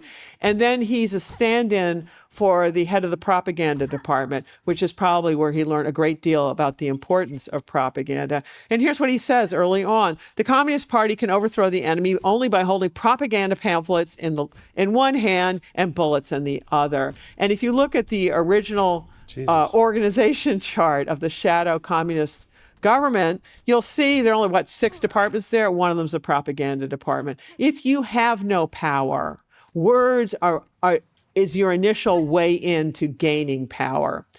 I'm now going to use a framework from my wonderful colleagues, Mark Ginest and Andrea Du, this is theirs, about analyzing strategic communication in terms of messenger, message, and medium. And I'll go through all three. What you see here is a propaganda poster. It's a wood block print. That's the medium. And it's a very easy way to reproduce pictures back in the day. The message is about a model laborer, this always emulate Wumano, lucky us, and to do all the nice things he does with whatever is going on there. So that's what that is. Now, messengers were the delivery system, the broadcasting system for the Communist Party. So you've got the Communist Party, but you got to reach an audience, and that's what these messengers are doing. And so they go into local areas and they identify local grievances for attention by the Communist Party, which when it fixes them or fixes somebody, that will generate loyalties and allegiance. So these propaganda personnel would be identifying local bullies to come in and deal with them, organize mass rallies. During battles, they're going to double as medics. After battles, they're going to propagandize POWs. Between battles, they are helping on troop morale. But what they're really doing is reporting back to Communist Central exactly what's going on. And civil and military messengers differ. For civil messengers, they would be activists, maybe in the local government, labor unions, peasant organizations, women organizations, any number of these things. And it's your broadcasting system to reach a population and mobilize it. Military messengers are a little different. Every single military unit had about a 20-member propaganda team. That's a lot of people. According to Mao, the propaganda work of the Red Army is therefore first priority work of the Red Army. This is very different from soldiering in the West. This is not how it would work. Also, Mao had his international broadcasting system. These would be foreign journalists. While Mao was holding court up in Yan'an, he invited many of... He, at the period of the Cultural Revolution, like the background of that phase in the 60s was him being sidelined by the party. Like he didn't really have as much power. He was more just like a symbolic figure, or there's like a kind of formality. I think the phrase that he used was like he basically was had the role of like a dead uncle, which is very funny. But the 2 places where he did have sway was one in being like a symbolic figure, and second in having control over the PLA, the army. So he used the army first of all to sort of like spearhead the whole idea of like of Cultural Revolution and of creating a cult of personality around himself, to the point that he even like went to the point of his response to Khrushchev's secret speech, where he basically denounced Stalin and specifically denounced the cult of personality around Stalin. And Mao's response was to do a secret speech where he spoke about the need for, like, there's a difference between a good cult of personality and a bad one, because obviously he really wanted a good one. And he said that Khrushchev's failure was actually in the lack of a cult of personality almost. So he kind of like cultivated that image of himself as a way to regain power over the party. And he did it through the one institution that he did have quite a bit of power on before the rest of them was the PLA, the army. The first ever red books were printed for the military. These journalists up there. Edgar Snow was by far the most famous. Why? Snow. Because he was like the first one in, and then he was the last one out. And he had really long interviews with Mao. And when he was a young man, he never asked, why does this A-list political leaders spending so much time with me. That never occurred to Edgar. But, it's ours. And he was a very fine writer, Edgar Snow. And what Edgar Snow writes, Red Star Over China, you can probably go to Barnes & Noble and pick up a copy there. It's been in print ever since. And it's the original footnote in Chinese history because no one knew anything about Mao. And so then everybody starts citing Edgar Snow, and then we cite everybody and everybody and everybody, but actually it only goes back to Edgar Snow. So Mao got his word out. Mao thought you want to keep the message simple, you want to make it epigrammatic so that people can understand it rapidly. In his day, this meant having matching slogans to the equivalent of newspaper headlines to provide a lens for people to understand events, rather like tweets in our own day. So when the White Terror occurred, when Chiang Kai-shek is turning on the communists in the First United Front, the slogan was "Arm the Peasants."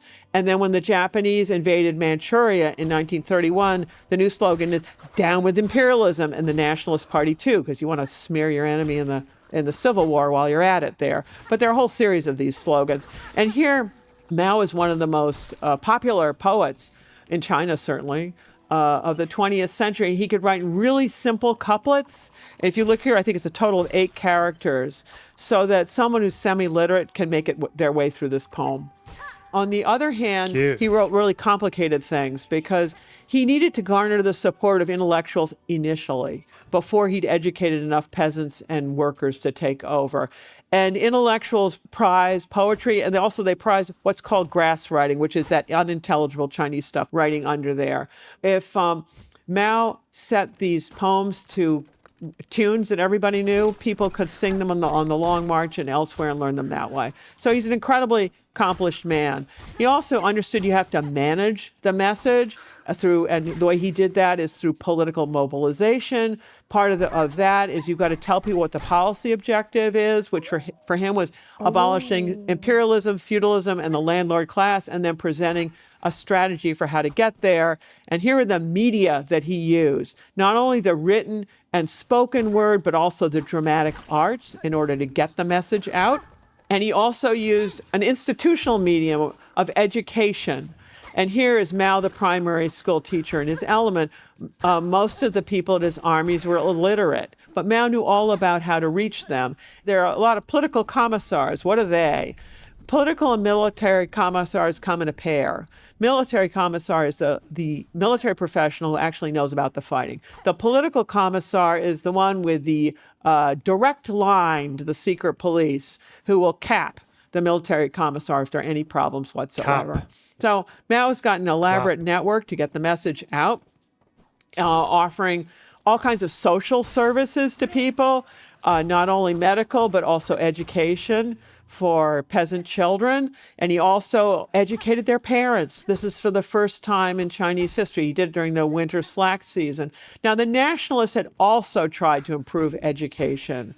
But once the Japanese invaded full bore, they had to drop it because the nationalist conventional armies are the ones that are fighting off the Japanese conventional armies. The communists are a guerrilla movement, and they're operating behind enemy lines.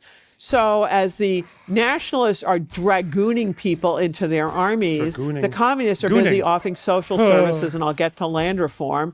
And so for the peasants, before too long, it becomes a no-brainer whom they're going to support. Mao also emphasized professional military education because he needs to turn peasants to cadres, to guerrillas, to conventional soldiers. And there's got to be an educational pipeline to do this. And if you look at this Northwest Counter-Japan Red Army University, the first 4 of the first original departments, political work is one of them. This is not professional military education the way it's done in the West. It's a separate thing. Okay, part 1 over. Mao the propagandist. I've covered that. Now I'm going to go about Mao, the social scientist. And here he says, the peasant problem is the central problem of the national revolution. If the peasants do not rise up and join and support the national revolution, the national revolution cannot succeed. And if you look further along in his biography, while the First United Front was still operative, he's heading the Nationalist Party's Peasant Institute in Guangzhou and also their Central Commission on the Peasant Movement, learning a great deal about it. But once the White Terror hits, he needs to get out of Dodge fast or they'll kill him. And that's where he flees to Jiangxi province, to the Jiangxi Soviet, where he is going to become the political commissar of the Fourth Army. And he's also going to be in charge of land reform as he figures out how to calibrate that to make it work. All right. For Mao, he's doing data-driven survey after data-driven survey, does a whole series of them between 1926 and 1933. And he's trying to figure who owns what, who works for whom, who tills where, and inventories of down to the last pitchfork and last chicken as he's trying to establish what is really going on the countryside. And he does. And what he concludes is that 6% of the rural population owns 80% of the land, and 80% of the population owns only 20%. And his solution is going to be revolution. And he goes further into the statistics. He identifies 70% as poor peasants, 20% who are like his father, they till their own land, they're middle peasants, and then they're the exploitative 10% who don't get their hands dirty with anything. And what Mao is trying to figure out is how you can incentivize 80% of those people into actively taking part of the revolution. This is the key. And what he wants to do is take the bottom of the social pyramid and mobilize it to crush the top of the pyramid. And the way he's going to do this is by determining class status through a land investigation movement, which he says is a violent and ruthless thing. We're going to talk about class, approval of class status, confiscation of land, redistribution of land, in order to invert the social pyramid. And he's got a real plan for doing it. He argues that land reform is just essential for peasant allegiance. This is how you're going to get it, to draw these hundreds of millions into supporting the communists. But you got to do it sequentially. You got to propagandize first, and then you're going to distribute land later. And he had a little bit later.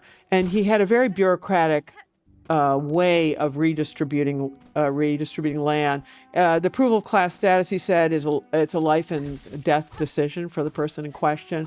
And so it starts out with a vote at the local level, and then it goes through many layers of party approval before being sent back to the local level to announce who's going to get the land and who's going to take a bullet. And then Mao leverages the enthusiasm of this movement for the people who are going to get the land, the other people not so much. And he's going to leverage this enthusiasm to get people to join the party and also to join the army. All right. Mao is planning to collectivize all land. That's what the communists are going to do. But he says, look, the system of landlords and tenants cannot be completely destroyed yet. Because he needs the peasants to join him, and the peasants desperately want land. So Mao gives it to them. Pre-watch. And he gets a great deal of support for doing this, but he also keeps the rich peasants around too. This is a deleted portion in the collected works because rich peasant production's indispensable until he wins the Civil War and can then turn the guns on them. And he's also got a duplicitous program for the middle peasants. It's a big bait and switch. It looks like you're going to you got the land, and well, now you do, and now you don't, because at the end, they're all going to lose their land. In order to reform, to get the land, Mao is talking about a red terror to get it.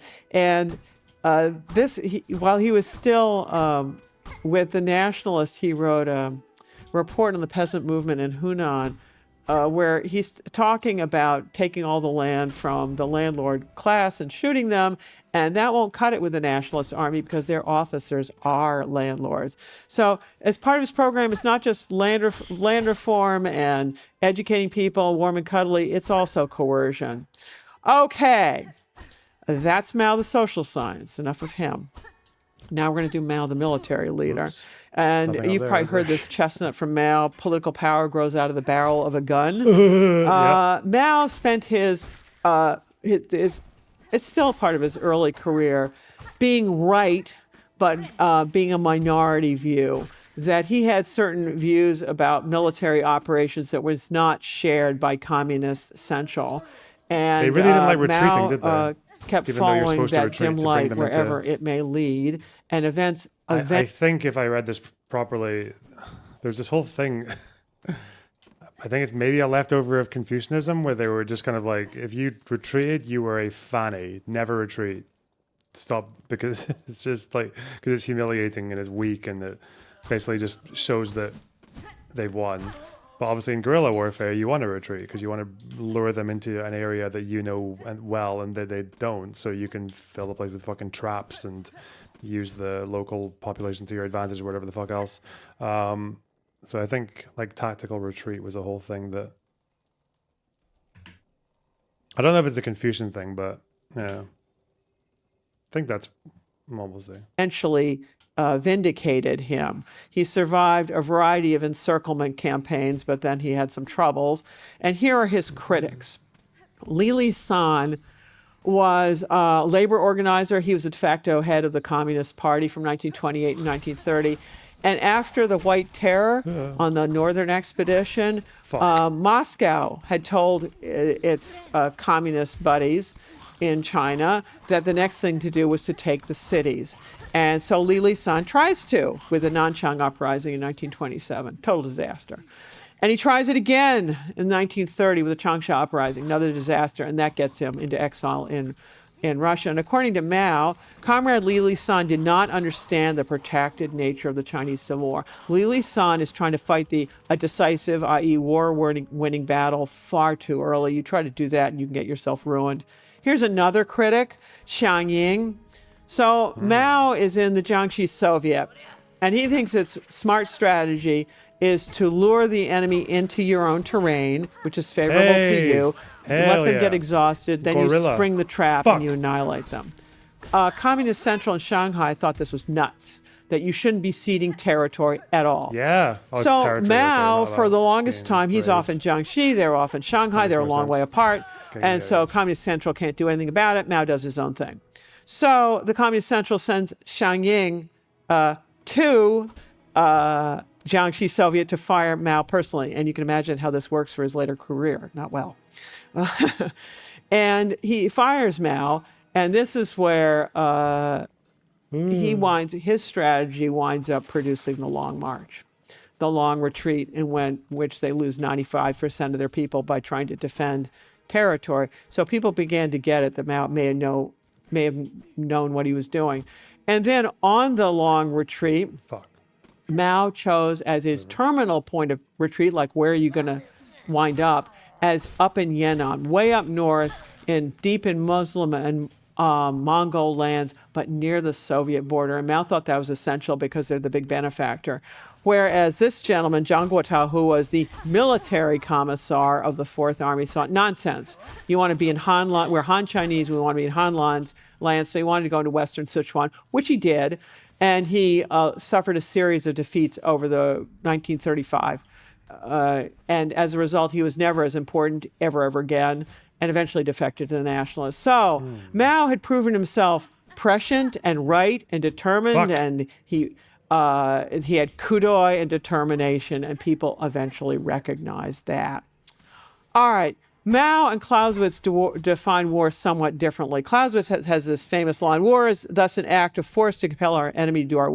Maybe read more about it if you think it's a Confucian thing. Jesus, I just didn't know what I was referring to. God damn it. Why don't you fuck my wife and tell me to kill myself? Jesus. Rough. I'm joking. All right. Well, Mao says, no, war is politics by other means. It is something that is used to achieve political ends. So far, that's not incompatible. But then here's Mao's twist. A revolution is an uprising, an act of violence whereby one class overthrows the power of another. Clausewitz is not about class warfare at all. In fact, his wife is always trying to wine and dine the aristocrats. So completely different in that department. Fuck. Mao is looking at the world, and he believes the linchpin of the social order are landlords, and he's going to detonate them and try to destroy them. And he talks about the violence of all of it, that you're going to get the peasant masses to overthrow these landlords, and that this is going to require terror and in rural areas, but this is absolutely necessary. And of course, this is what the nationalists absolutely would not tolerate. Mao also understood he was operating in a period of nested wars, and that the ones that were ongoing were the Civil War with the nationalists, and then the regional war with Japan. Pearl Harbor comes a little later. No, I'm just fighting two of them. He talked about defeating Japan in 3 stages. He said, defeating Japan requires 3 conditions. First is progress by China, i.e. the Civil War, which is the basic and primary thing. The second is difficulties for Japan, i.e. the regional war. And the third is international support, the big friend. I'm going to talk about each of these 3 things in big turn. Friend. That's me. So, in order to win the Civil War, Mao believes you need base areas. These Soviets, where are they located? Often on the boundaries of provinces and very difficult terrain where provincial authority, let alone national authority, simply does not extend. And Mao thought that there were certain prerequisites for a good base area, and one is strategic terrain. It's got to be defensible so that the weaker communist forces can defend it against conventional nationalist or conventional Japanese armies. So that's key. Pick your terrain carefully. Also, you need to have a strong Red Army presence there to make it work. You need numerous organized workers and peasants. You got to have some local support there. And then you need a good party organization. So this is Mao's idea, what you need for a base area. And he believed that you needed to match your military unit, the type of military unit, to the territory. And he said there are 3 kinds of territory. There's base areas, there is enemy-controlled areas, and then there is the interface in between, which is where guerrilla forces are going to be roaming. So he was all about deploying the Red Army to the comparatively safe base area. They'll protect that. You might send guerrilla detachments to some of the guerrilla areas, but only really small things would you ever send into enemy territory. Moreover, he has prerequisites to fight. There are 6 possible prerequisites. 2, you got to have at least 2 before you fight. And the most important one is that people have to actively support you. You probably need a base area to pull this off. He said that the last 3 things about enemy weak points, the enemy exhaustion, enemy mistakes, those things could appear quite rapidly, but you better choose your terrain very carefully. Terrain is immutable. He also said that if you're weak, the way the communists were, you had to follow a strategy of annihilation. What you do is you annihilate one small enemy unit at a time, and the cumulative effects will eventually change the balance of power. Only someone who is really strong can tough out an attrition strategy. Strong, that's so.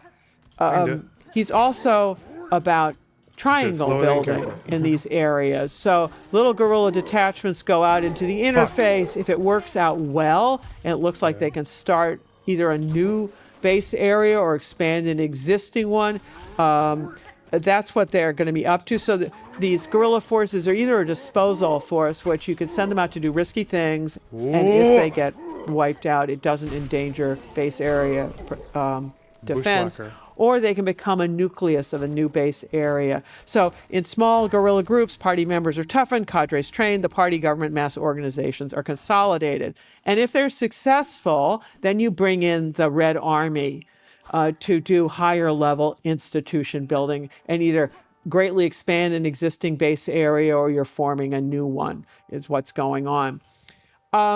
Mao had 2 military services. We always think of Army, Navy, Air Force. That's not what it was for him. It was guerrilla forces versus conventional forces.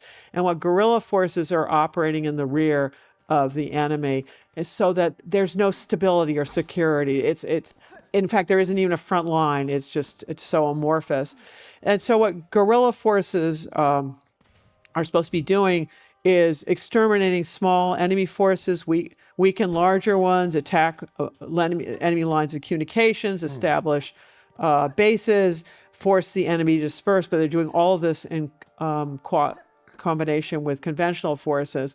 Because here it's the thing. You think about Mao and its guerrillas. Well, actually, here's what Mao really says. Regular forces are of primary importance because it is they who alone are capable of producing the decision, like winning the war.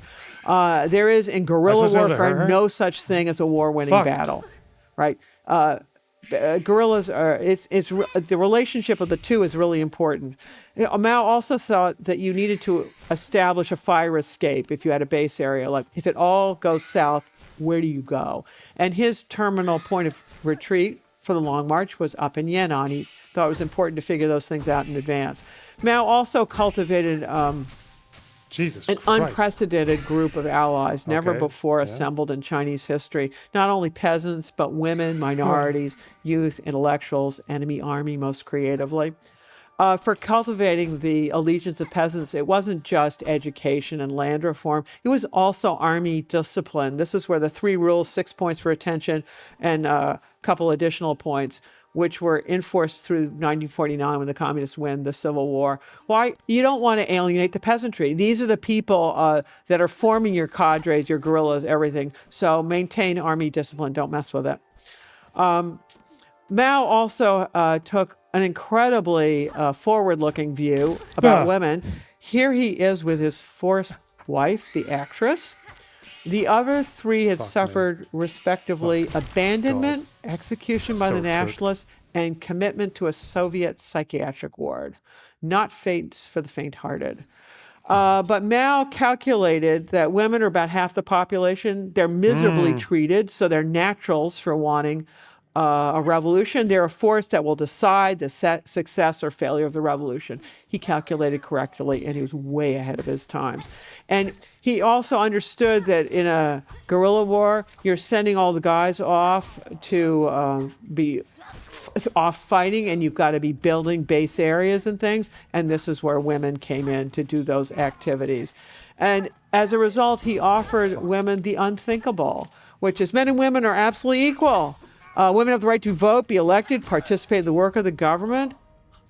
He's just way ahead of his time. Sigma. Mao also offered minorities the previously unofferable, which was self-determination. And what the minority people didn't get is that a promise made in a really desperate civil war with a regional war overlaying it, once you win those things and you can turn your guns on those trying to secede, that promise may be unenforceable. You can ask the Tibetans and Uyghurs how it all worked out.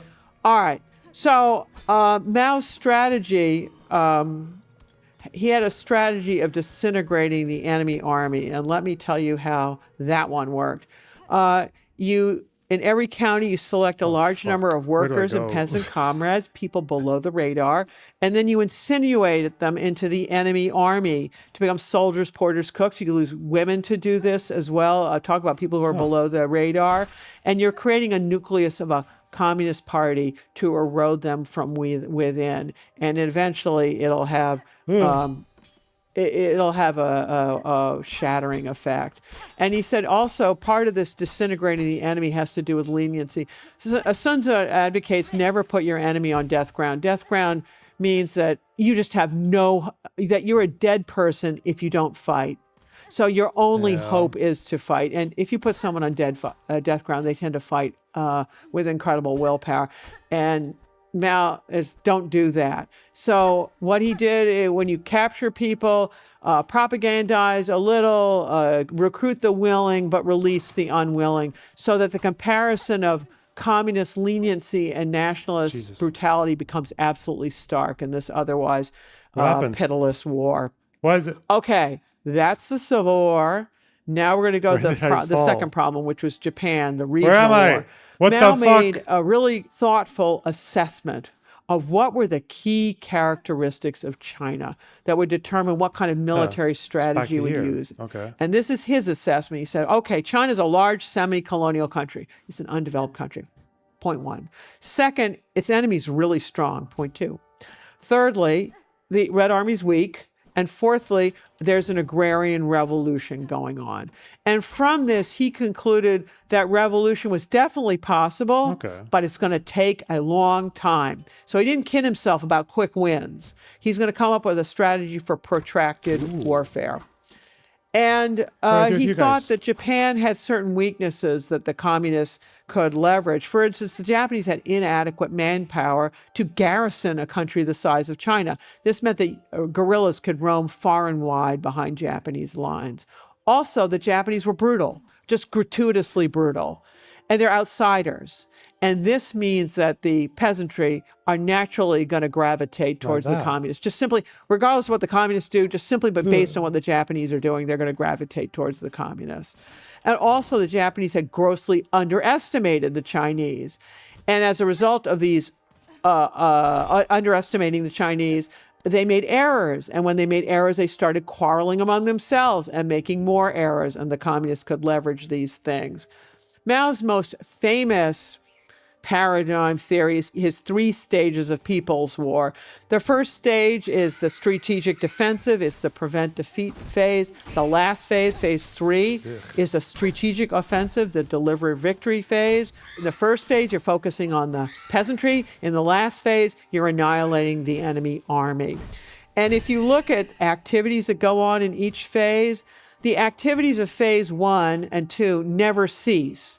Rather, you add additional activities as competence increases. So in phase 1, you're doing popular mobilization, base area building, triangle building, guerrilla warfare.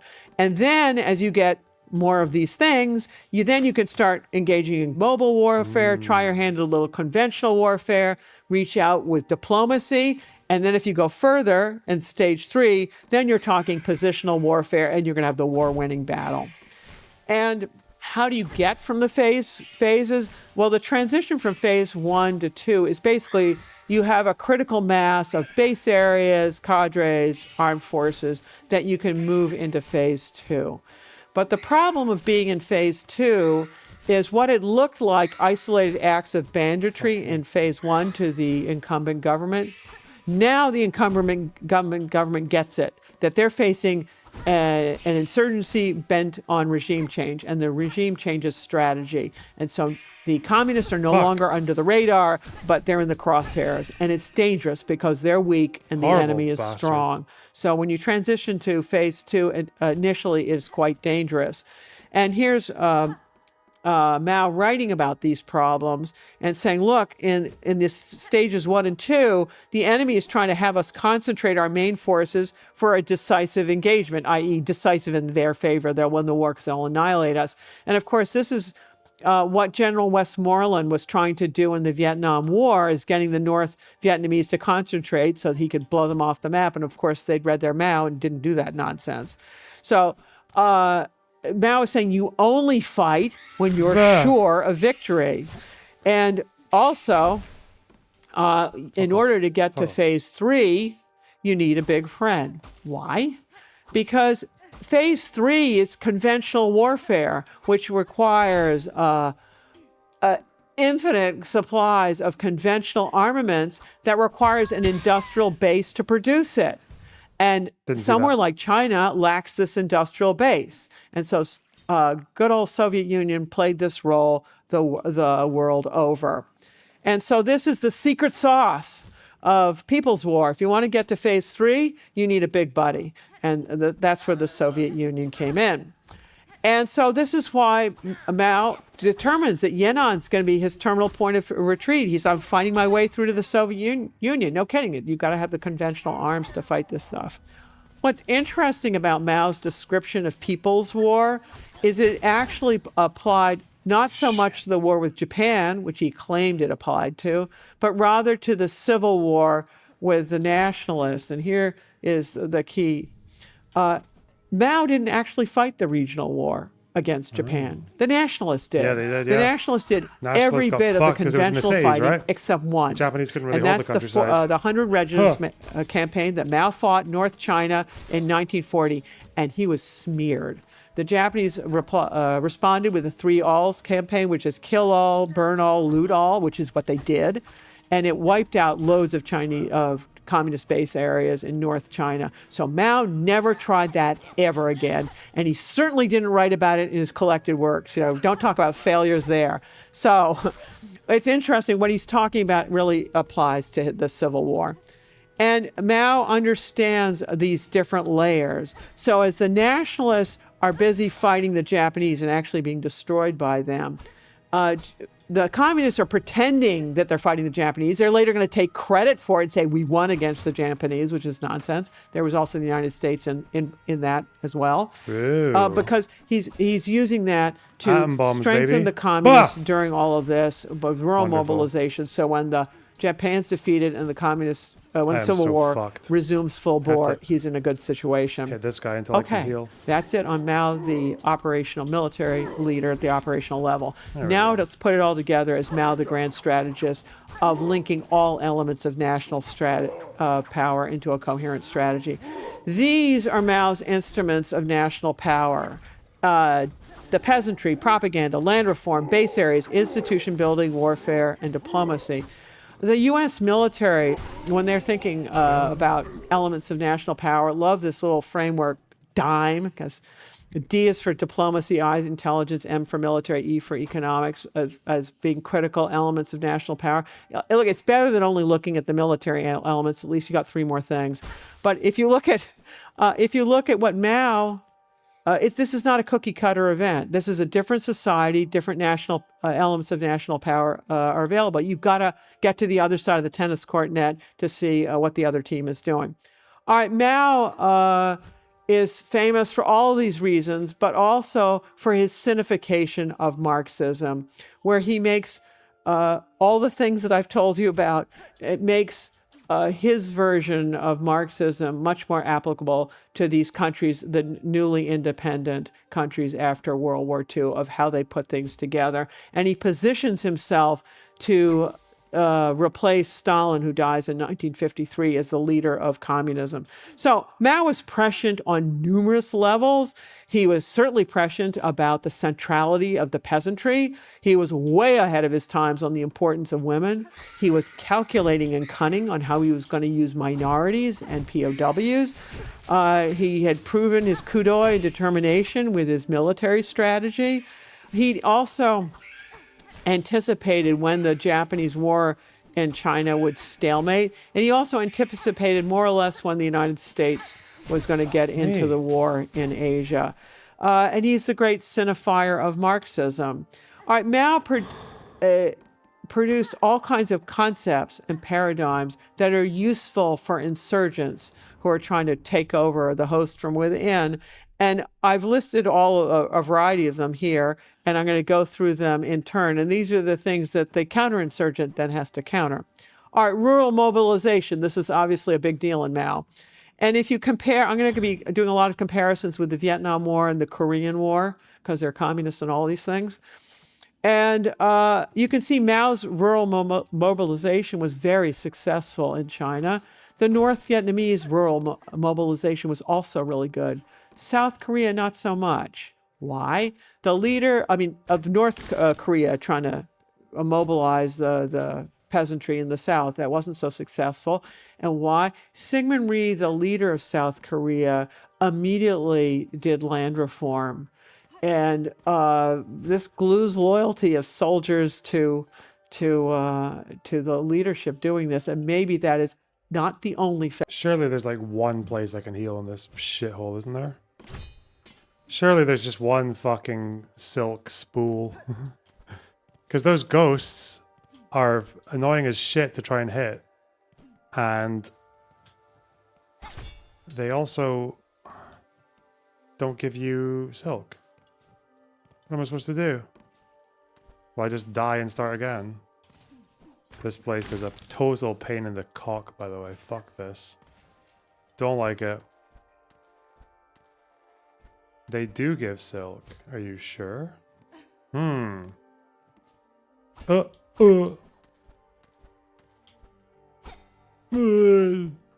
Okay.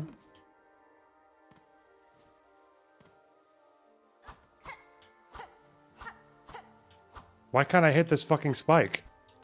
Okay. Fuck off. I tried to get away. Oh, fuck me, man. This fucking video game. Giga Factor, cringe. but an important factor for why the Korean War turns out differently. Base areas. Mao says those are really important. The North Vietnamese used them to great effect. They had all kinds of areas in the south and then on the borders of South Vietnam. North Korea, not so much. It couldn't form base areas in the south. Why? It's a peninsula, which the U.S. Navy cut off. It's also cold. So where are you going to flee if you want to do a base area? I think it's up a mountain in South Korea, and that will get cold in the winter, and you'll probably freeze to death. I believe Al-Qaeda means the base. I believe that's the correct translation. So if you're thinking about ISIS or whatever's left of it, you can go back to Mao's ideas about base areas, that you need a particular kind of geography that's good for the defensive. You got to have a big party organization, a lot of local support. You got to have military forces there. Does Al-Qaeda, well, it'd be ISIS or something. Do they have all four of these things, or can you remove any one of them? All right, another idea from Mao is luring the enemy in deep. And Mao had done that very successfully in the first three encirclement campaigns. And then he was removed from command, so he wasn't doing that anymore. And again, in the final phases of the Chinese Civil War, the 45 to 49 event, Mao lures the nationalists deep into Manchuria. And the nationalists are a South China phenomenon, right? I showed you the map. Chiang Kai-shek starts in the south and he goes way up north, so he's weakest in the north, but Mao lures him way up there in Manchuria, and then he springs a trap and destroys Chiang Kai-shek's armies up there, and then the entire Civil War wraps up within a year of that. So Mao also lured good old General MacArthur, who fancied himself a great Asianist in the Korean War. MacArthur goes all the way up to the Yalu River, right on the Chinese border in the Korean War, and the Mao springs a trap. And MacArthur didn't realize that, 350,000 Chinese troops had been infiltrated around him. Oops, missed that. Get fucked. It did not work out well. But for the U.S. Navy now, needs to think about, what about being lured into the South and East China Seas, and then the Chinese pulling the trap. There are places you don't need to go. The Chinese may have to go there, but maybe you don't have to. All right, another one is terminal point of retreat. I've talked about Yan'an being a really good one, and that worked. And then when the Manchurian campaign initially wasn't going well for Mao, he retreated up to Siping, which is a little bit north, and that worked well enough.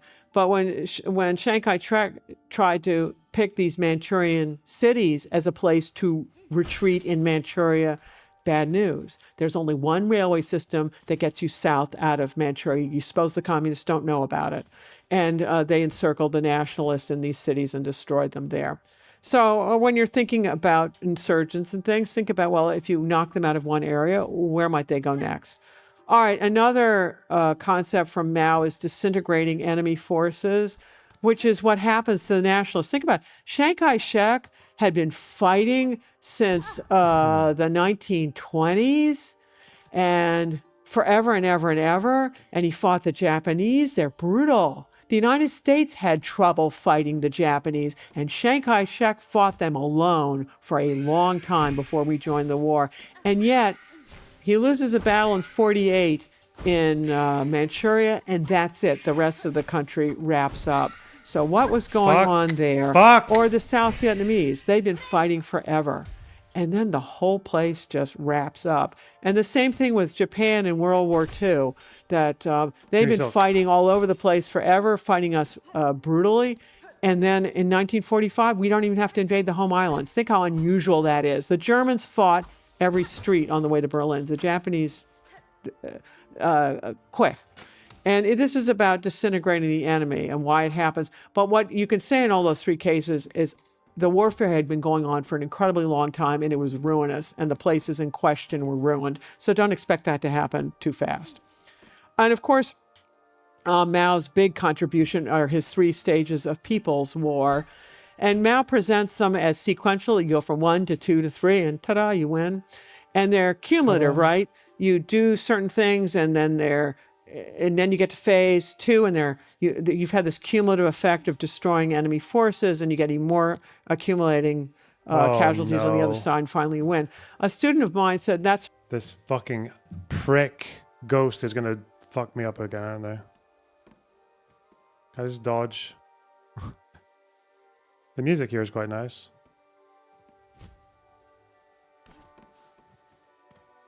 Okay.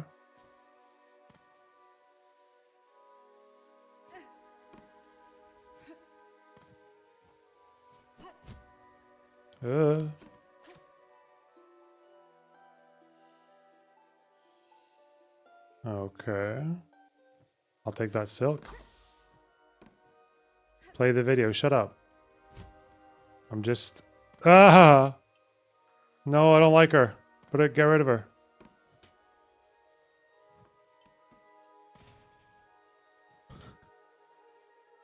How do I avoid that crazy fucking ghost bitch? Oh, sorry, I'm joking. Don't say that.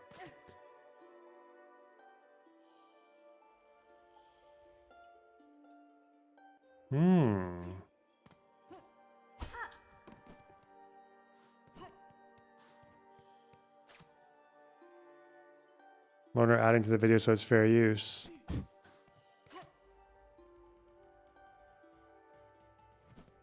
think I'm gonna make an enemy out of Sarah Payne.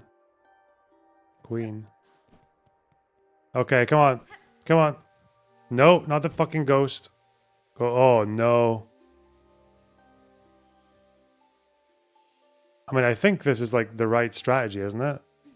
To be doing this. But do I go for that one up there, though? Because that's where the little flies went. Shit.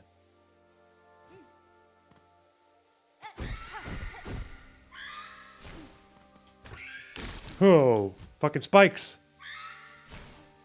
Fucking spikes. What am I supposed to do with these fucking spikes? Just kill her and get over with. Okay. Jesus.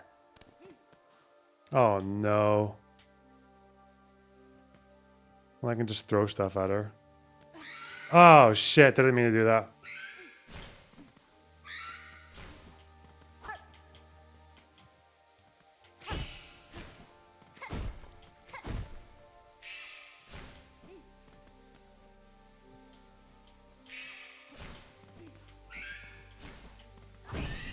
Okay, my bad.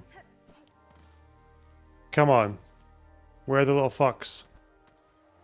Are they up here? Maybe?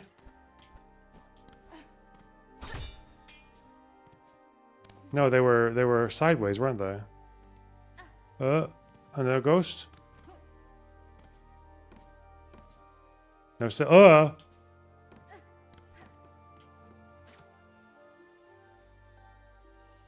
I should go down, shouldn't I?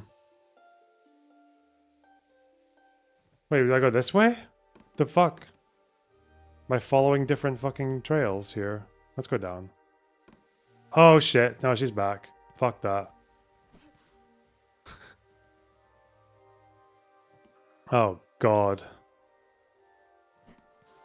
Are we cooked? I think we might be cooked.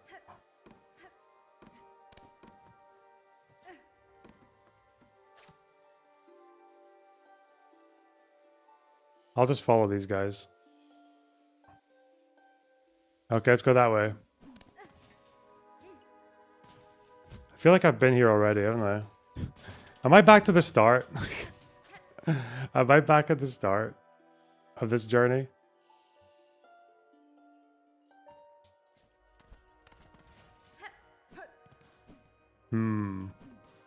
Spike!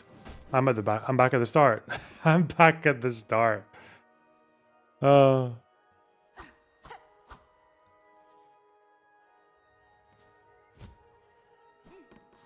did I get back here? What the fuck?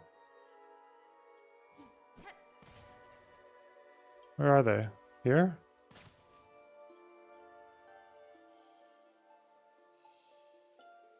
Why are they going up there? What the fuck?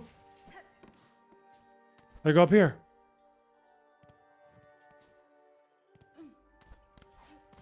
Where are you taking me? Oh!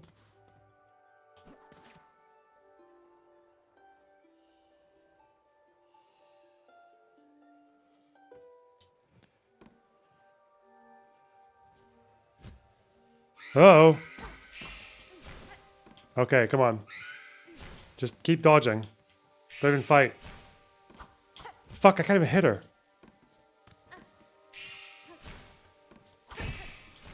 Jesus! Why do I have no fucking... How do I not have enough silk, man? Look at me.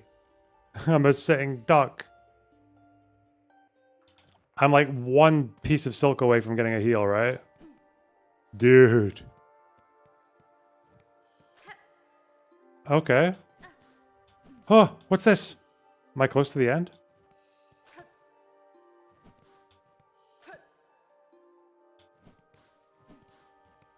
No ghost. No ghost. Fucking ghost.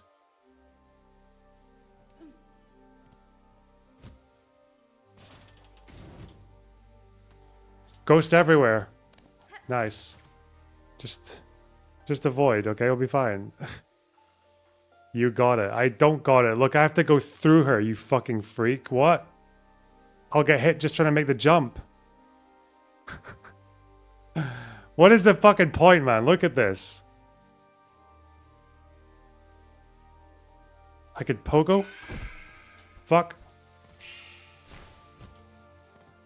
Still no heal. Bah! The fuck! Fuck! The fucking spike, man! There was a silk thread there. Oh my god. What is the fuck? Man. Didn't see the spike. There was a thread there. Kill me, man. It's actually not a great way to look at it, or an even better way to use it. It's like a metric. You were halfway of how an insurgency goes up and down, so that ISIS may be on the cusp of going into stage 3. I don't know that they're really, well, possibly with all the equipment they got initially, or whether then they get knocked back to stage 1 where you wonder whether they still exist anymore and come back and forth. Anyway, that was that person's take. I thought I'd pass it along to you. All right, I have one last thing to talk about. Mao, is it when you read these 7,000 pages, and I don't recommend it, one is struck by all these dualities.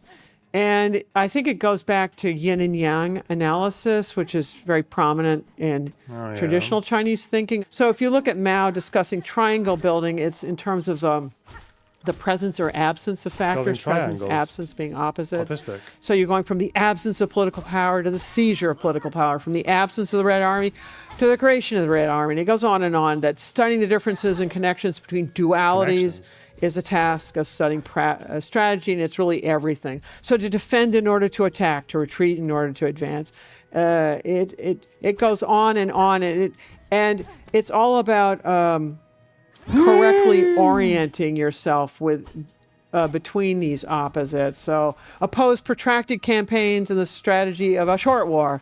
Uphold the strategy of a protracted war in a short campaign. And I'm starting to lose it. And you've got to put everything in the context of each other: losses, replacements, fighting, resting, concentration, and dispersion. And I'm thinking, I don't get this. Mao's bipolar disorder. So I went to this gentleman, Brigadier General Samuel B. Griffith. He is the only translator into English of Sun Tzu, who has a distinguished military career, and also he went on to get a DPhil, it's like a PhD, from Oxford in military history. And if you look at his career, he's in China during the Japanese escalation of the Sino-Japanese War. He's back in China, does another tour at the end of the Chinese Civil War. He gets top marks in the military's Chinese language exam, and oh, look at these details. Navy Cross, Purple Heart, Distinguished Service Cross. He's a distinguished man, and for retirement he decides he's going to go get the Oxford degree, and he writes the translation of Sun Tzu. He is the only translator of Sun Tzu who translates 此地 as death ground. Other people, it's like, oh, I don't know, I can't remember the words, like, I don't know, contested ground, something else. But I'm guessing that when he chose those words, death ground, it's because when he was thinking about it, it might well have conjured up his memories of what exactly it was like to be on Guadalcanal or New Georgia. So he has provided insights. Oh, also the other thing to mention about him is he's really modest. I had to dig around to find these biographical details. They're not on the cover of his book, which is where they should be. And his service to his country continues to this day because it's his translation that continues to educate officers now, what is it, over 40 years after his death. But here's his take. Okay, so I'll follow these In ones, every right? apparent disadvantage, some advantage is to be found. The yin is not wholly yin, and the yang is not wholly yang. It is only the wise general, said the Sun Tzu, who is able to recognize this fact and turn it to good account. And of course, Mao could, and he did. But in peacetime, choices are not binary, they're graduated. And evolution is much more conducive to economic development than revolution. Before we move on to the interview, a quick word from our sponsors, Scale AI. The AI race is the Manhattan Project for the modern age. Whoever wins reshapes the balance of global power. How do I get there? That's why Scale partners with the US government to fuel America's AI advantage through their data foundry. The Air Force, Army, Defense Innovation Unit, and Chief Digital and Artificial Intelligence Office all trust Scale to equip their teams with AI-ready data and the technology to build powerful applications. Scale recently introduced Defense Llama, Scale's latest solution available for military personnel. With Defense Llama, military personnel can harness the power of AI to plan military or intelligence operations and understand adversary vulnerabilities. Whether through its work with the government or businesses like OpenAI, Google DeepMind, or Meta, Scale is at the forefront of US AI innovation. If you're interested in learning more about how Scale powers frontier AI capabilities, go to scale.com/Dwarkesh. All right, back to Sarah. So here's something I'm confused by. You were talking about Mao as a shrewd commander, somebody who had studied not only the military, but had also compiled these rigorous records of farm life and agriculture and everything. And then you fast forward to when he's in power and you go to the Great Leap Forward. And some of the things that he was doing, you can't imagine that somebody thought this was a good idea, that peasants would take off the harvest, wouldn't attend to the crops, that they're going to make iron in their backyards, they're going to shoot the sparrows and they'll have a locust infestation. How do we square this shrewdness in the beginning and this idiocracy level ideas in the Great Leap Forward? Well, first of all, you need to think about what his objective is, which number one is stay in power, right? And number two is probably Communist Party in power and his visions of revolution. So that's one thing. So then you're worried about welfare of people as if that's the primary objective. It most certainly is not. And then he may have assumed that it came along with these things. And that's a whole problem with communist ideology is people don't believe it because they know it's wrong. They believe it because it's right. And there's a whole problem with that about labor theories of value and things. It turns out there are things called services that are also valuable. And so the basic theory that he's implementing is incorrect. And it takes the communists a little while. Some of them haven't figured it out, but it takes them a little while to figure out their parts that don't work. But there's a whole other piece to him is, think about our own world. How much expertise does any individual have? It's amazing. The man reunited a continent, and he did all of those things. Nice. And then to expect him to then run a peacetime economy is crazy. But of course, he wants to do it, so he stays there. Or if you think about, like in Britain, Winston Churchill, great wartime leader, but he's booted out of office right after that war. Yeah, dumb if you think about different capabilities of people. So it's such a good example of how like negative campaigning is so fucking bad compared to positive. Because Churchill basically just tried to smear the Labour Party as communist or whatever the fuck. There's one funny thing of him trying to do a speech at I think it's like a sports game or something. And people are like, it's all these like Labour supporters are just booing him. And chanting, we want Labour, we want Labour. And he's like, the booing party. Yeah, not his best moment, Mr. Churchill.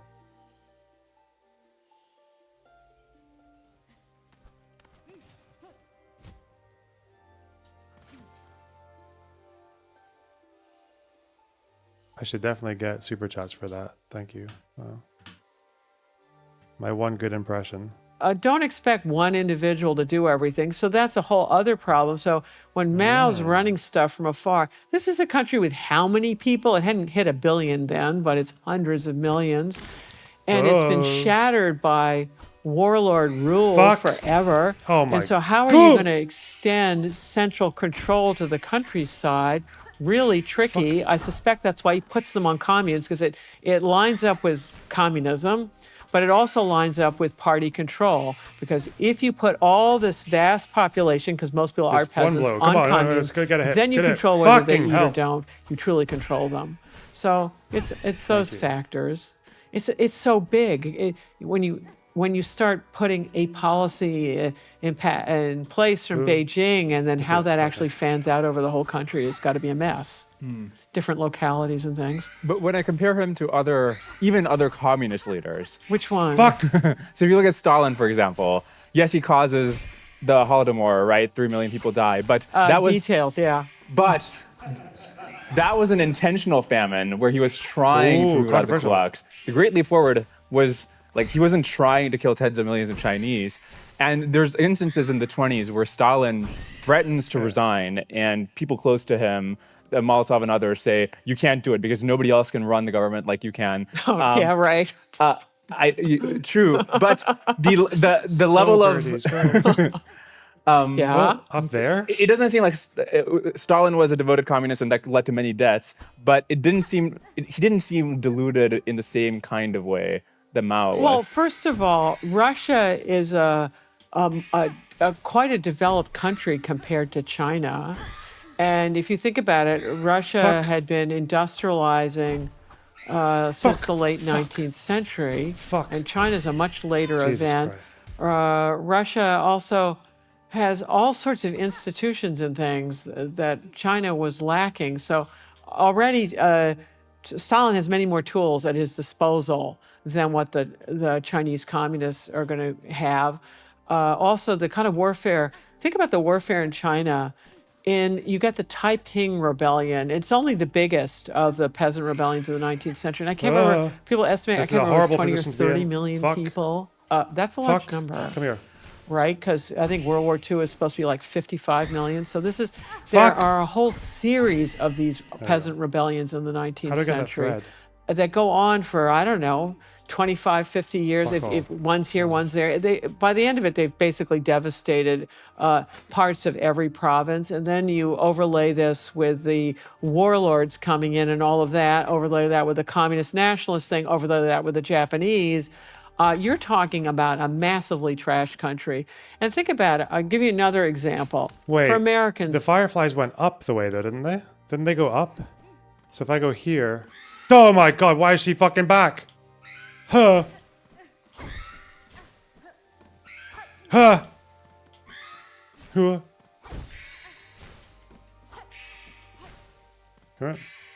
Huh. Huh. Jesus. They go up or like upright? Oh my God, that's a fucking. Huh. Wait, I shouldn't have come this way, should I?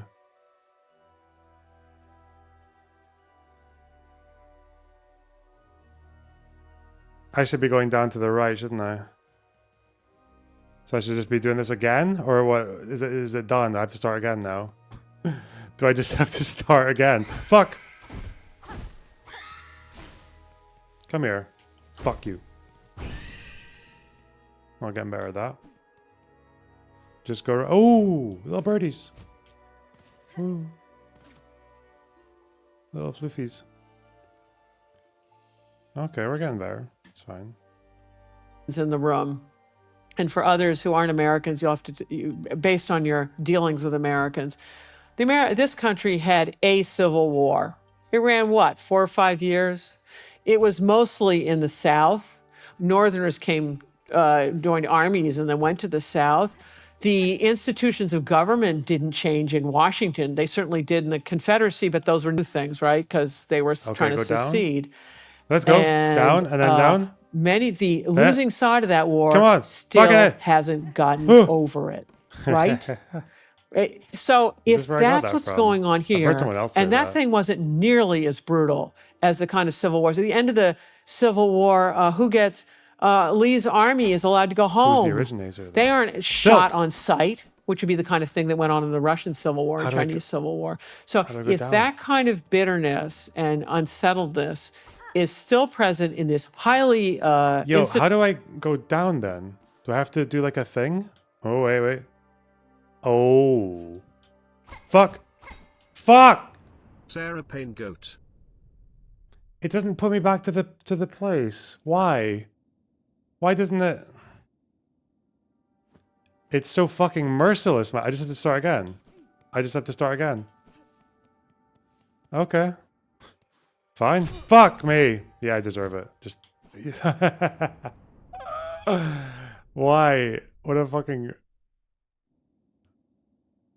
You don't have to do the mist right now. Shut up. Don't say that. Don't be so fucking negative. Oh my god. Look. Ah.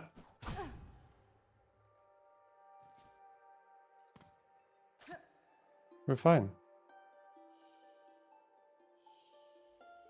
Just do some healing. Okay, go up. Be more methodical. Alright, we're only back here. That's fine. Now, how do I get back up? That way. Before the ghosts come. Fucking ghosts! Ghosts!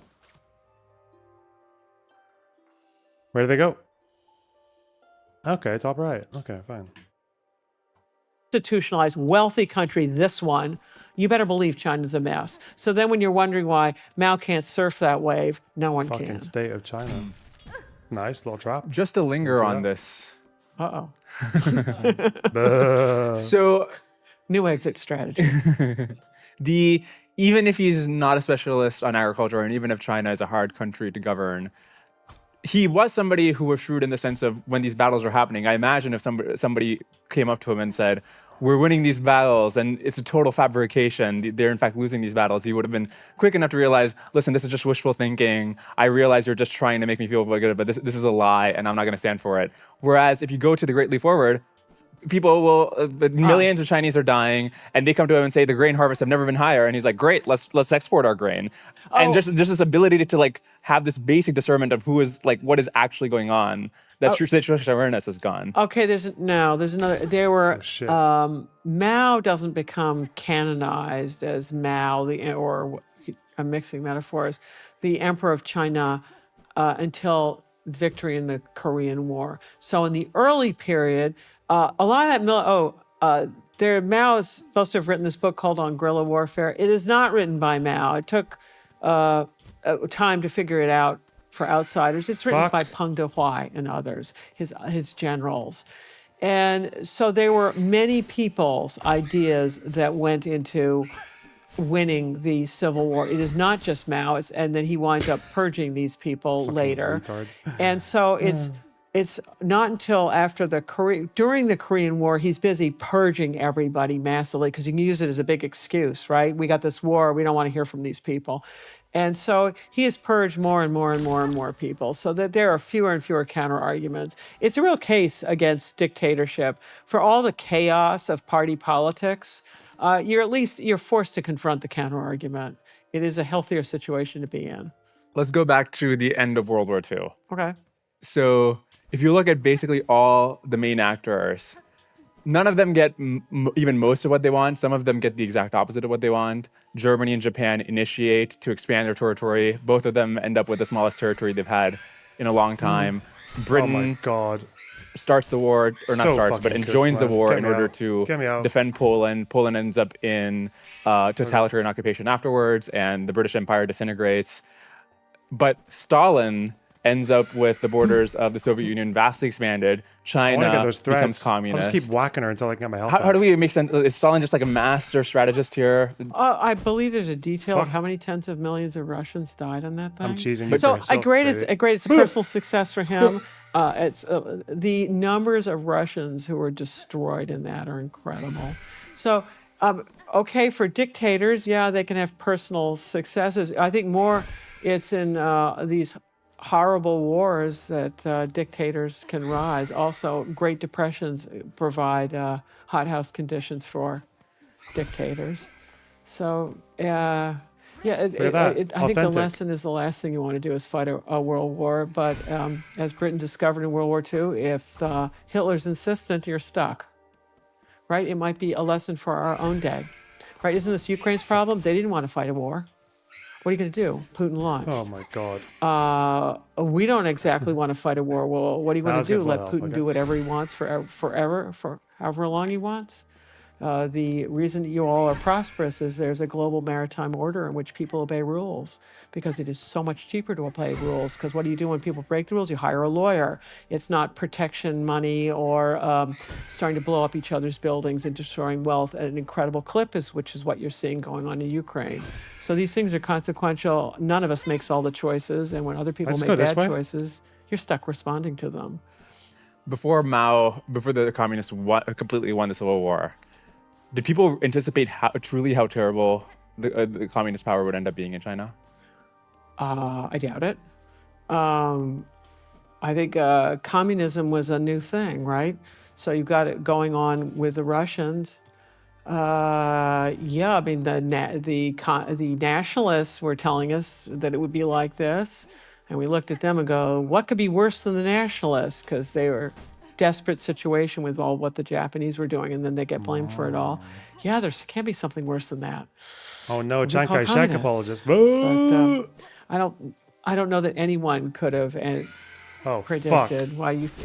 Can anyone do a crystal ball? What the world's gonna be like in 10 years? I don't know where to go, man. Just fall. Why not? It seems, and when you read the history books, that it had to be that way, and yet in our own lives, we know that it's contingency of why things turn out as the aggregate of all of our choices. How would you ever calculate that? I wonder if there's a lesson in there that America should be more open about supporting corrupt, somewhat autocratic regimes, because especially when they're facing fanatical ideologues, because things really can get much, much, much worse. I think Americans need to worry about overextension. Any country has to worry about overextension. We have finite resources.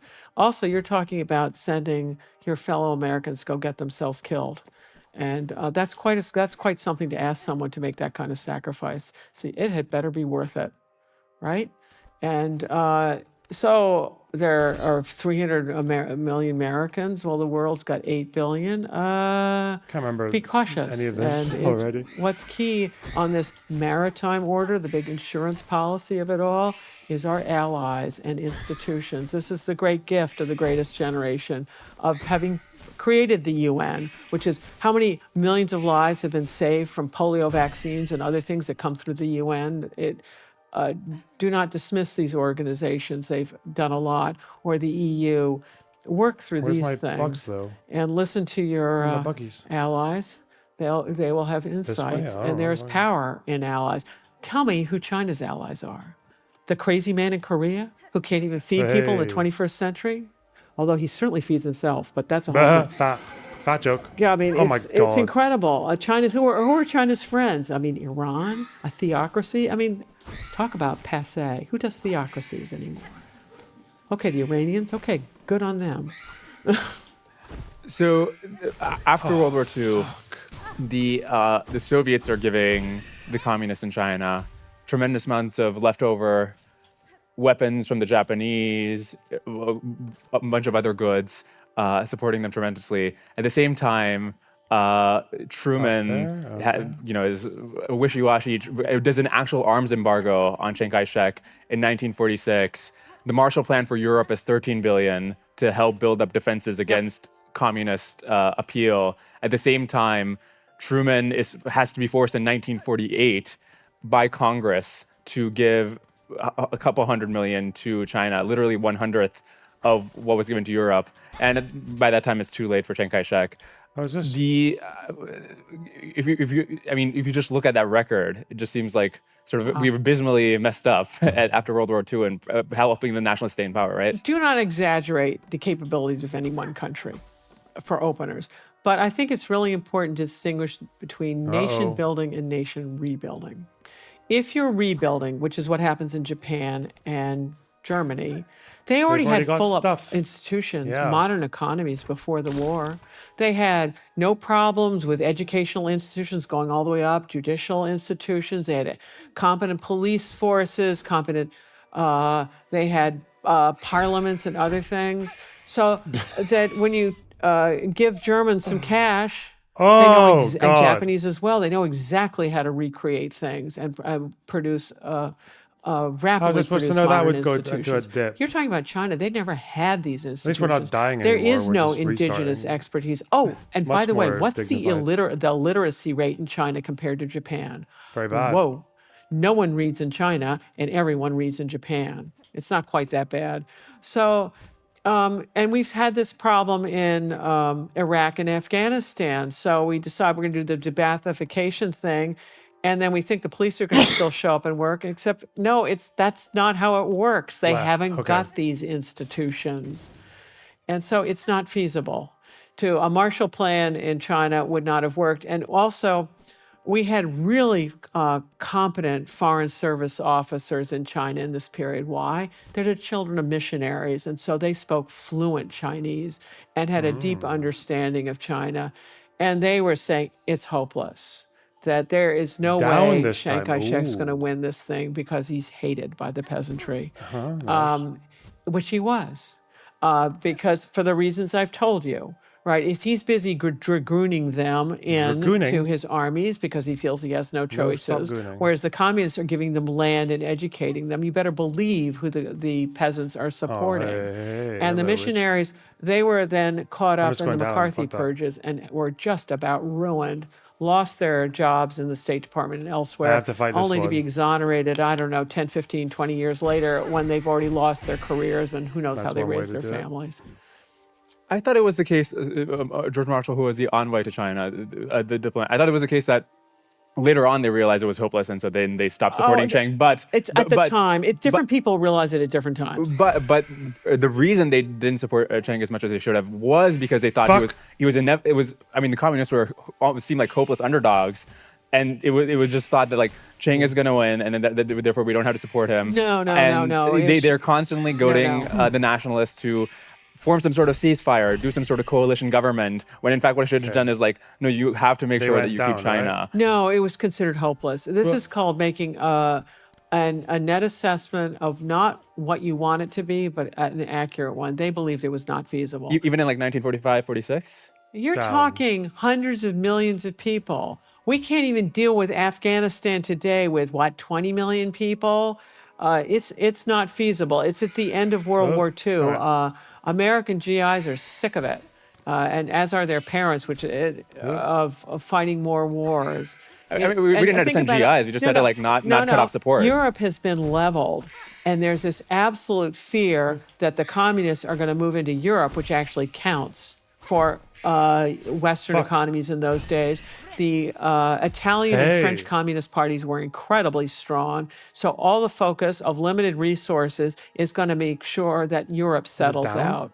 And we don't have infinite resources. I feel like you'd do better than 1/100th of the Marshall Plan to keep China from turning communist. And look what the consequences was. Vietnam, we had to fight. Korea, we had to fight. Cambodia, the genocide there. This is a new part of the map, isn't it? To go down here. I haven't done this before, have I? Unless I've just gone in a weird circle. This seems like new territory. That's not gonna hit you. But now there's two of these fucking crazy ladies. Ha! But fuck.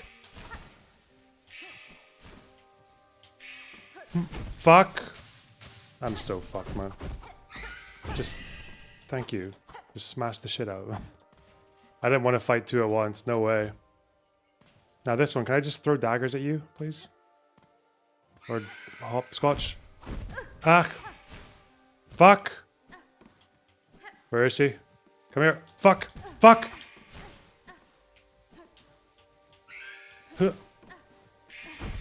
Ah! Ha, ha, ha, ha.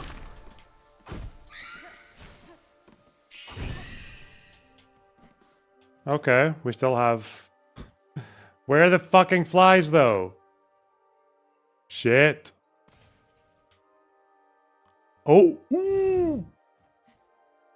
There's going to be a big fucking ghost here, though, isn't there?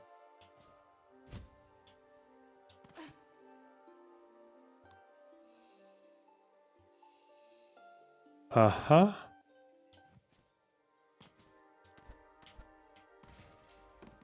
Where'd they go? They went here. Oh, hello.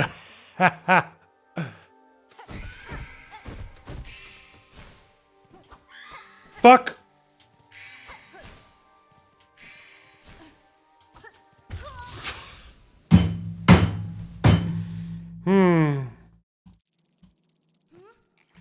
Well, at least we lived for a long time there. But you can't solve all these things. There are things that are not Learning feasible. curve. I'm going to linger on this because you're an optimist. But anyway, maybe you're right. But anyway, you've got my take on it, and you've got I can't prove I'm right. That would be my take. I remember in your book, which is to your right, the word Asia, there's a passage where you say there are so many sort of individual contingent things that led to the communists taking power. If any of these factors was off, the outcome might have been different. Back to the bench now. The fact of all these factors, the fact that American support or lack thereof was not one of them. It just seems like it was a super contingent thing, but also America not being as strong as they should have just didn't matter. It seems odd. I don't know that it's just not politically feasible. I mean, talk about it. You want to go put yourself back in those days. You've already done a 3-year tour in World War II because in those days you started serving whenever it was in the war, and you weren't coming home until the war was over. It was none of this 9-month tours, a year tour here and there. You're there for the duration. So you get home. And then you're told, go make nice to the Chinese and go get yourself killed there. How is that going to fly in your family? Probably poorly. I mean, again, you don't have to send the GIs there. You can just give them. You can just not do an arms embargo on them. This guy really wanted to. I think it was so minor. By then, it's too late. The great question is: some people would argue that in 1946, when Marshall tells Chiang Kai-shek to halt his advance. This is when he's doing quite well. And when I mentioned that the terminal point of retreat for the communists was up in Siping, Manchuria, some would argue that Marshall should never have done that. He should have let the nationalists go all the way up, and that would have changed the outcome of the Chinese Civil War. You could make an argument that might be true. Here's the counter argument. I don't know the answer. If you look at a map of China, or imagine one, Manchuria is way up. It's like a salient into communist territory because it's bordering all the Soviet Union. And then it's got quite a coastline, but the Soviets had blockaded that, so nothing's getting in that way. The only way, given the Chinese railway system, is literally one train line connects Manchuria to South China. So it means Chiang Kai-shek's movements are incredibly predictable.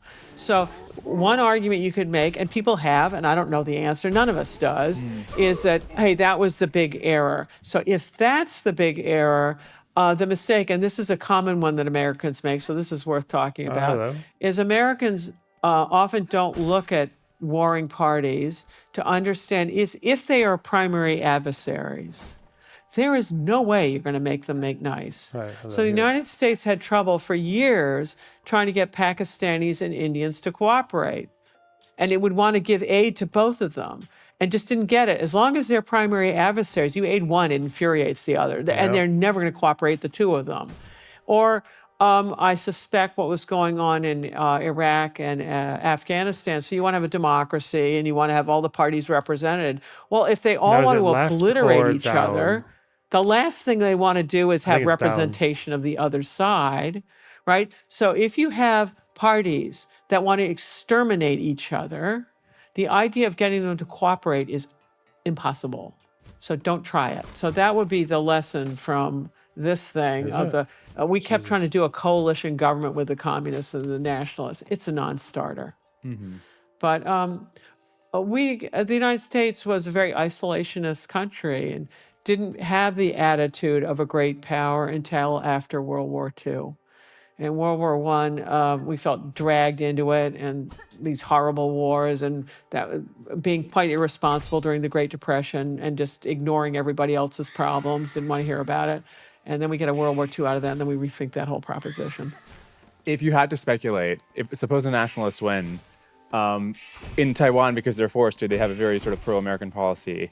But if they had one in the mainland China, would it have been similar, where mainland China just turns into Taiwan, or would it have been different? No, I'm sure it would be different. One of the reasons Taiwan is after they lost the Civil War and they are on the island of Taiwan, they did big after-action report analysis of what went wrong. And they decided it was corruption and that it was land reform, that they needed to fix those things. But they couldn't do land reform on the mainland because that's their officer corps. But when they come to Taiwan, they can more than redistribute Taiwanese land, shit, right? which they do, and it's bloody because the Taiwanese don't want their land redistributed. And the Taiwanese were given bonds, and they thought those bonds would be like the pieces of paper that were issued in the mainland, i.e. worth nothing. But actually, after time, they became quite valuable. But land reform was bloody in Taiwan. And, Fuck me. But it's today that trap. Taiwan has a very equal income distribution. And what is the explanation for when you were just had these tallies of numbers up of how many deaths through different events? And so the famine obviously makes sense. A lot of people would die. But you just go down the list and there's so many things where a couple million people die, and it's like 1 out of 10 items that happen within a span of a couple of decades. It's famine. If you have warfare, you have famine. Yeah, it's not mostly bang, bang, you're dead. It's just, that goes on too. But it's starvation. Fuck. When you disrupt things in this way. Why didn't the communists have the same troubles that the Kuomintang had in terms of not being able to pay its soldiers? I mean, it was the same China, right? It wasn't a developed economy. So why didn't they have trouble paying their soldiers and retaining them? Oh, I think it's because everyone's on board about the peasants have got their land. The only way they're ever going to keep it, they think, is by supporting the communists. And then they're all, Mao isn't living any kind of luxurious life. That was another thing, that you have these rich officer corps and the nationalists flaunting their wealth among absolutely starving people. And that's another reason why they're hated. Whereas the communists never had those people. So no one's flaunting their wealth. You saw the pictures of Mao and his beloved there in these incredibly baggy I didn't think it would come over. No one's got luxury wear or anything. Although after they win, Mao is Just like take two fucking famously ghosts at once, shall we? a fan of luxury and has, right, in a way that I think Stalin would sleep on his couch in his office. Yeah, I don't know the details on Mao. Mao had other things that had to do with little girls, but anyway. What? Okay, so if we go, I've heard that rumor, you were but I just don't know anything mentioning about it. China, this period of turmoil, constantly there's insurgencies and chaos. And then we go to all the turmoil that Mao causes, all the people, when he gets in power, tens of millions of people are dying. And yet, there's never a major insurgency after he takes power. There's never a coup that works. Communists are good at this. When the North Vietnamese win, what do they promptly get? Famine. And in Vietnam, I think you have kind of 3 harvests. Like, how do you ever have famine in that place? But yeah, they did. This is the brilliance of communism, is this commissar system and the party system and how they set up their government. It's incredibly effective about maintaining power. It's very effective about seizing power during warfare, maintaining it thereafter, but it does not deliver prosperity. It delivers compounding poverty. Take a look at North Korea. It's a mess, but the man's in power. Why don't the high-level officials in the CCP, after they see the impact of the Great Leap Forward, the Liu Shaoqus and the Deng Xiaopings, why don't they? They did. Well, he wasn't running day-to-day affairs, but in terms of making sure he's never in a position to, in the future, do the Cultural Revolution. This is when you get Peng Dehuai, who he was the general that was in charge of forces during the Korean War, and also Long March generation. He had lost several of his siblings to starvation over the course of these civil wars. We're healed. And Let's go. he and Liu Shaoqi pulled the plug on Mao, and then Mao is demoted from one of his positions. And that's when you get Nice the little Cultural trap there. Revolution, because Mao is on his way out of power from these guys. So what does Mao do? Is he rallies, he gets out of Beijing and he rallies the youth, the Red Guards. These are the children who've been educated in communist education about how wonderful the communists are, and beloved Chairman Mao. So Chairman Mao tells the teenagers that they should be in charge. Think about teenagers, not much life experience, but telling them they're in charge. And then they start out by killing off their teachers, right? They have teachers they probably don't like. Love it. And it's incredibly empowering. And then they start working their way up the educational system and fan outward.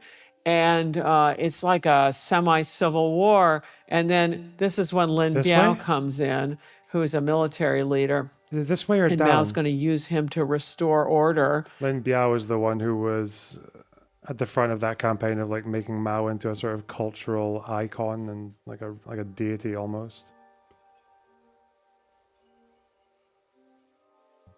And then that's where the red books got printed. But yeah, he was very much it was always weaponizing peasants and the fucking youth. Guys, I need a hand now. Is it fucking left or right? Because these things are back. I think it's left. Left or down, I mean. I'll follow these guys to go left, I guess, but I don't know if they're the same ones. They're different. Like, this is reverse from what I was doing last time. What the fuck? I don't understand the... I don't know the logic. There's a fucking lady.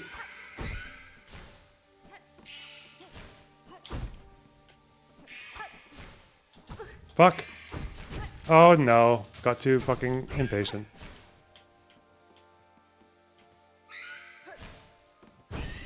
Well, she's dead. But now I have no health. It randomizes. Okay. Well, should I just hit that thing and... Or just go this way?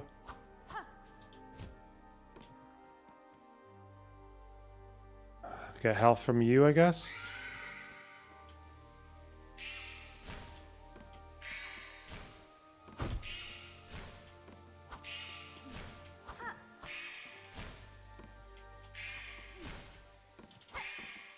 Fuck! I was...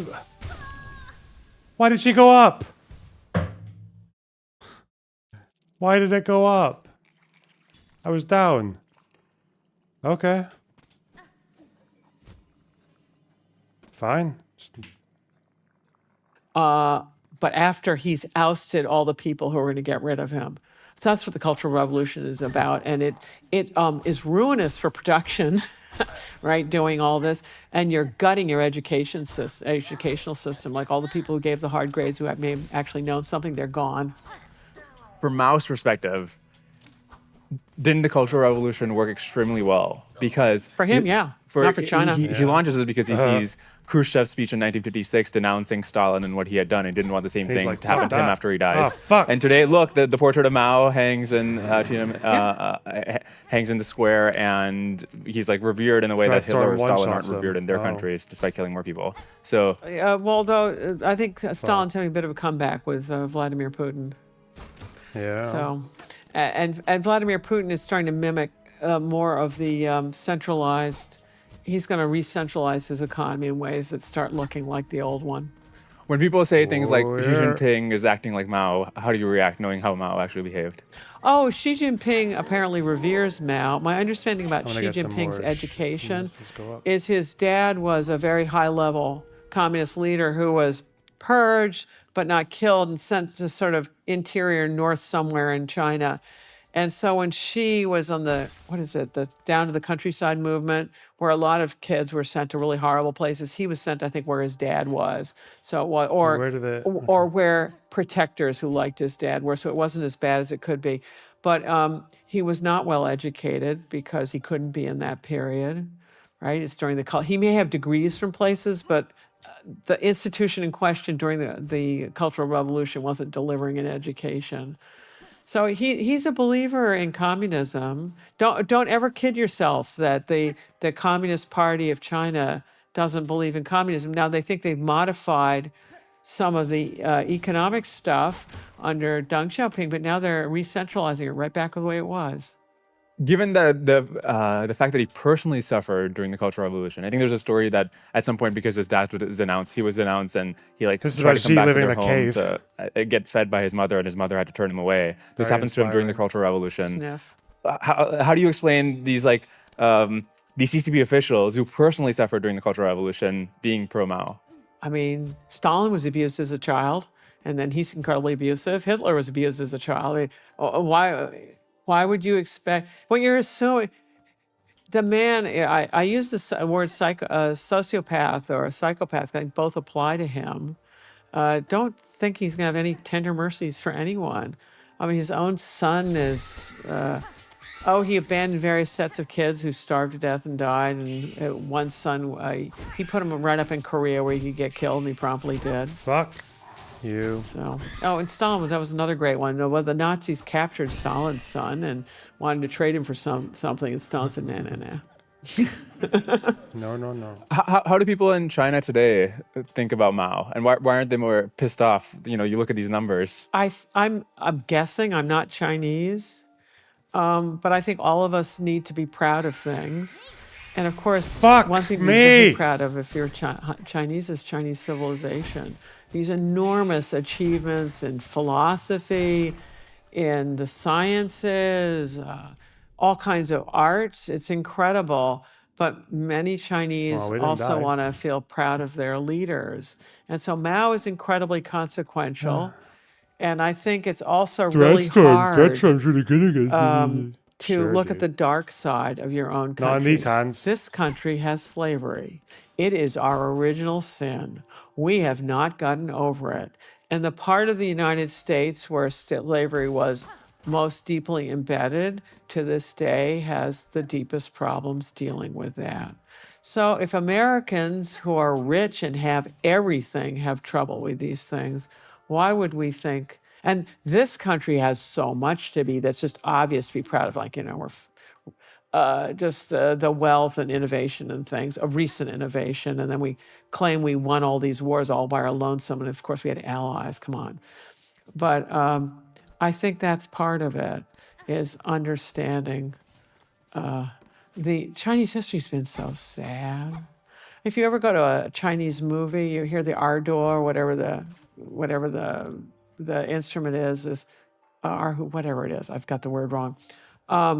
It's just so sad and melancholy. Whereas American movies are all happy. Millions of people die, but the good guys live, right? And, it's always a happy ending. And what is it? What the Arnold Schwarzenegger line in True Lies? Oh, honey, they were all bad. I mean, that's... I want to try an idea on you. We got a banshee to kill here. You've tried many. What's the latest? I don't even know where to fucking run here.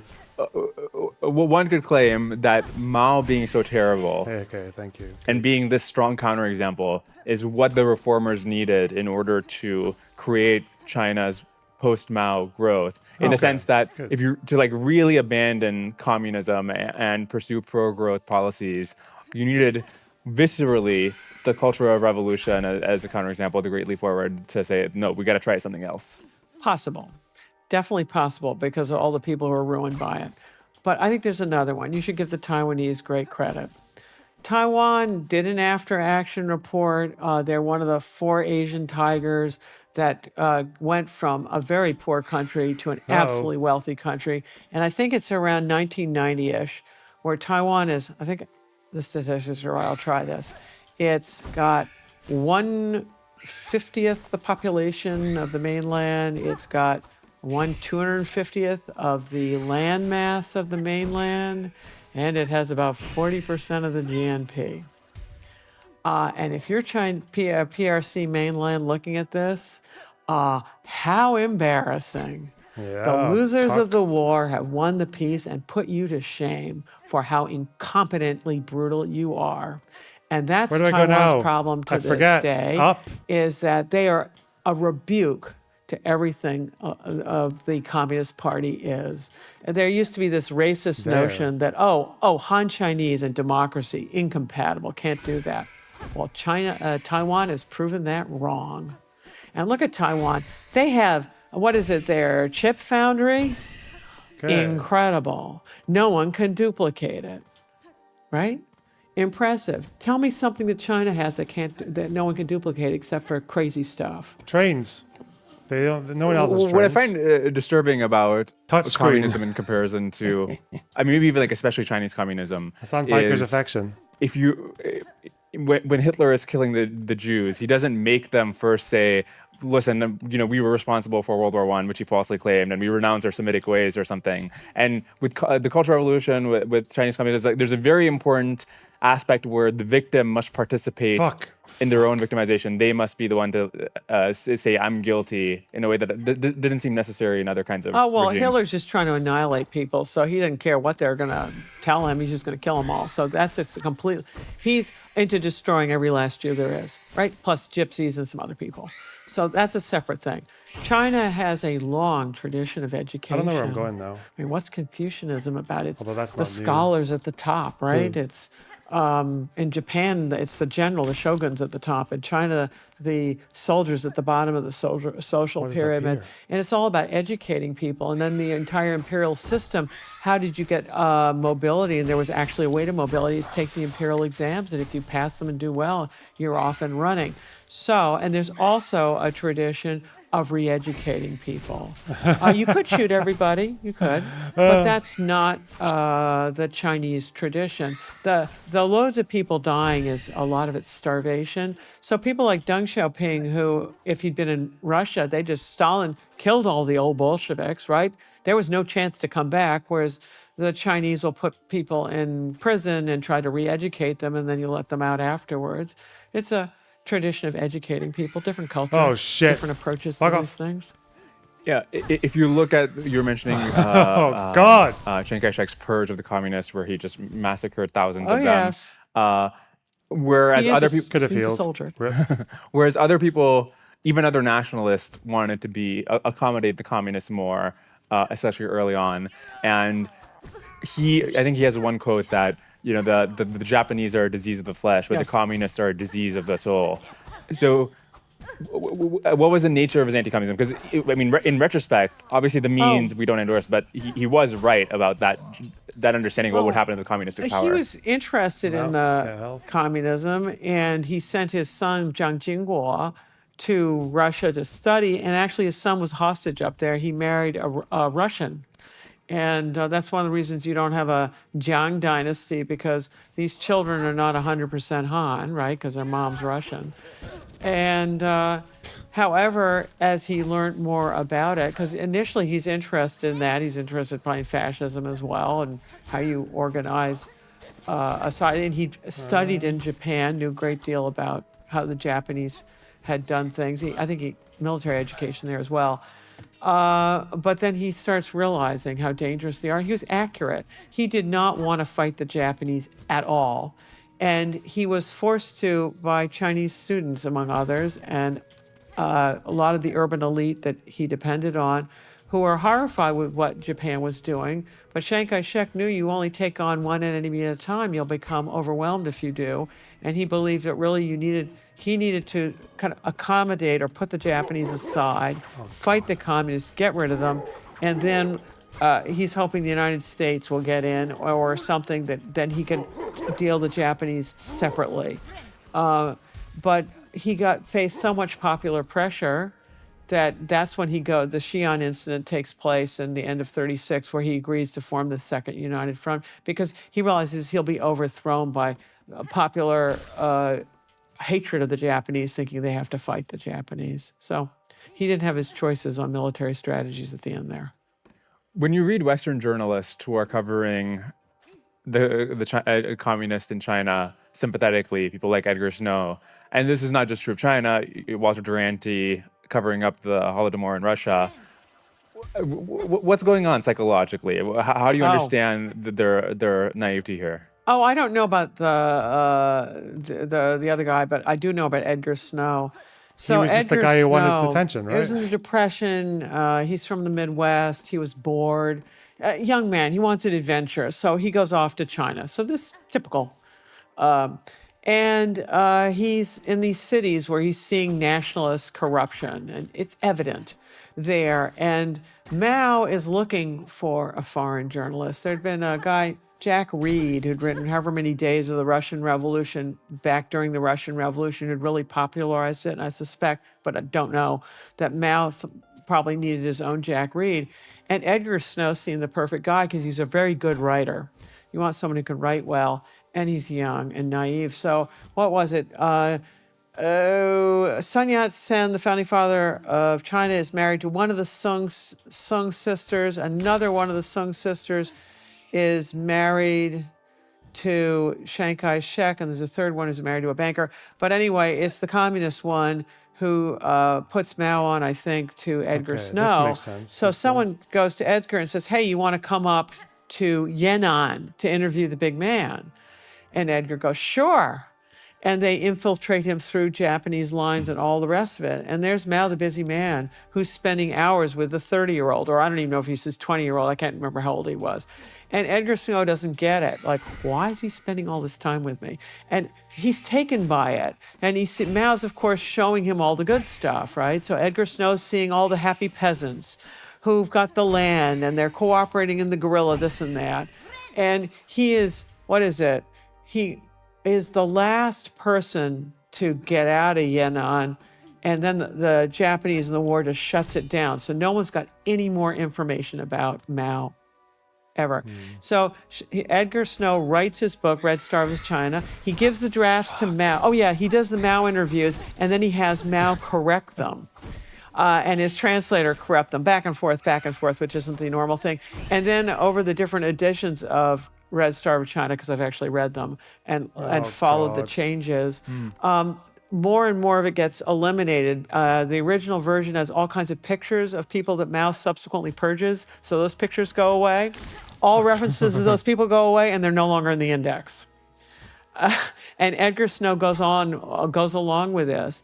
And for the rest of his life, he is publishing books that are variation on a theme on this book, because it's the only thing that makes him important. Before he dies, is he discredited? No. Mao wanted him. It was right when Nixon was reopening China. Mao desperately wanted Edgar Snow to cover that. And Edgar Snow got pancreatic cancer, and he was living in Switzerland. He'd run in trouble with the McCarthy era, as you could well imagine, for good reasons, actually. And so Mao sends his personal physician or something to attend to Edgar Snow, but pancreatic cancer still kills, and it killed him. So no, and this was even though people Edgar Snow knew had been purged during these various campaigns and also the Great Famine, he denied all of it till the very end, because this is what made him important. Yeah, and so it's that's what he was to the end of his life. Me. When you had the slogans up about how Mao was telling the peasants, or the different slogans he would come up with, it's not tremendously sophisticated stuff. It's like one line that's catchy or something. Like a tweet. Yeah. Still works. I mean, why was this enough? You can just write one line and that's... It's not enough. I think if you're talking about someone who has no power, the one thing they've got are words. And so this is how it turns out. Strategic communication, or whatever the jargon is for it, is terribly important. And we're finding it now, right? We're wondering on what is actually fake news, what's disinformation, what's accurate, what's not, what's deliberately inaccurate, who's posting it where. It's powerful. You can see it in the current election of how important information is. And Mao and the communists play it well, and the Russians absolutely understand how to do this. This is they're really good at understanding both sides fighting, and then you feed information both ways so that they're just at each other's throats and being more and more dysfunctional. Oh, yeah. When was the last time you were allowed to go into the archives in China? Oh, it wasn't a question of being allowed. I got a fellowship right, it was supposed to happen right after Tiananmen, and that got closed down. Tiananmen was in June of '89. So the fellowship was delayed for half a year, and then we went for all of 1990. And so I used different archives, but then I did other things, like I had 2 children and I stayed at home with them. And I was the spouse that didn't travel so that there would be stability in little people's lives. And now I would no more visit China. You've got to be kidding. And the archives have shut down now. And then the Russian archives, it was early Gorbachev when the archives were opening. They're slam shut now. It's funny to hear you say I wouldn't visit China now. So in 2 weeks, I'm going to go to China. And my next question, Have fun. my next question was going to be on what is your advice? Keep your mouth shut. Be a good guest. True. And don't bring any computer equipment that you ever tend to use ever again and link with anything. Yeah. When you're in these archives and you're studying all these atrocities that happen, I mean, if you look at the numbers themselves, it might be fair to call it genuinely the worst thing that ever happened in human history in terms of pure number of deaths. And that's a hard record to match if you look at everything else that's happened in human history. Viscerally, what's the reaction just going through record after record of this kind of... Oh, it's just tragic. It's tragedy. It's the human condition. Nice. And don't think that China is unique in this. The West has butchered itself. Westerners have butchered each other. In fact, it's the West that industrializes warfare. So before you had to go at it with spears, and that slowed people down, with industrial equipment. So it's terrible, it's human, terrible. Sadly. Humans have great capacity for creativity and doing wonderful things, and then they have great capacity to do awful things. So let's do one and not the other. That seems like a pretty good place to close. Okay, we're going the other direction Sarah, now. This is. I mean, I don't want to say it. It's me in the video game. It's me and this piece of shit fucking... Why was I told to do this bit, though? God damn it. Not unless you're invited as a propaganda agent. What could you possibly be referring to? Bah! Oh yeah, there's spikes there. I should remember that.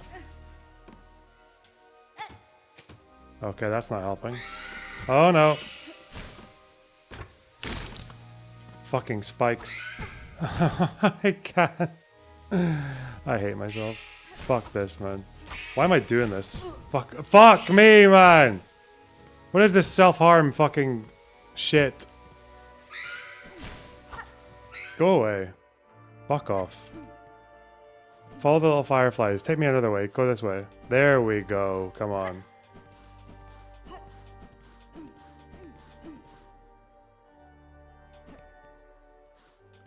Oh no, it's probably harder here though, isn't it? Okay, remember that one. Thread.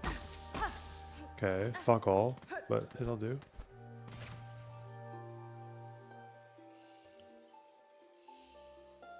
Okay, up. Which means we have to go past a big old death queen. Or two. Hey, hey, come on. I got you. Ah! Just fight like this. I got you. One day I'll strike a blow. Fuck! Okay, here.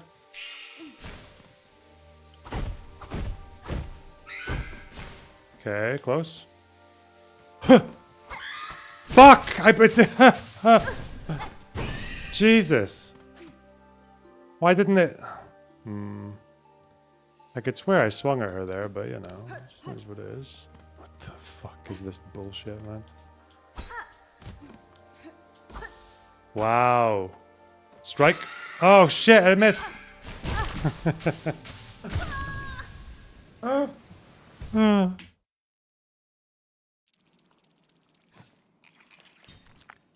Maybe I should have started practicing the D-pad. That might have helped. It just feels too unusual on an Xbox controller though. Is there not like a quicker way to get to this fucking zone? There must be a bench there that I just haven't seen. Fuck off. Okay. Oh yeah, okay, just a couple of... Okay.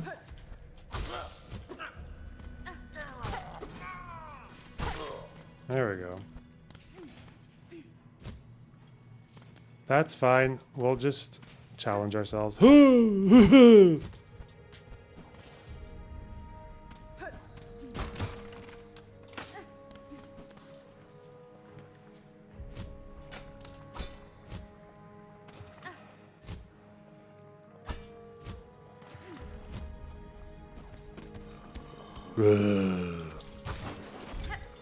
Fuck off.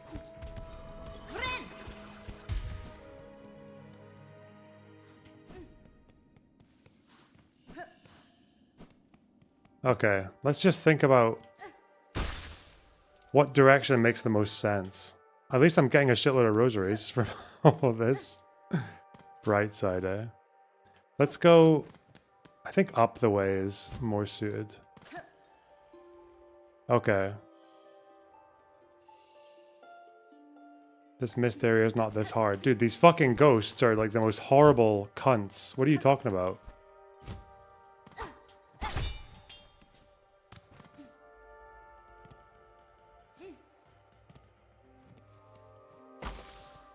Okay.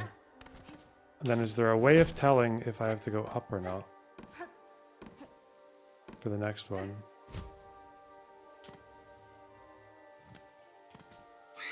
Okay, that's not fun.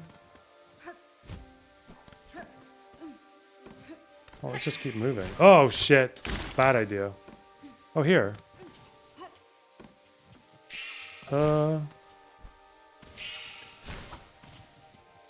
Crazy fuck. That did nothing! What the fuck? Okay, it did plenty, actually. It's always based on the fireflies. Yeah, but the fireflies, there's like lots of them, and I don't always know the logic of like what they're doing. I guess I just pick a group and go with them. Does the 3 or 2 thing matter, or do I just follow like the nearest ones I see? Like, oh, there's a 3. Okay. Someone's in the waiting room. Who?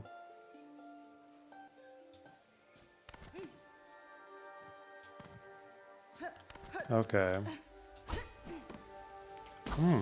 Thread.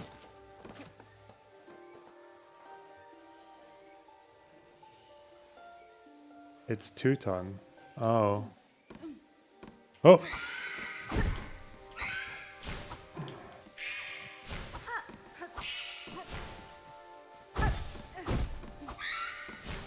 Whoa! Where's my queen? Huh! Okay. Dealt with it. Ghost ladies in the waiting room. No. What do I do with these 3? The fuck?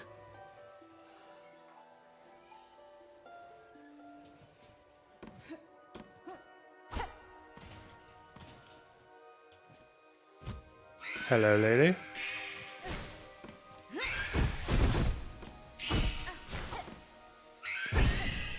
Nice. Oh, I need to think of where they're going then. Alright, that's a good direction. Okay. Just follow the general direction. Okay. Oh! Is it up here? Yeah, fine. Oh yeah, and then we know there's a little bridge. Okay. Well, now we're full health and full other thing. And I think the needle storm can work if I'm just clever about it. And the throwing knives. Okay, hello, you? Like, here is a good place to use all the other shit. So I'm gonna pogo this one. See, that works. Coming on top.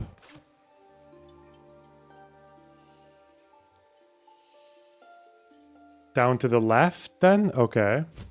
3 more rooms.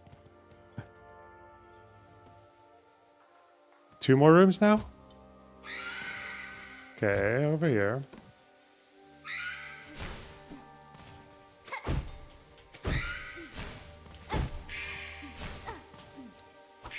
Fuck. Okay. Where are the little thingies? Where are the little bugs? Where are my bugs? Little bugs. Where are they? I don't see my bugs. Oh.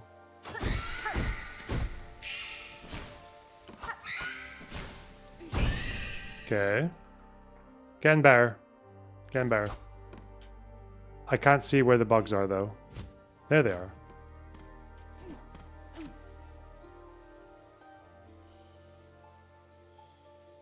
Up. Okay. What's this then? One more room after this? That's what I'm led to believe? Fuck! Oh, fuck. Fucking queen. That did not go as I hoped. Okay. Fine, it'll do.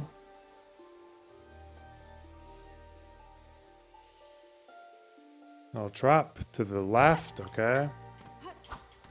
Fuck. Ooh. Fuck! Get away! How many more fucking rooms, cunt? Okay.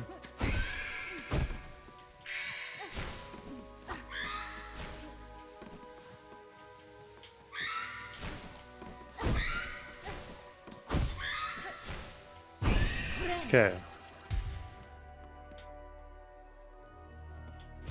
I don't really know. See, I don't know what's going on. There's been more than 3 rooms now, dickheads. What happens now? What was that noise? It's because I'm out of silk. Oh, God. It did say left, didn't it? Fuck! Fucking oh, God. Left there? Okay. Careful. Go here?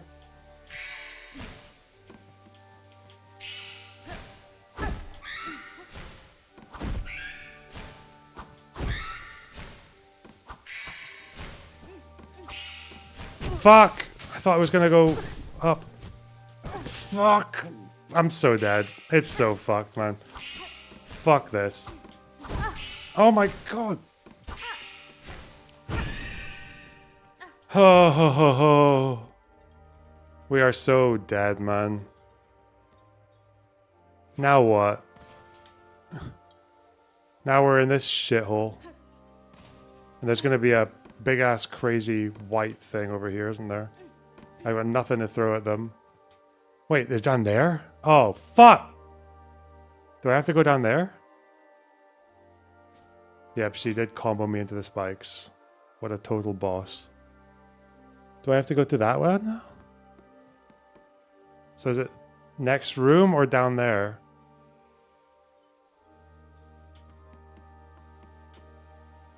If I'm going to fight this one, I just have to pogo.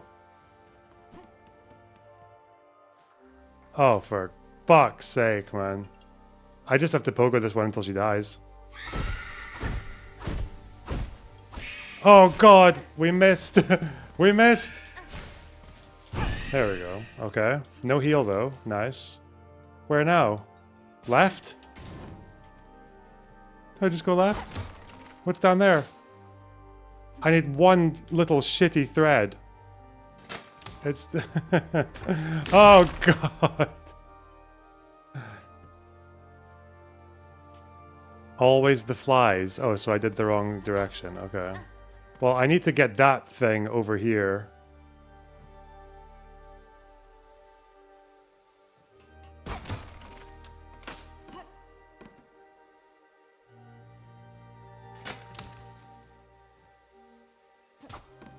I hate those spikes, man. Those spikes are going to be the end of me.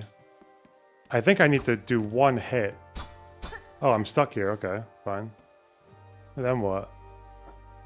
Oh, that's the end then. I have to go to that platform and die. Oh, God. We'll start again. It's okay. It's okay. Don't worry. Don't worry. I'm not mad. I'm not mad. We just do a little restart. Tactical restart. And possibly die.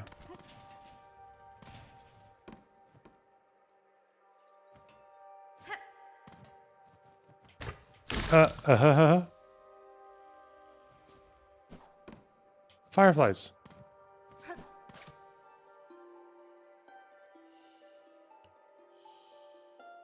Is that a heal? No. Fuck! Up then. Spool! We're good. Nice.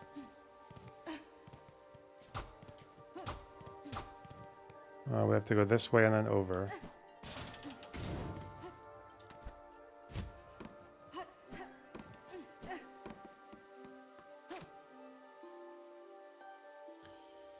Okay.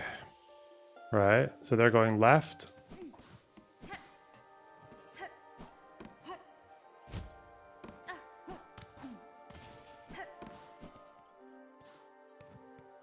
Bench might have helped here because I could have just got my stuff back.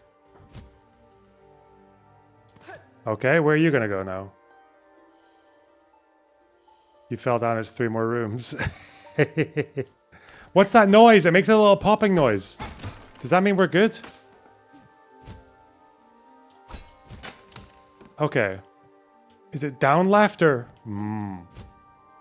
Thread. Where are they? I think they're up here. Yep.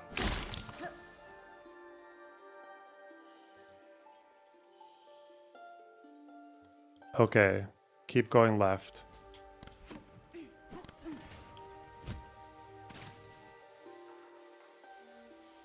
Now it's maybe that I'm following. Do you follow? Does it matter if you follow a group of 3 or 2? Oh no. Fuck you. Go away. Go. Fuck off. Fuck me. I'm trying to get out of there. I was trying to leave. How unbelievably fucking retarded, man.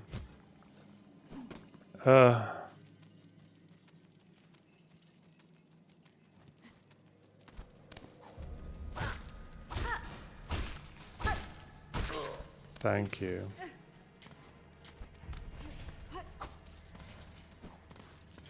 Probably not the best place to fight that big thing.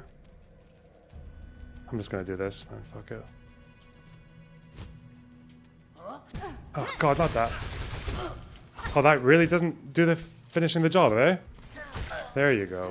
God damn it.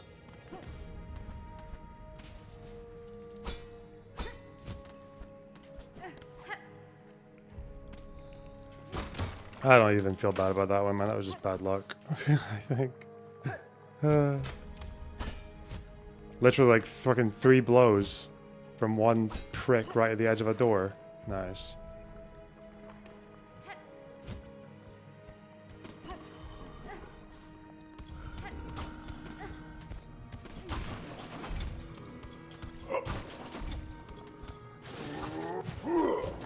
I don't even need to do anything to you. Fuck off. Where's the hole?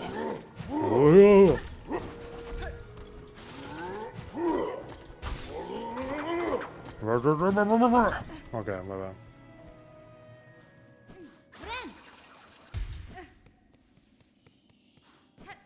Okay, go on. Okay. Methodical. Up there.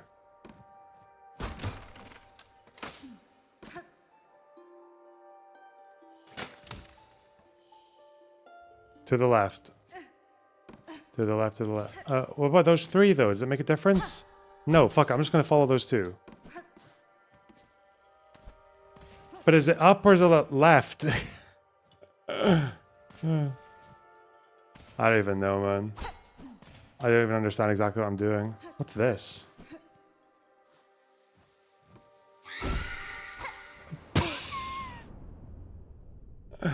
That's just the same mistake again. That's fine. But it's cool because this place brings you to a more direct path. What if there are wrong ones? Whoop. True. This path is fine. I trust it. There they are. Okay. You guys. 3 more rooms.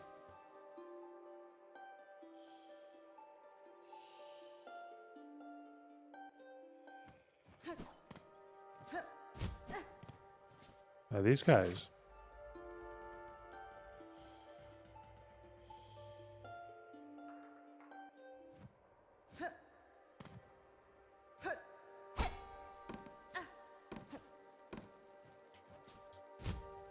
Okay.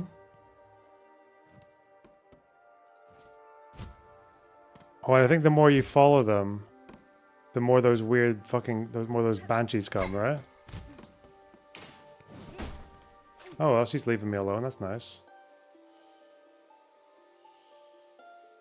Okay, maybe not. Silk. Let's go on top. Fuck! Fuck!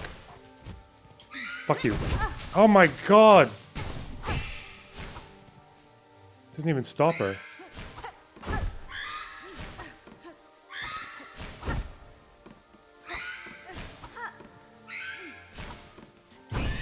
How about? Cool. Right. Easy. Ain't nothing. I did not mean to do that. Okay. Right. To the right. I think I just came from the right. What?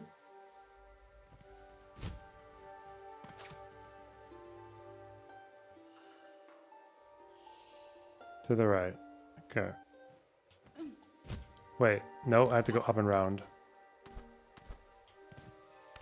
Oh, hello. Okay.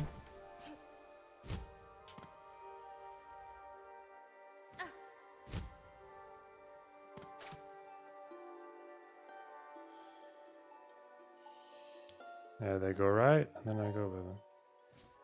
Now what? It did that beeping again. That means we're on track? Maybe? Does it? Uh-oh. There she is.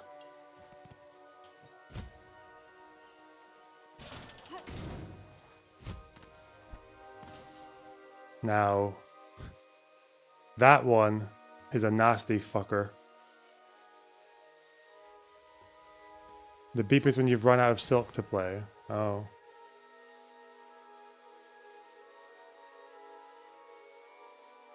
Can I just pogo her? Fuck! Where is she? Come down. Thank you. Okay, so it does cost silk to do that shit. Okay. Not much, though. Oh. I'll get this. Okay, so they went to the right. That's where I should go as well. Oh, more silk.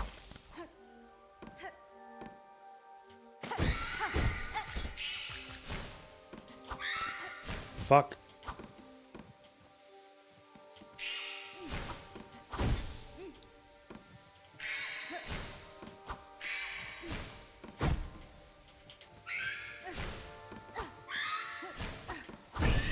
Okay.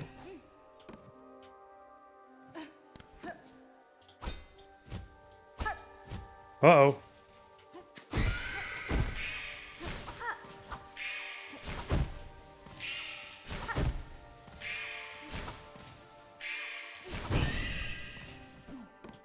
Bugs.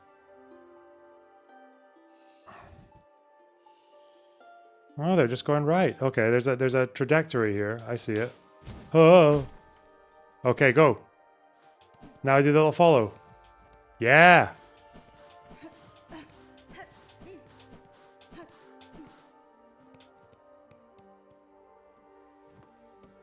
Okay. Now shit gets extra fucking tight. Okay. Where are you going? Up. Okay. Hello. Oh shit. Fuck. Just go up. I was trying to fucking fly up, you fucking prick. Go. Jesus. Supposed to be going up.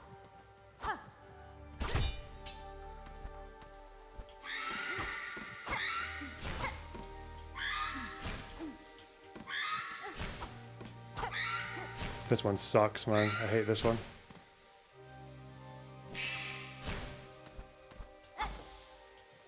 Okay, what? Fuck! Fuck!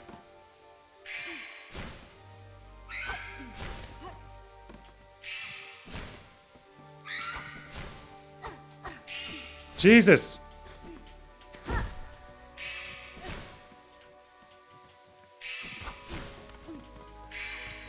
Oh god, I did not. Fuck that. Fuck.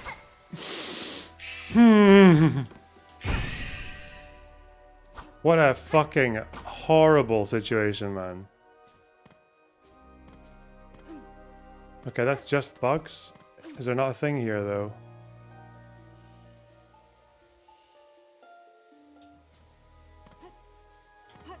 I think there's gonna be a big fucking banshee up here, though. I'm just trying to hit this thing. Okay, quick. Stop whining about every... Shut the fuck up. I'll whine all I want. I can't do it. What's down here? Is she here?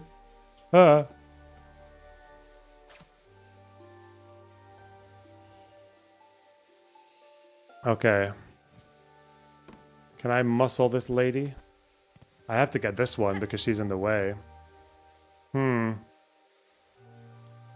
don't know how, though. I think I just need to try and farm Silk back because I'm terrified of this shit. I don't know. I don't know what to do. Like, what the fuck? Now it's gonna probably pull the second one.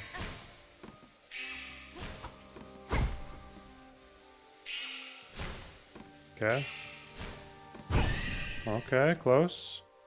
I'm so close to a heal, man. Fuck. Can I get a heal off of this one if I just bounce on her? I think I can. Okay, run. Fleet.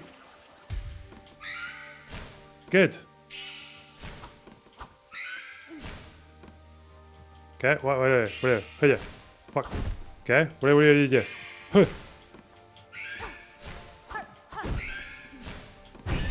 Okay, done. Just don't get hit. I know.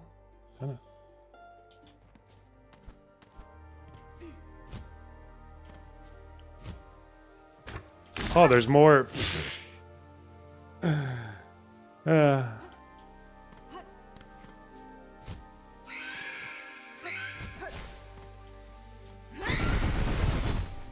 Okay, good start.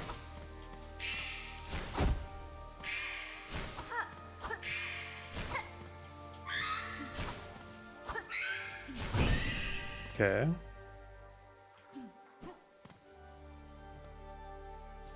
Oh, there's even more. Am I like the last room here? Why are there so many of them? So much to deal with. I can go up. Can I pogo off this one for Silk, maybe? Fuck. Big risk. That was a big risk. Fuck.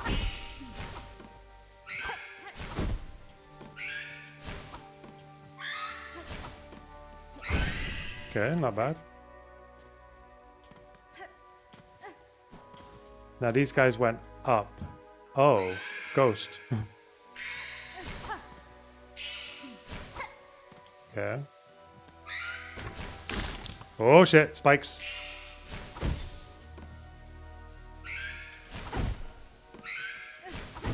Okay.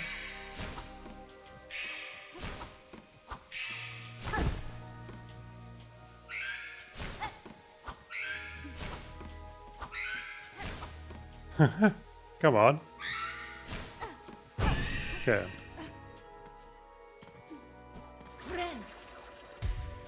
Check the engine, you get a chance. Okay. Oh! No, it was this way, right? They were going up here? Now, where are my fireflies? Come on, come on, come on, come on. Okay, first, get that. Get this.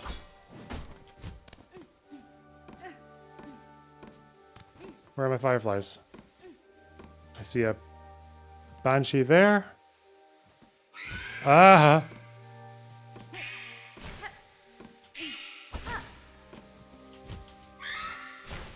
Okay, a bit of trouble here.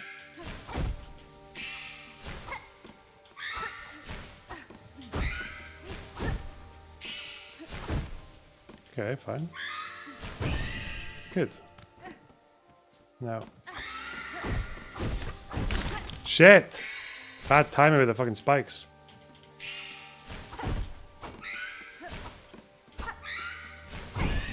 Okay. Where are the... I can't see the fireflies here, though. There we go.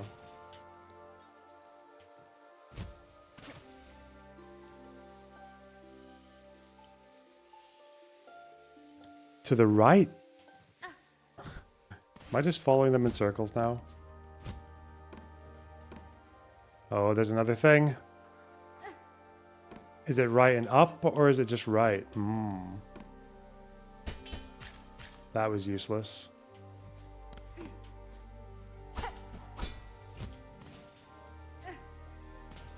Get this one.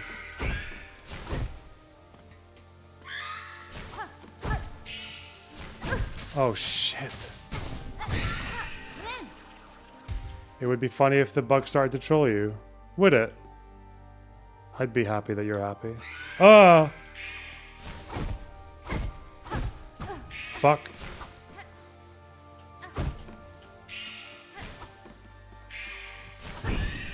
Fine. Oh, there is some silk there. Let's take that. I'm just wondering if there's like a speed factor now. Maybe that's why I'm so fucked.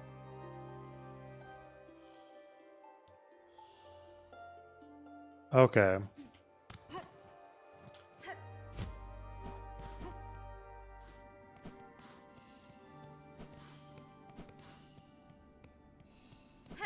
Wait, this is new. Oh, what did we do here? Now it's going to be a really hard boss that needs 85 tries to kill. Right?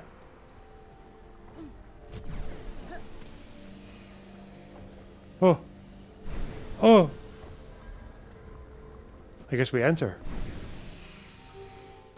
What's this? What you gonna do? Ah!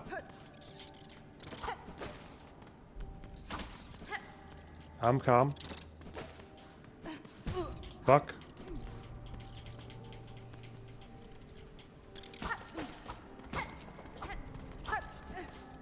Just land a single blow, eh? I can hit him. Yeah, that's 2 hits now. Fuck you, no chance. Jesus. I can hit him. Good. Easy. No problemo.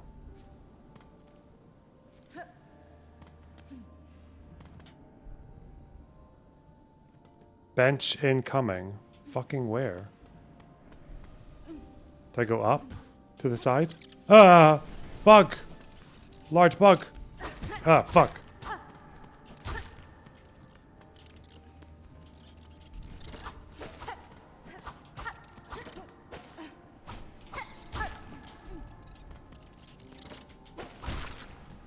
Good. Where's this fucking bench? Spikes? Whoa! I'm not going that way. Fuck that. Okay, that's a ceiling. What's up here? Bench! Oh, dude. We're benched up. There's nothing they can do.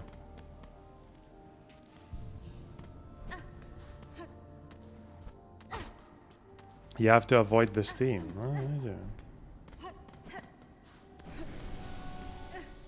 Okay. Okay. Okay, that's fine. Right. Ah, shit. Yeah, platforming. Never hurt anyone. Do I go down or up? I don't think up is promising. Fuck. What's this way? Any steam?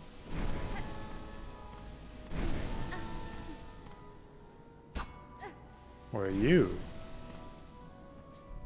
Is there a blockage for the elevator? Shall I go whack the thing?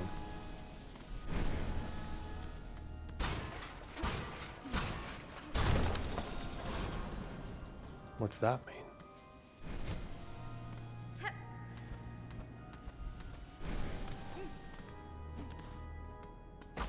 I'll take that. Okay. Well, I think it was just to get the lift, wasn't it? Shortcut to get to the boss quicker. What's this? Nothing important. What if I go down?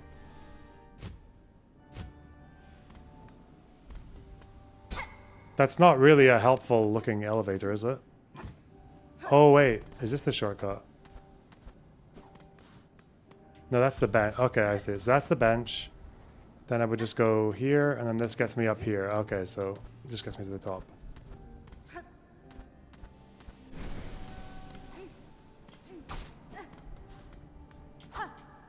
Oh, more of that. But now what? Oh. What happens up here? Nothing. I keep going up here? I have to go across, okay. Then, what's this other way? More shit, okay.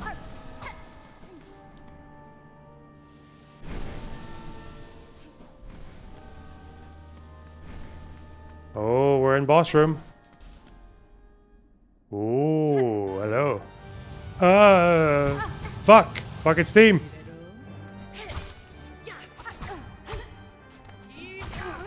Yeah. Wow.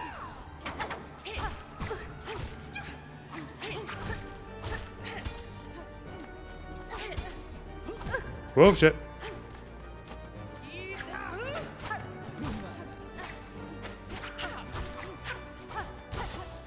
Fuck. Ah. Shit.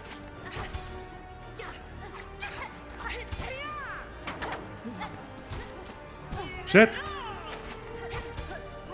Fuck. Damn. Getting wrecked. Getting the shit kicked out of me. Yeah, okay.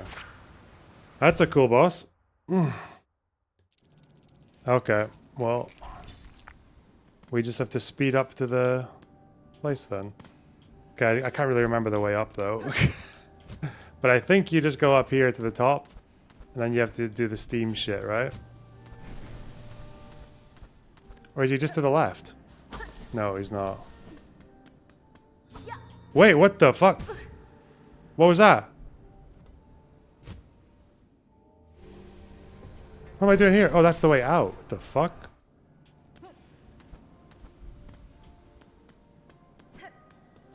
Okay.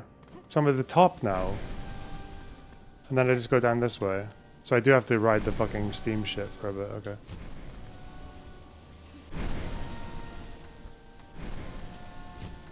Should I be able to open this at some point?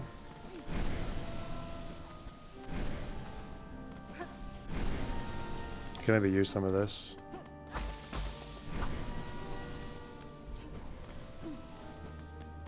Well, we just follow the steam, eh? Now, avoid the steam. Fuck me!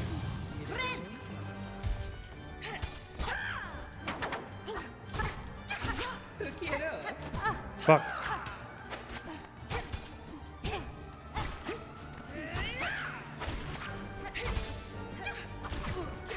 Fuck.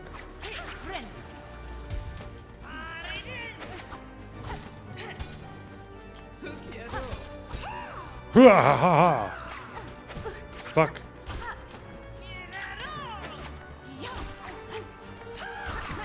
Yeah.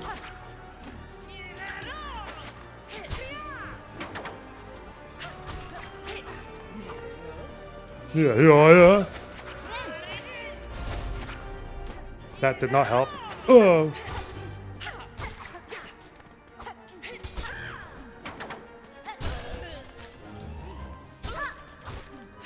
Fuck. Fuck.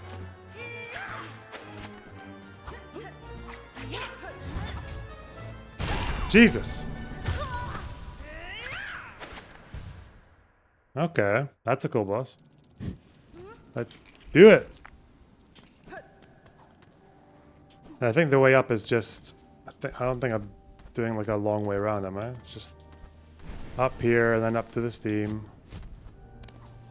Don't get hit by it, preferably. Jesus, stop doing that. You got to phase 2, did I? Okay.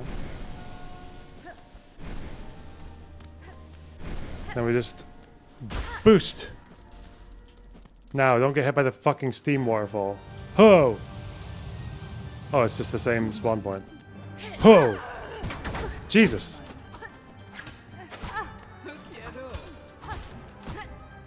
Okay, that was a bit of a struggle. Yeah.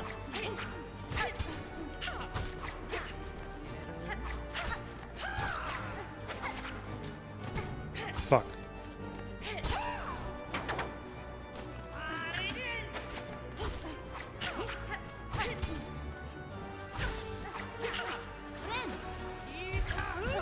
Yahoo!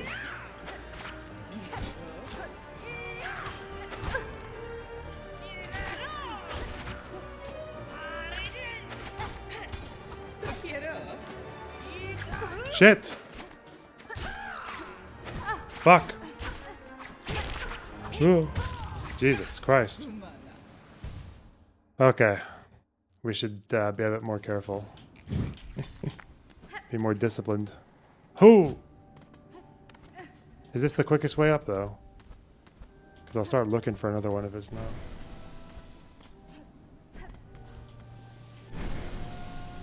Ooh.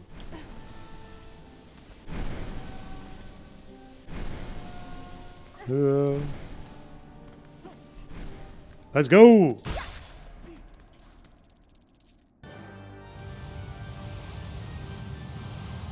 Yahoo!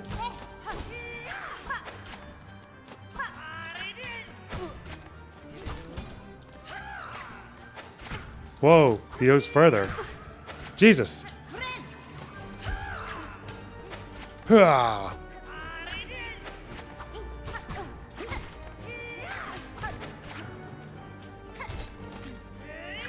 Shit! Fuck me.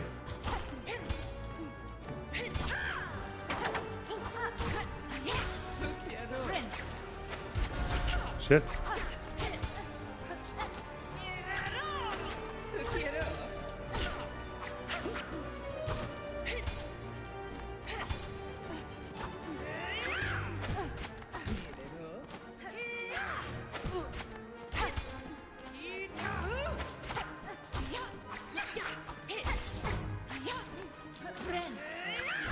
Shit! Unlucky, man. Fuck. Jesus. I thought it was done. Oh! That was phase 2. Jesus Christ. Not my tempo. Yeah. That's a fun fight, though. I feel like I kind of have to just play fast with that one, though.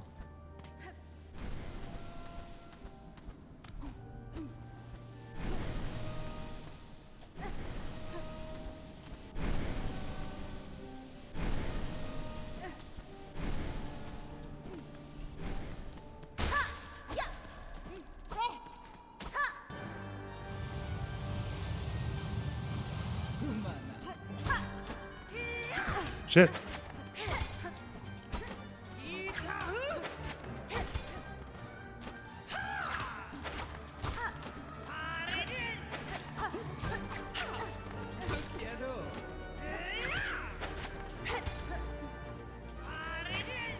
Fuck. Shit. Fuck.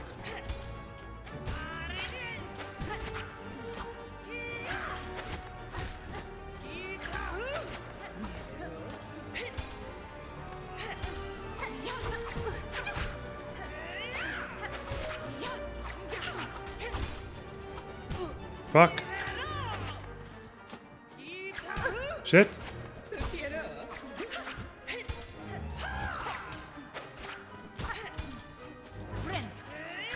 Fuck!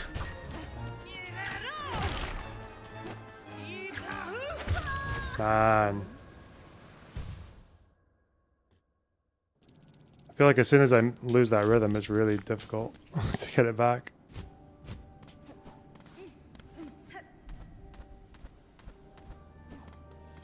No, here.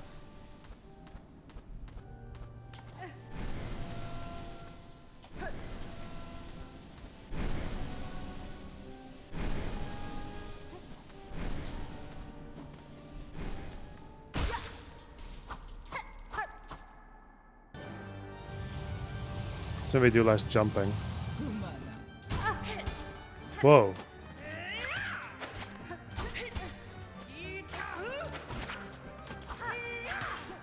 Fuck.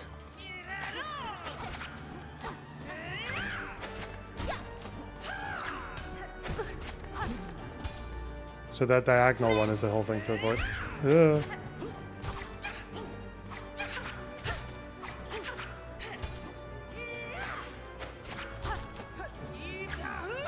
Oh.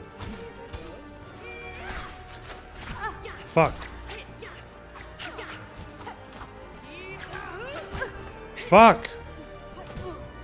Okay, stop the less jumping.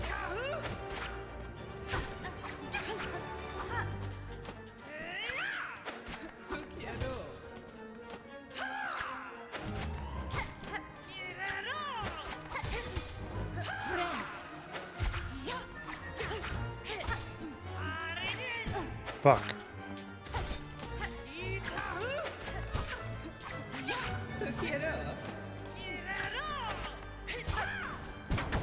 Jesus.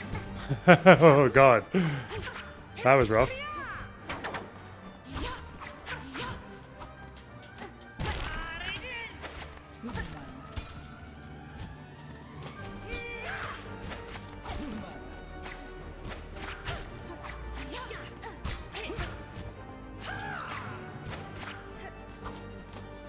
Oh! Okay. That was better. That was better.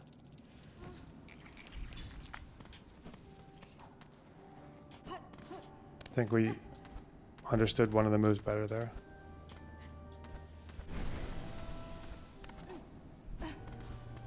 Fuck! Jesus. Not my tempo. Ooh. It's okay, we'll just heal. Ooh. It's fine, we'll start like this from scratch. Go!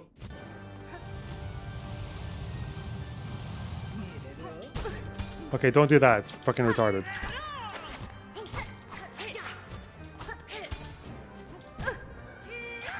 Shit.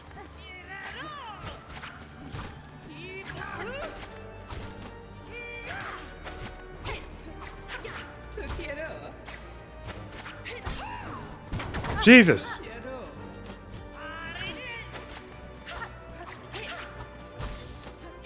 Huh. Shit. Oh. No, no, no, no. Too much jumping. Gratuitous jumping. Oh.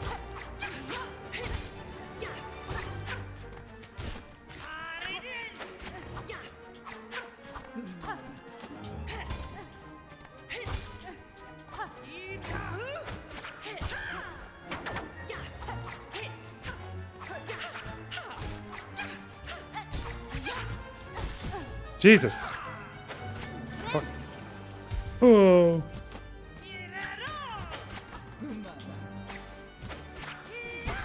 Jesus.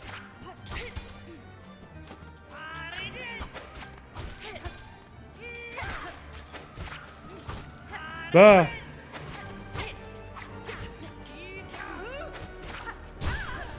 Okay.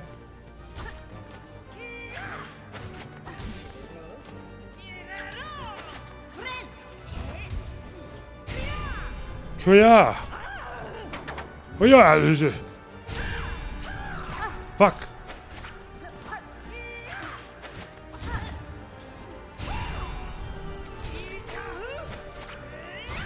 Fuck.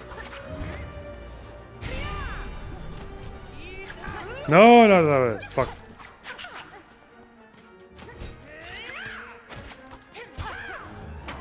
Oh.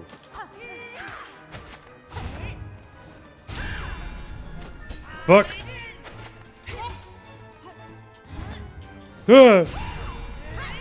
Fuck, wrong fucking button, retard. That's the death of me. Oh, no. Fuck.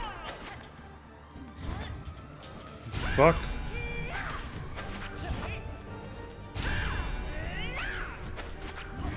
Oh no. Huh. Yeah. No. Shit. That was hard.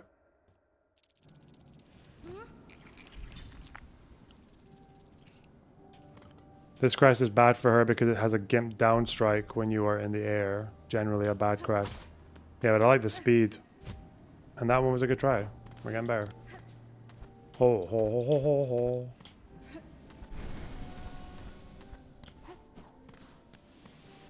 Watch the steam, boy. Hoo!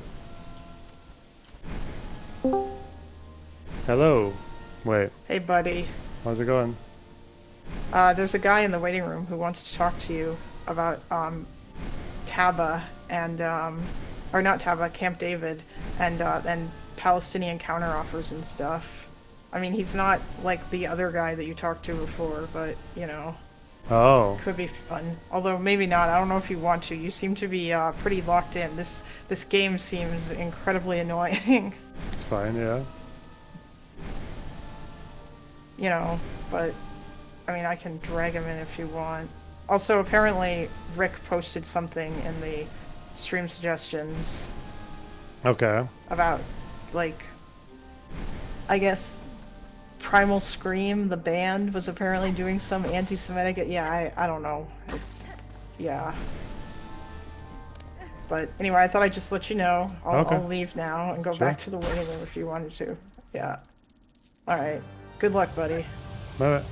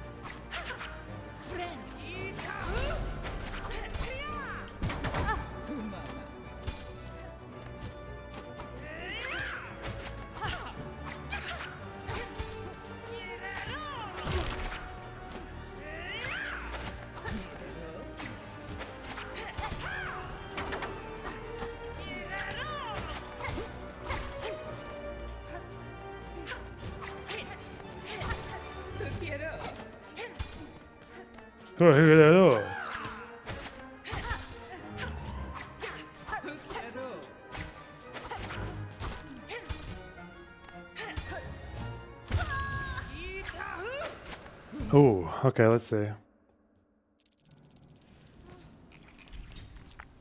Hello. It's good. You in the mood for a Palestine? Maybe. Depends on how patient I'm feeling. What's the story? Okay, so about Camp David, is it positioned that like the Palestinians didn't make a counteroffer? Yep. Regarding territory and security, they did, right? When? Well, Clayton Swisher wrote that.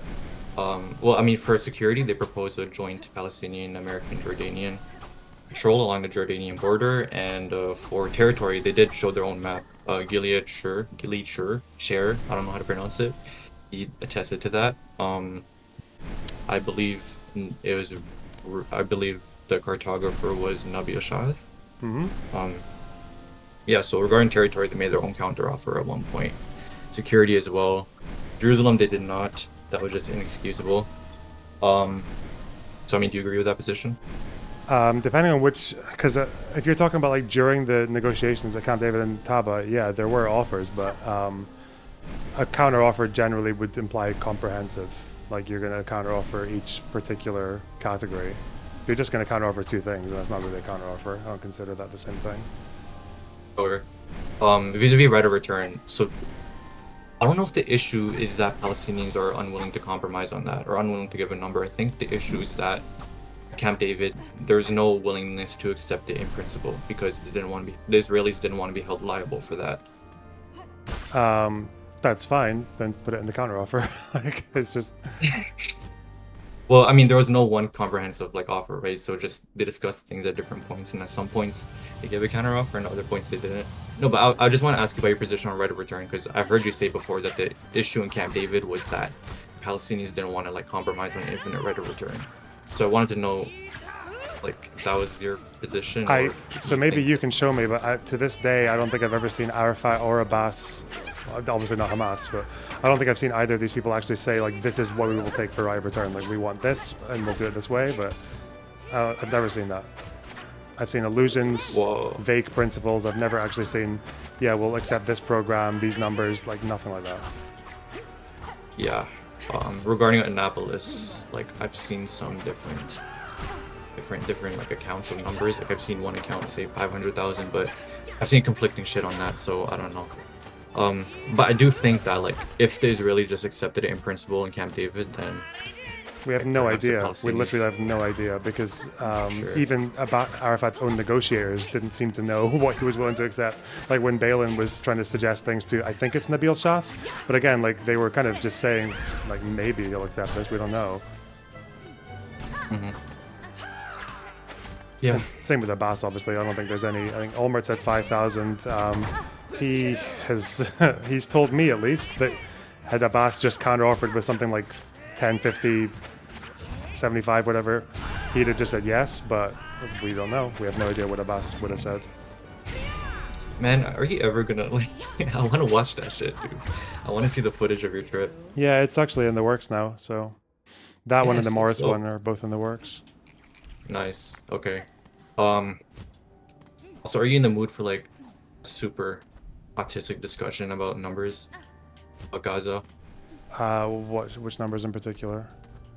Combatant deaths, total deaths, portions. Can, sure. Okay, sure. So your position is that like 8,900 is an undercount, right? The 972 report, that as of May 2025, 8,900 were dead. 8,900 combatants were dead. Oh, you think combatants. That's like an undercount, right? Most likely, yeah. So I think there's reason to believe that it's not a significant undercount. Okay. Because like we know about the we know like the Wars Daddy program and like systematic targeting of militants in our homes, and because of that, like they likely do have intelligence on the vast majority of the militants they kill, and I think there is a reason to believe that the majority of militants were killed through those airstrikes. Number two, regarding ground troops, there was a report in Haaretz which said that IDF procedure was to identify the fighter that they killed and pick up their ID and send it to the IDF so that they can log it in their intelligence. At least that was in Division 252. Yeah, but you also acknowledge that that particular 83% one that was reported in 972 wasn't one that was based on a database that they had just before, as in like it's one data set based on what they had before the war started, like not adding names in the middle. Before the if war? they had them. Yes. Really? That's Okay. my understanding of it, yeah. I need to reread that report then, because I didn't catch that. But like, the name does have 47,000 names, right? And like pretty much every intelligence estimate I've seen said that there are like 30,000 at the start of the war. So they said something like 30,000 Hamas, 15,000 PIJ. I've seen no. I've seen like 25,000 Hamas, 5,000 PIJ. I don't know who said that. Let me find it.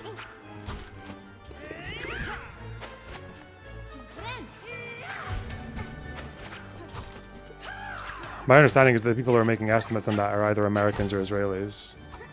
I don't know who else came up with It was the guesses on Foreign Affairs and Security Committee. Okay.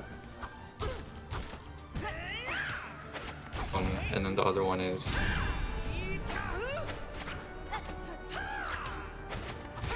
Okay, see, this one says Hamas 30,000. But like...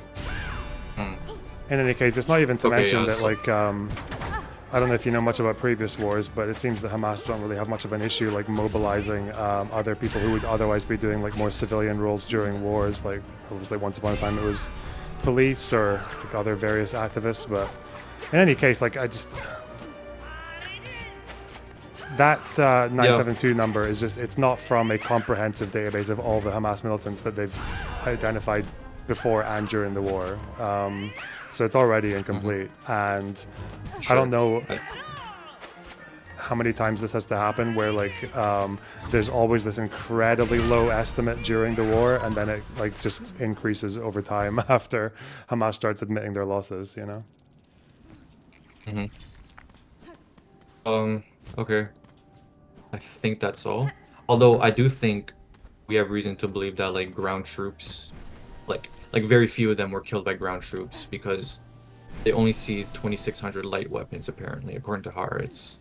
And like, I think this report was in May 2025. Yeah, I think the last I heard was that something like 80 or 90% of injuries treated in the hospitals are from airstrikes. So that would make sense. Oh, really? Yeah. Okay. Gunshots and all that stuff is Yeah. like a much less percentage. Okay. So I need to reread that 972 report, because I don't recall it saying that like this is only from like that they didn't update that database during the war.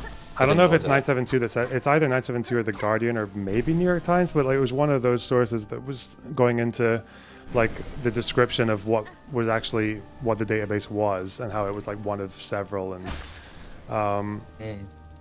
but again it's just like I'm also using a heuristic in the sense that this would, if that's the case, then this would be the first war where the low estimate that comes out during the war is just accurate, whereas it would be the first time like there's not extra numbers added later by Hamas admitting stuff in their own for their own political reasons. Do you acknowledge that? Do you acknowledge that, like, say during, say, like Kaslad, they were very low on how many they had lost, and then human rights orgs were the same, and it was only after like a year or a year and a half when they were starting to say, oh, actually, we lost a lot more than that. Oops. I haven't looked into that, but wait, so like during those wars though, did they say this many is probably dead and this many certainly dead? Yes. Because the human rights so orgs even, or Hamas? The IDF, like during the war. Or, during I mean, so during Kaslad, during I think it was just after the war, after the ceasefire, when the IDF said they had killed, I think 709 militants. The number Hamas gave was 49. Then that was where obviously you had the Goldstone report, and they were specifically challenging the deadliest day of the war, which was day one, with the bombing of the police stations. And Goldstone was convinced that those police stations were pretty much entirely civilian. Israel said otherwise. And it wasn't until like a year and a half later when Hamas started publishing obituaries, and it turned out that most of these police officers and security officials were soldiers. They'd integrated the police with the military. Okay. And do you trust ACLED? Like, I'm actually not sure. Like, how do they reach their estimates of like how many militants died? I don't know about ACLED in particular. I know that Air Wars and in the past Human Rights Watch, usually it's like a whole combination of interviews and open source information. Like, did they publish an obituary on Facebook or Telegram and stuff like that? I think it's usually to do with open, like social media stuff and interviews, but I don't know in particular for ACLED. Right, because I asked that because ACLED in late September 2025, they said that 1,100 militants have been killed, like since the ceasefire under Trump. So, I mean, that would, I think, like if that's like a comprehensive figure, then that would mean like around 93% of deaths under Trump are civilians. It would, but I would also just show me a time where the comprehensive estimates that came out during the war were the same, like a year and a half after the war. Like, yeah, I haven't seen one yet. Okay. Right. I think another thing though is have you seen the IDF like claiming in August, like late August 2025, that they killed around 2,100 fighters? Yeah, I heard that. Yeah. Yeah. So I mean that's definitely exaggerated, right? But maybe. I mean, if it's not, their numbers have been accurate in some wars in the past. Sometimes they haven't been. Like. But we know that they're counting like non-fighter civilian officials as Hamas, right? And also, I'm pretty sure they log in like civilians who die in the free fire zones. I'm pretty sure they're logged as combatants too. No. I don't know who says that. Was that because of the fucking guy? What's his name? Yehuda Vash's policy, or is that IDF in general? I believe is Yehuda Vash. I remember the 972 report on the database was talking about that like they exaggerated. Like some whistleblower talked about how they counted free fire zone civilians, I'm pretty sure. I need to reread that, however. But like, if the IDF's estimate of 2,100 is accurate, yeah, then that would mean like around like more than 80% of deaths under Trump have been civilians. That wouldn't. So if the IDF is accurate, that would mean 80% under Trump are civilians. Yes. Because of the timeline of when they're confirming deaths. That's where you're getting that from, right? Yes, because the IDF claims from March 18 to August 20, 2025, 2,100 IDF deaths, and then matching that with the Ministry of Health in that time, but it as like more than 80%. Yeah, I'd have to look into that, but I remember seeing this when there was one point after very quickly after the ceasefire where they did give a number of militants and civilians that they killed, and it did look like 80% at that point. But that was when they were doing all those like strikes on the fucking leadership and shit. So that's not even that surprising. Wasn't that number a leak that they confirmed wasn't real, or said it wasn't real? I don't know, man. It was a leak, but there was there was one that was like 400 dead, and they said like 20% of them were militants. That's all I remember. I vaguely remember that. Yeah. But that was when they were striking top brass, so I don't even know how surprising that is. The reason I joined here is like a genuine question, because I don't know how to feel about this. I don't think the IDF, it's not a question, it's more of a feeling I have, or maybe just like the way I've seen things. I don't think the IDF is going to be as reliable on the numbers as they were in previous wars, because we've never had such an incompetent government before who have influenced how the IDF operate. Like, we've never had a government like influence the IDF to this extent where they would like do this much like changing of leadership or pardoning criminals of that type, or not holding any generals account. Like, we've never seen it to this level. And also the fact that the goal is completely different as well. So like lots of targets that would have been off limits before are probably okay now, and like the NCV is probably different for that same reason. Because when you're not mowing the lawn, when you're actually trying to destroy an organization, you're going to be more tolerant of civilian losses. It also doesn't even account for how Hamas's strategy is going to be different now, because they're in more like a fucking total war than they were in previous than conflicts. any other time. Yeah. But I don't know. Also, I just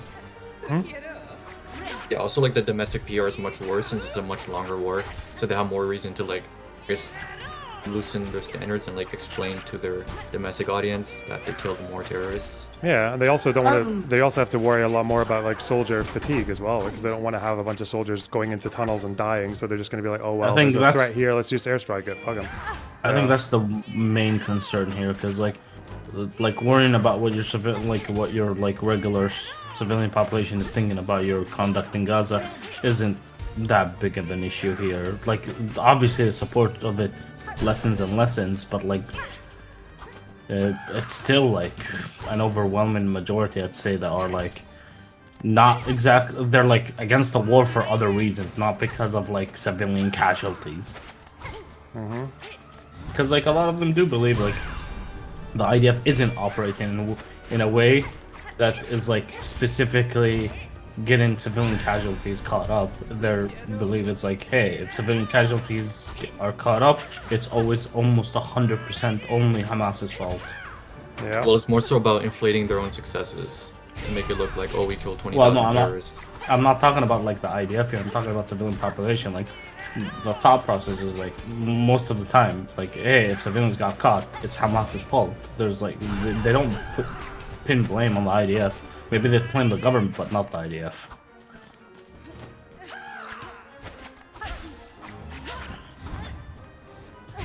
Yeah. I don't know. This game looks like it would be fun on a Steam Deck. Oh god. That's not good. Fuck. Absolutely cooked. Huh. Hamas is not 1% of the population. Right? What? The what? Party or the militant wing? I don't know. Even the party or like every Hamas affiliate person didn't like cross like 50%, right? Wait, not 50%. I mean 50,000. Fuck. Oh god, I just died. All right. I think what was it? I think that 20-something thousand number, like the IDF is giving, I think whatever the true answer is, like, I don't think it's going to be drastically lower. But I also, no, what was I going to say? I think just given like the health ministry data and looking at previous conduct and looking at how close IDF numbers have been to the real numbers or Hamas's numbers in the past, it's more just like, I think whatever the actual militant casualty number is, I think it's neither going to be really, really high or really, really low. It's going to be just somewhere that's it's going to be easily, like, I'd say, I don't think they're undercounting. No, the IDF won't be undercounting. Like, it's not going to, but I don't think it's going to be like drastically if they're lower than 20,000. Like, yeah. if it was like less, if it was actually less than 10,000, like that would be very fucking wild to me. Like by now, you mean? Yeah. There's no way they've killed under 20,000. I like if they've killed under 20,000, this is like a failure.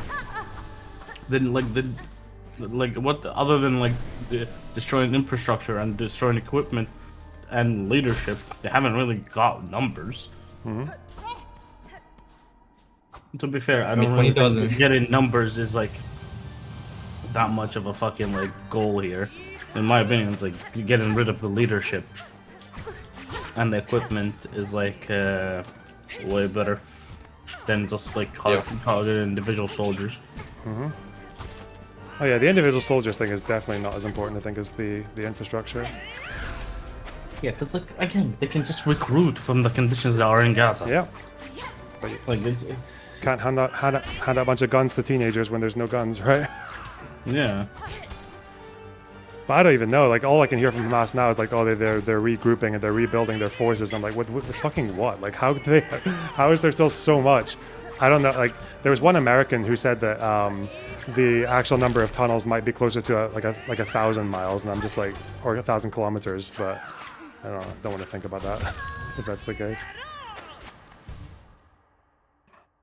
How many miles can you have in Gaza? 300. I don't know if it's 300 and something square miles. I don't know. Look up the Paris metro and what that is to the surface area. You can get a lot, especially if there's like depth involved as well, right? There's absolutely depth involved. Yeah. But I don't know. I think 500 miles sounds like a pretty high estimate to me. 500 kilometers. That's what Sinmore says. I don't know why he would feel like he'd be more inclined to overstate the number. Brag about it, yeah. Yeah. Because like, hey, you would give more hope to people that would sign up to Hamas. That was like essentially him and what's his name, Abu Ubaida's job. Did they finally get Abu Ubaida? Yeah. Or is he still I think a while ago he died, didn't he? No, the spokesperson. Yeah. I thought he died. Did he? Yeah. Last Unless, time I thought someone said he died, like he had another fucking announcement. Isn't that hard to tell because he's filming them or like pre-recording? I don't know. I Yeah, thought pre-film. Hamas had actually announced his death this time, but maybe I'm wrong. Jesus. I hope so. That's fucking bro. He's such a. He's so.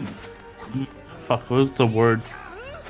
There's so many fucking larpers. It's like, this man is raising a new generation of fighters and like shit. And these dudes live in America. Yeah. Like you would see in a cafe where like a bunch of fucking old dudes with hookahs just watching this dude yap, and they're like, "Oh, look at the men watching," and they're well in their 30s talking about raising a new generation. Your generation's past, dog. Like, what the fuck are you on about?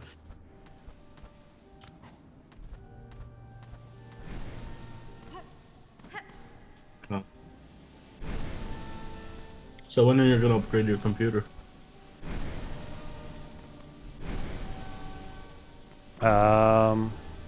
Don't know, super chats. Billions of super chats and I'll upgrade. Just so we're clear, the longer you wait, the more expensive it will probably be. Yeah, but this Have you computer's doing seen- fine. Yeah, but have you seen RAM prices? Yeah, pretty fucking dense. Bro, my I think my computer went up in price because of RAM prices. Not My to kit mention of the RAM incoming was- fucking tech war. Also, wait, hang on.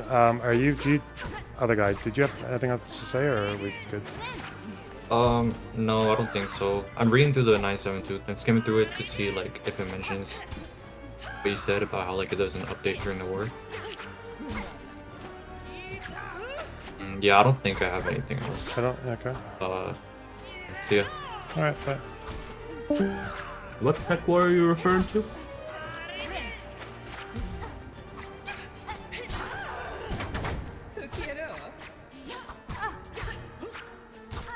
I'm gonna let you talk.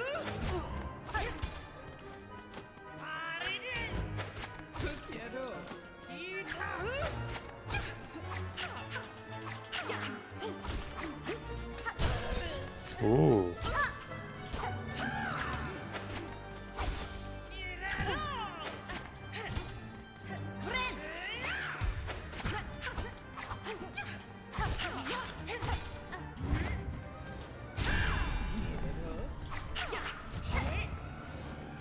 Jesus.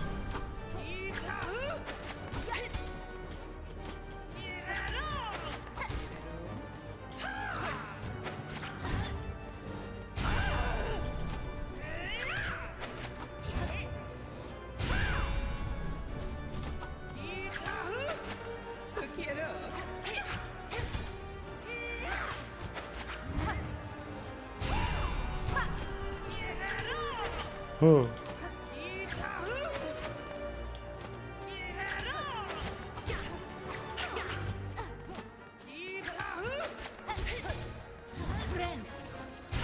Bad time to heal. Hey. Fuck me. I'm so fucked, man. Gonna get fucking cracked to pieces here. Ooh.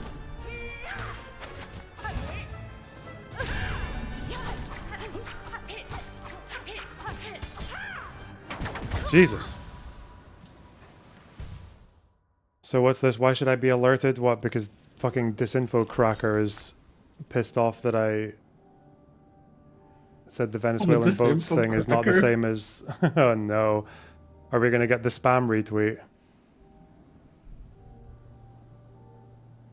Do you call him disinfo cracker? Yeah. I love it. This person's like... This is literally just him saying like something and getting mad about it.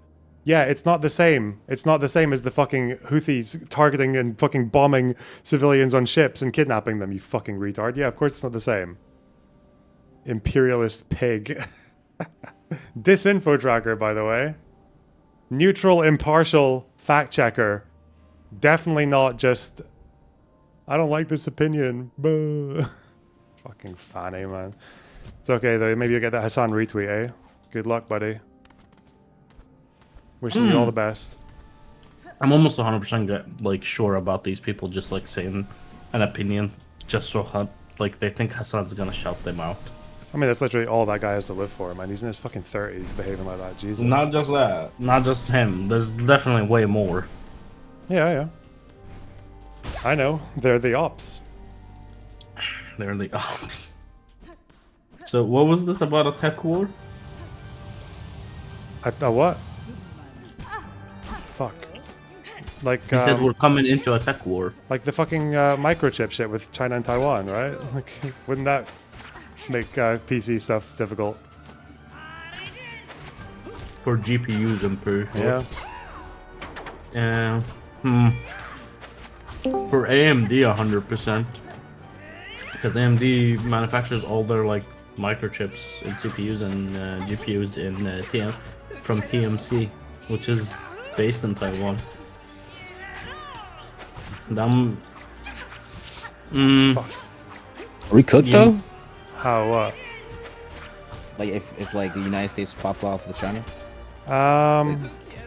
Shit will get more expensive. Absolutely. We have no idea what China's going to be like in a war. We have no idea. Could be over by Christmas. No, like the tech shit. Oh shit. Just so we're clear, from history, we know every war China has ever been a part of has millions of casualties. Yeah. It's like every bit of their history is like, this afternoon, someone tripped and 18 million people died. Like, The Chinese death numbers are always fucking mental. Like the fucking famines and shit. It's so fucking crazy to me. It's like we would think of these tragedies where I live, and they're like, oh, 80 people. Like the worst we've had is this war. Fuck. In China, that's like bad an heal, afternoon. man. Oh no, bad placement. Jesus Christ, RAM is insane. Overpriced RAM. Fuck me. Oh. I paid I think it was like £130 in your currency. In your currency for my kit. It's now like £700. This boss is stressing me the fuck out, man. I'm tired. This is quite a nimble boss. You probably need to focus a lot. The fuck? Yeah, maybe stop talking to you guys. What's your story, Spider? What's going on? Enjoy yourself. I'm black. Plus, I think I'm guessing China. I mean, no, not China. I'm guessing Hassan was trying to stream on the BB, like a Chinese Twitch shit, and then his shit got nuked. Wait, what? When? I think when was the post? Like 36 minutes ago. The clip on LSF. He was trying to stream on the Chinese fucking Twitch app. Yeah, and it gets taken down due to government censorship. There's no shot. There's a clip. That's way too funny. He's not in China though. Why is he trying to use their fucking Twitch equivalent? Because he want to be Chinese, bro. He probably thinks he has a lot of fans there. Yeah. Just another platform he could stream on and, you know, make money. Has he ever talked about the Uyghur re-education camps? Like, yeah, they're all over now. It's tourism hour. That's what he says. Fuck me! Learn to heal better, dipshit. Oh. Wait, does he believe the shit that happened to the Uyghurs, or? Yeah. But yeah, it's over now, so it's not a big deal. It doesn't matter. They finished the job, so. Oh, okay. Oh shit. So like, if it's over, then it's only genocide? I don't know, man. The China glazing is so fucking inexcusable. There's literally no. It's inexcusable, but it also makes me think about Israel, and I'm like, so Israel's mistake in all of this with these people is that they didn't finish the job, like literally. Wait, with what? yeah. Essentially. Like if they had done it in 48, no one would have given a fuck. Yeah, exactly. Yeah, this is Benny Morris's opinion. It's like, hey, if they finish the job, no one would give a fuck. So he is right. Yeah. Unless they are just giving a pass for China. We know that with Turkey, right? Because, you know, they had minority issues. They just fucking killed them all. Or boot them out. Yeah, they're...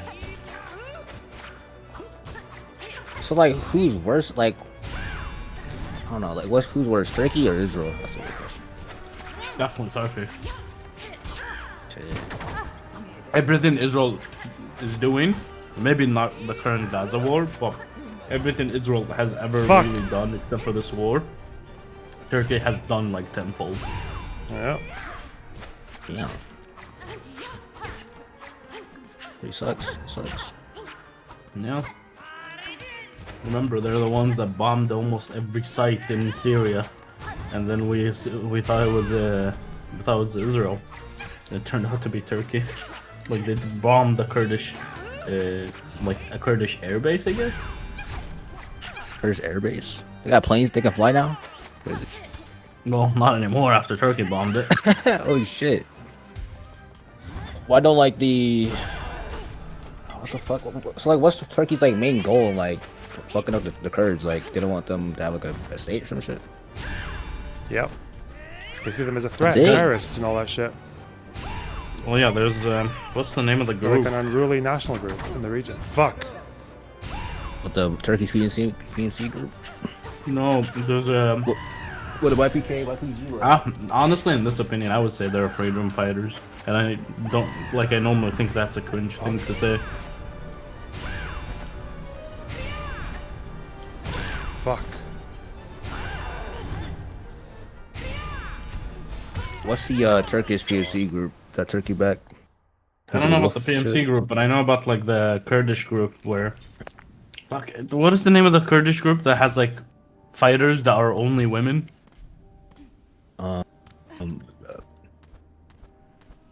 You know about that, Loner? Rojava. That's the one with only women. It's not only women. It's just that they're they have. I think they have units that are only women, or they're just like high represented. I think it's a YPJ. It says the Women's Protection Unit YPJ are an all-female militia involved in the Syrian civil war, part of the Syrian Democratic Forces. The YPJ is part of the Democratic Autonomous Administration of North and East Syria and closely affiliated with the male-led YPG, while the YPJ is mainly made up of Kurds and also includes women. By the way, you might not be covering this a lot, Loner, but the talks between Lebanon and Israel. Like, yeah. Every time I see like shit like heat rising up, I guess, between Lebanon and Israel, and the war might kick off again. I see Arab creators that are like live in Israel. They're like, we're closer to peace than ever with Lebanon. We're closer to peace. Like, is there actually any talks happening between Israel and Lebanon? They are talking. Yeah. It's just that the problem is that the Lebanese government wants to disarm and dismantle Hezbollah, right, militarily, and have the army control the whole country. Like, so they want that. But the problem is the Americans said that they wanted them to do it within the year, so before the end of this year, as in like in a month. That's kind of a talk. Right? Oh shit. Yeah, and the problem is that people are mixing up these two quotes, like these two statements and stories, and they think that the government is actually going to do that, but it seems more likely that they're not going to manage it in that time. It makes no sense for them to manage in that time. Well, yeah, because especially if you look at their website, they do have like little bits of footage of them disarming militant groups, but they really don't like to name Hezbollah. They'll name Hamas when they've disarmed them, and they'll name like PLO or whatever, but they won't name Hezbollah because they're scared of them. In the country. Yeah. To also avoid dissent in the country. Because like here, I'd imagine there's still a lot of partial support for Hezbollah in the country.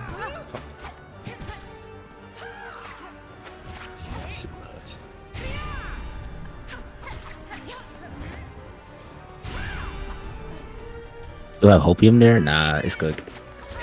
It's over. It's over, my man. It's over. I woke up from a nap. I need to play some video games before Friday and Saturday. Chatties. Wait, Lord, why don't you do Arc Raiders? That's a PvP game. Well, what Norbox is not a PvP or what? He doesn't strike me as the type. Fuck. I forgot. This motherfucker plays fucking like chess and shit. I forgot. I'm gonna be honest, Toby. It's not the greatest thing I've played. It's alright. It's pretty much like GTA, but I was never really a big fan of GTA. Do you like Red Dead Redemption 2? I told you. I mean, the attention to detail in it is very cool. Fuck.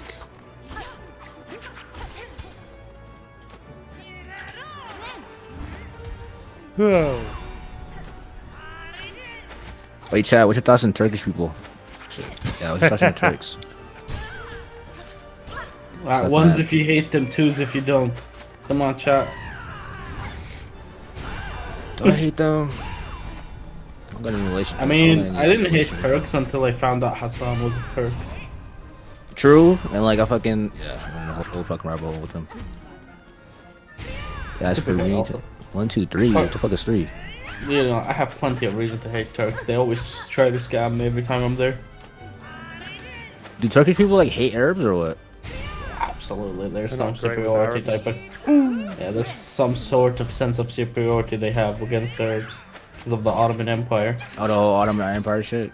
Yeah. Did they act like they're the only empire that like controlled for all of Arabia or what? No, they act like they're the greatest empire that ever lived. Which I don't know if that like is true or not, but it's the longest living empire, right? Was it the longest living empire? Don't know. Let's see. Thought that was maybe the Holy Chad. Roman, but I don't know. Don't ask me. It was the Roman Empire, right? Well, there was like the Roman Empire in the west, and there was the Eastern Roman Empire, which lasted. Well, I don't really count that shit the because they Holy split Roman like Empire and- 3-4 It said times. the Yeah, Roman that shit. Empire, the Ottoman Empire. And there's also the Roman Sicilia. Republic, right? Because there was the Republic before the Empire. Fuck, they were different. Wasn't the East and West? What the fuck it's called? Because like it was like governments. This is the try, by the way. State-ish. This is the try. We're doing it. I believe. You got the Byzantine Empire. Okay, or Here we go. Ethiopian Empire. That shit's very big. Holy shit. Who? Yeah, Fuck. Okay. My timing. Does the song call himself Arab? No. No shot. I think I could. Wallahi, I heard Well, him say okay, he's so Arab. maybe even if you discount the rest of the world, China has ancient Egypt's the longest reigning empire Egypt. for 3,000 years. 11 years. Let me see. What's the longest? Dynasty. Longest dynasty. And then the next one's the Chinese imperial system, the dynastic continuity or some shit. The Zhao dynasty. Kurds China are not ruling for considered 790 years. Oh, To be fair, Lonard's also not considered Arabic. True. Cause you don't speak. He don't speak the language, right? Or some shit. Yeah, here, well, it's a really shit. very loose definition, the way it's used in the Levant. Hey, if you're born here, or you're born from origins with here, they call you Arab. Did you But win? since he's not born there, he's not considered Arabic or Arab, right? No, because he has origins here, so they do consider him Arab. But like when they speak, like the way Arab has been, like it's like kind of used. It's not an ethnicity here. It's more of a linguistic identity. People lose their minds when I say linguistic identity. Yeah. I don't know why. It's just a way of Yeah, saying there's- I speak the language. So, like- you don't. Fuck you. Yeah, because like the cultures don't align. The art, like here, there's differences between the cultures between Syrians, Lebanese, and whatnot, and the rest of the Levantine people, but Don't the they eat cultures some are shit? not even remotely similar. They- The only don't similarities they is like eat shit? Islam between them and the Gulf. So different. The food, the dialects, the cultural backgrounds they grew up with. Like Falahis don't exactly exist in the Gulf area because they had not much to farm. Yeah. Wait, Lord Box, does your dad speak Arabic? Yeah, of course he does. Of course, his dad speaks Arabic. So would the dad be considered Arab instead of Lord Box or what? Yeah. Of course he would. But I don't know if he would consider himself Arab, because a lot of Maronites don't. Yeah, he does. Okay, good. He's not the cringe ones. He doesn't call himself French. No, not the. I know it's the funny French shit, ones yeah. are. The French ones are fucking atrocious. Well, Lebanon got colonized by the French or what? No, it's like, why would out of all groups in the world, why the fuck would you pick being French? It's like Myself, you get to be one of the most beautiful cultures in the world, and you're like, oh, I want a baguette. It's like, what the fuck? Because the French saved them from the like- dastardly Muslims. What? Yeah, I would rather guess, die but, than like- be saved by France. Oh, okay. So that's Why that's they're the so difference. mean though? For some reason, like every French. Bro, I'd rather be Israeli than French. Like that's crazy. Some French Jews avoid saying they're French because even they get shit here. Arabic isn't even one language from Hanar. Well, yeah, no, technically Arabic isn't one language. It's like it's a diaglossic Dialect? language. No, it's a diaglossic language, as in like one of the only languages in the world that has dialects. Because like each one dialect, like they're not speaking different accents. They're speaking different, complete different words that come from different languages. Like our Arabic has a lot of Turkish influenced words. The Gulf doesn't. North Africa has a lot of Amazigh. Like Spanish, and what else? They do also have French influenced words. Oh, we got a cinematic here. What the fuck? What's going on? I think No, Thai Hebrew does and- not have dialects. I think Thai and Lao Hebrew has is not influence old for enough French. in the way that it was spoken to be a diaglossic language. Influence. It's on the thing.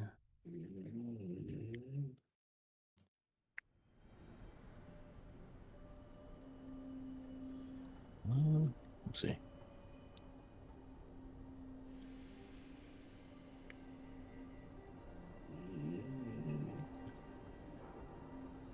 So Row, row, row your boat gently down the stream. Yiddish has more variations. Wait. So you said Arabic is the only language that have One of dialect? the only languages. There's One of the probably only some old Chinese or Indian language that also counts as diaglossic.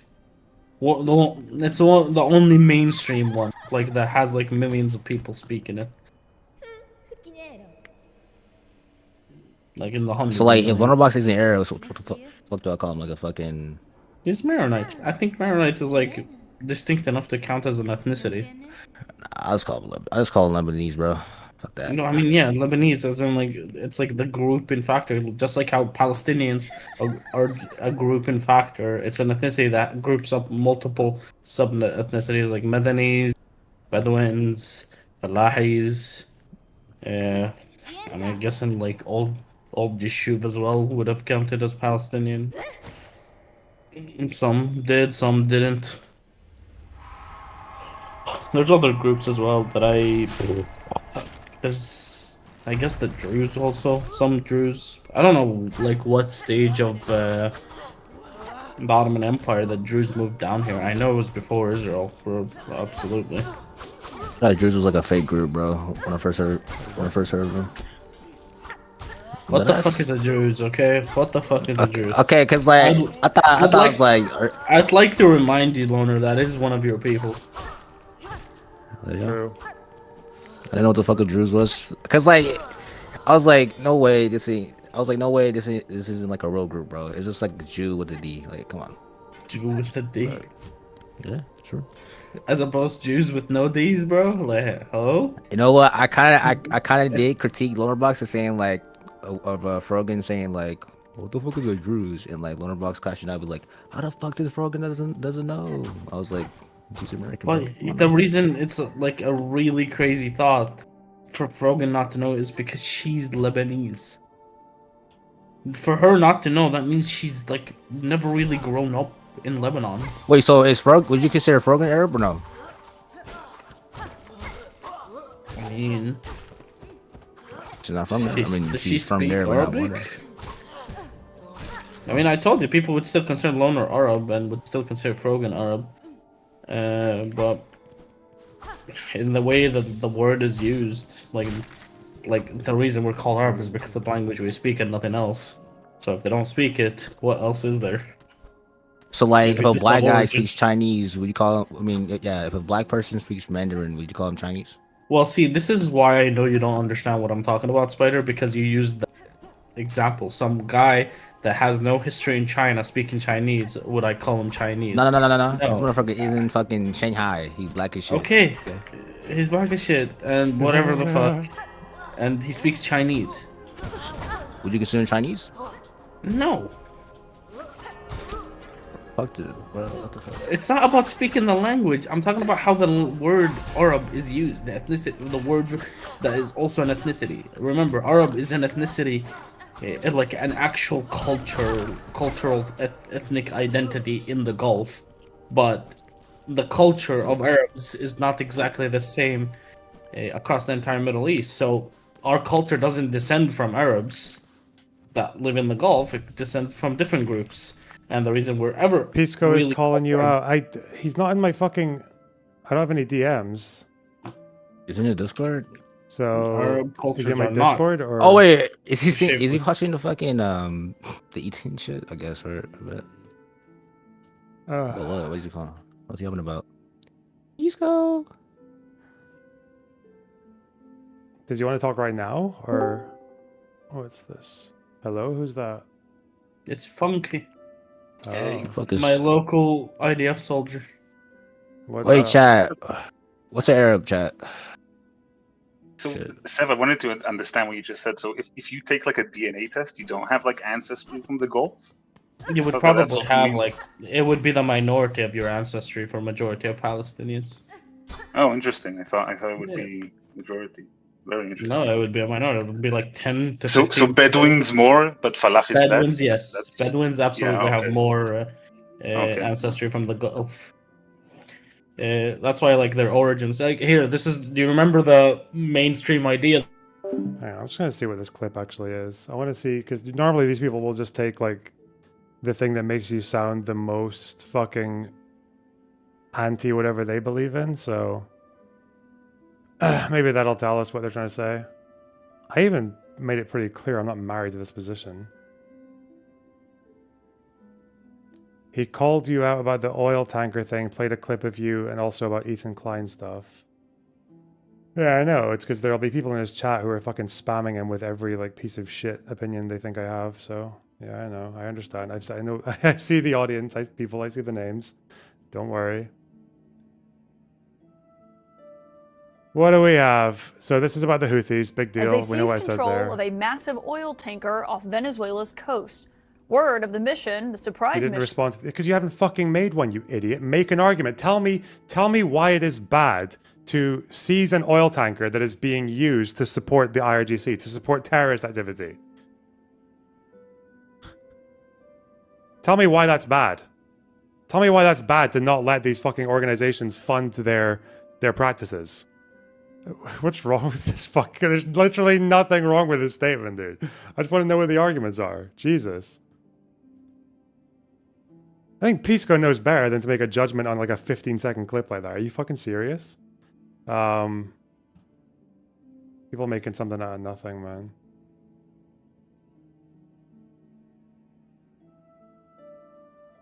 Whoops. Hello, welcome back. Okay. Is he streaming now? Yeah, streaming now right now. You live right now. For example, Funky in Arabic, the word pink is zahri. When I pay for something, but my don't sell town, me out of other all stuff. towns, would use the Never word wanna see it. ishhab. All right, let's see what it says. Let's see. Control F warrant. Miss Bondi said the tanker had been used to transport sanctioned oil from Venezuela and Iran. The U.S. agencies were acting on a warrant issued by a federal judge roughly 2 weeks ago that was based on the ship's record of smuggling Iranian oil, not because of links to the Maduro government.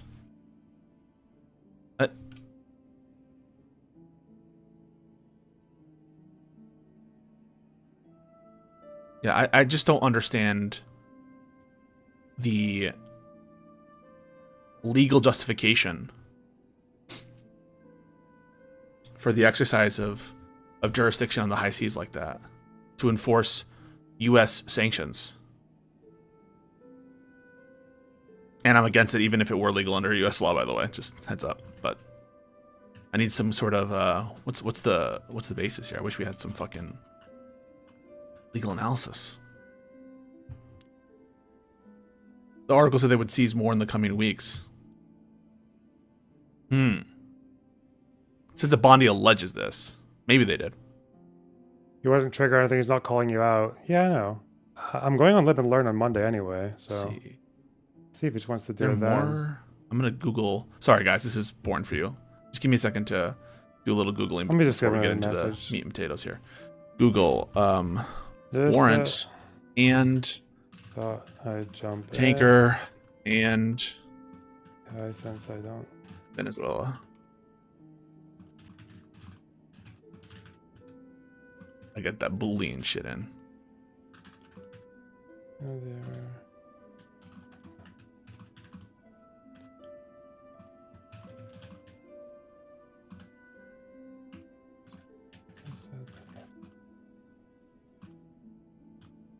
Tanker was falsely flying Guyana's flag, the country's maritime authority had said. The flag of a ship indicates where it has been registered, and under international law, ships must comply with the maritime law of the country when out at sea. Out at sea. However, in recent years, there's been a growth in vessels sailing under false flags, allowing them to circumvent safety regulations and international sanctions. Tracking data shows that Skipper was previously sanctioned by the U.S. It was accused of belonging to the so-called Shadow Fleet, which smuggles oil on behalf of Iran in order to avoid U.S. sanctions. It had also made multiple trips to Venezuela and Iran in recent years. Public records show the vessel is owned by Triton Navigation Corporation, which was sanctioned by the United States in 2022 for its involvement in transporting oil. What was the vessel doing when it was seized? According to the marine traffic, the vessel had been transmitting a false position, a well-recorded tactic among shadow tankers that transport sanctioned Russian, Venezuelan, and Iranian oil. Despite location data putting the vessel closer to the coast of Guyana, satellite imagery shows that it was in fact in the Venezuelan port of Jose for weeks. Okay. Ship departed Venezuela last week with roughly half of its cargo of oil belonging to a Cuban state-run oil importer. Venezuelan government has said the seizure constitutes blatant theft and active international piracy. Why has the U.S. seized this tanker? U.S. government has sanctioned more than 107 vessels it accuses of moving illicit oil, while the number sanctioned by other governments and organizations likely numbers more than 1,000. Experts are in disagreement over why it was singled out. In its statement, the government of Maduro, who the fuck cares, analysts have suggested that as the U.S. is the world's largest oil producer, there are other motives, whatever. The U.S. has seized sanctioned oil tankers before. Wednesday's accident is notable for the dramatic nature of the operation. Other experts have suggested that seizure of the Skipper will act as a further break. Where's the fucking warrant? Shit. Okay, now I'm gonna do a deep dive. Not right now, though. I don't understand what the basis is for a court to issue a warrant, a seizure warrant, on foreign ships traveling on the high seas without some kind of hook with the U.S., involving U.S. citizens, involving U.S. bank accounts, involving U.S. something. Maybe that's there. But I also don't agree with this action at this time because I see it as ratcheting up tensions with Venezuela. And I don't agree with that, given the posture of the fleet and the potential for war. Why don't I just call in? Does he take call-ins? Okay. According to the article, they said that sees more. Okay, we were talking about that. All right. That's enough for me just speculating. But interesting. Thank you so much for bringing that to my attention, Tabish. Shout out to Kick Chatters. I know there's not many of you. Mostly YouTube and Twitch. Okay, okay. All good. Actually, I'll see if he knows my messages. I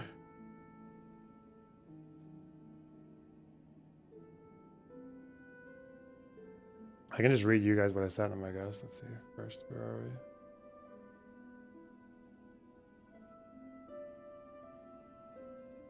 we? Let me run 2 more searches. 1 second. Were they talking about taking call-ins?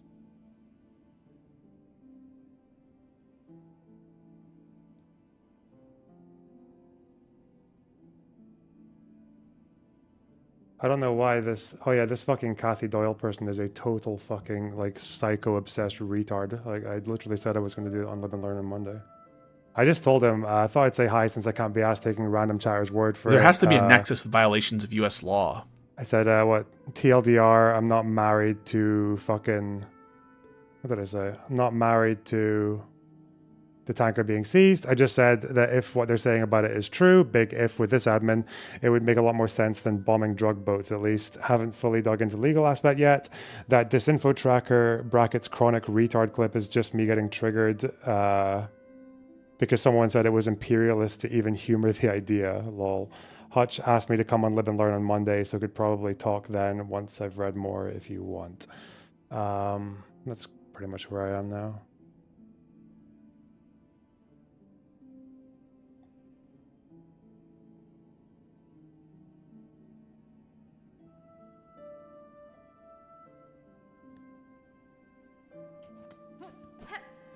I think the take is just that if it's like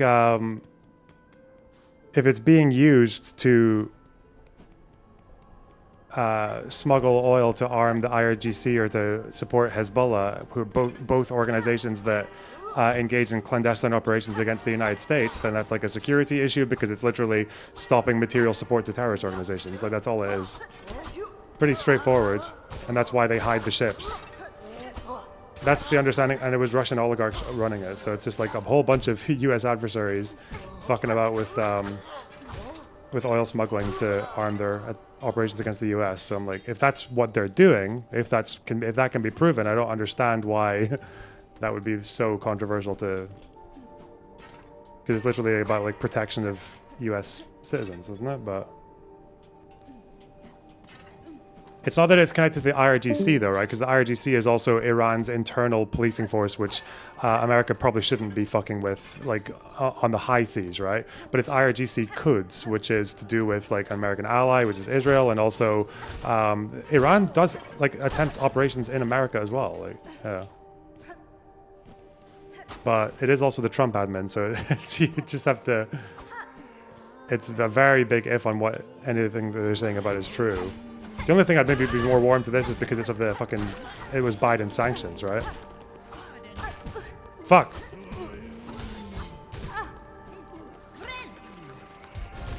Oh. Do I have a different crest now? Take it with a grain of salt. No, we have to get clippers and shippers. And a bunch of fucking lefty spurgs on my ass about it. That's what we need. That's really what we need. And actually, it's so hypocritical that I would humor this before kidnapping fucking civilians who are who are moving consumer goods across the Red Sea. Yeah.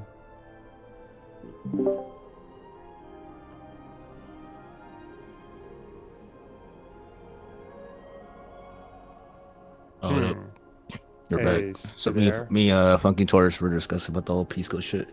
I think we just argue about like the whole like international waters thing. It's a little bit different. What you think?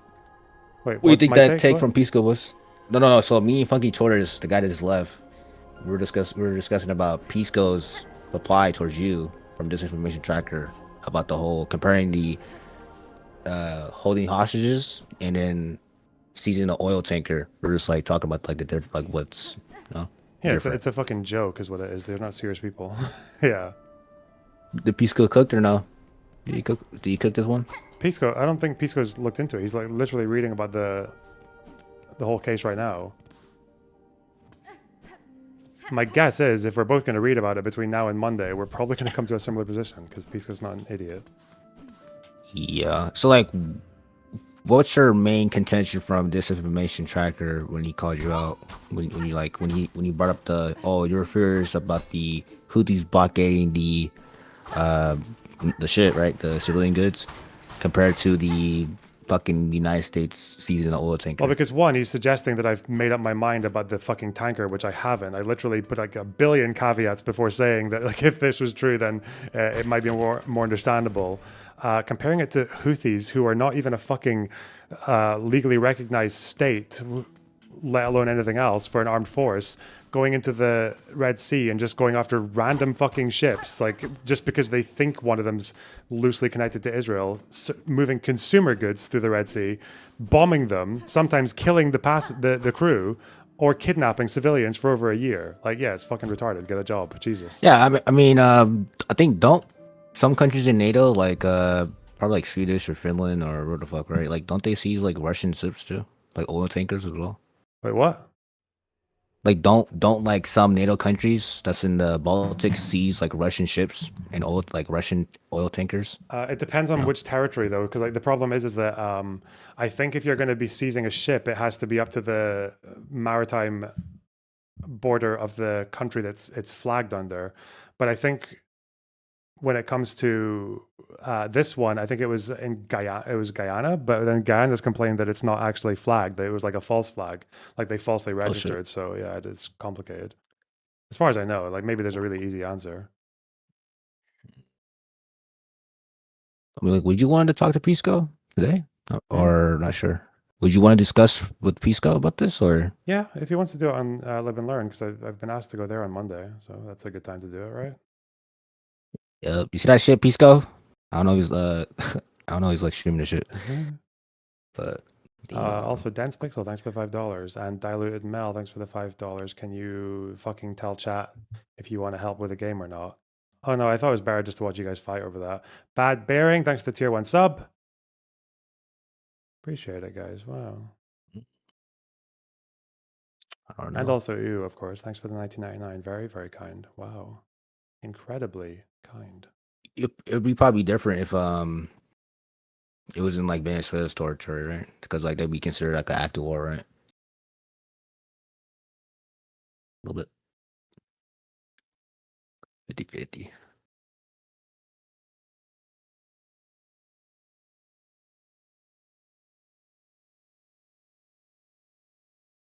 Yes, NATO nations have seized Russian tankers transitioning through national waters.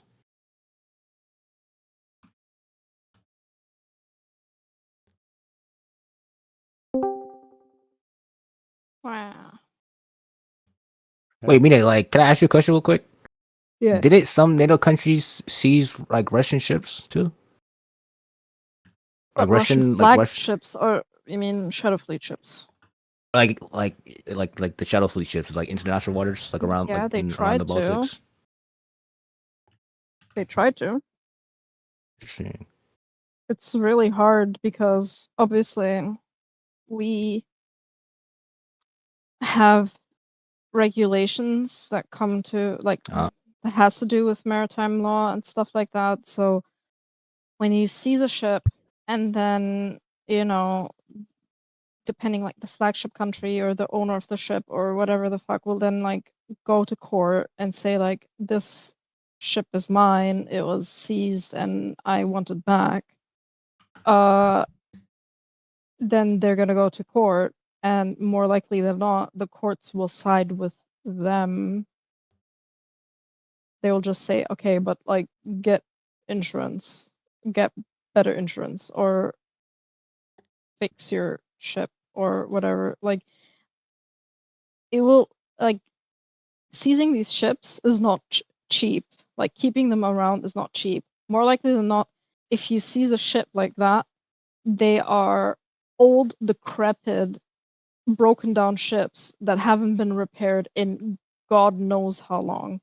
And if you then have them in some harbor somewhere, you're gonna, you know, risk a whole bunch of issues with like having a fucking old decrepit ship in your harbor. And then comes in like, okay, what are we gonna do with this ship? Like scrapping it is not gonna be worth all that much. It's probably gonna cost more than it's worth. You can seize what's on the ship, I suppose, but then it depends like, okay, do we keep it as a frozen asset? Do we use it? Do we sell it? What are you gonna do with those things that are like the oil that is on that ship? There's a whole bunch of like red tape that is around like maritime trade that has been, the basis of like global trade, and there's not much you can do because they clearly don't give a fuck about, law. Like Russia doesn't give a fuck about maritime law.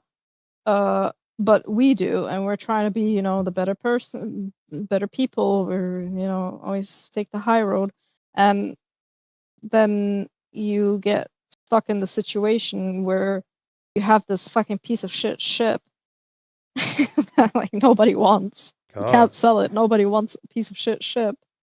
And then like, yeah, what are you gonna do? You just have like a fucking something that's gonna sit there until it like fucking sinks to the bottom of the seafloor and fucking destroying your ecosystems.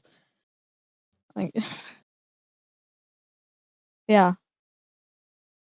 Yeah, I said like the scrapping is more expensive than the value. There's not much you can do about it. Well, shit. What happened? Oh, nothing. Bruh.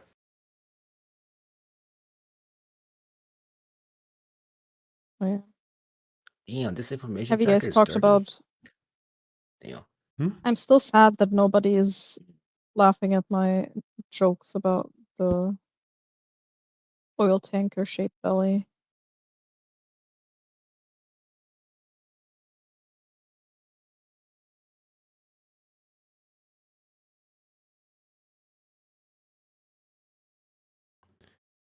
Okay.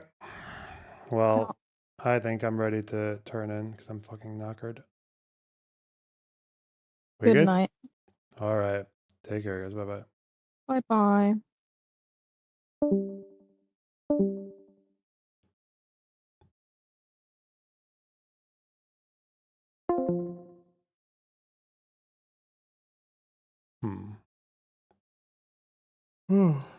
Sleepy.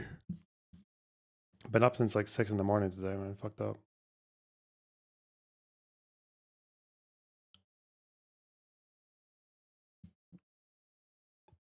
Okay.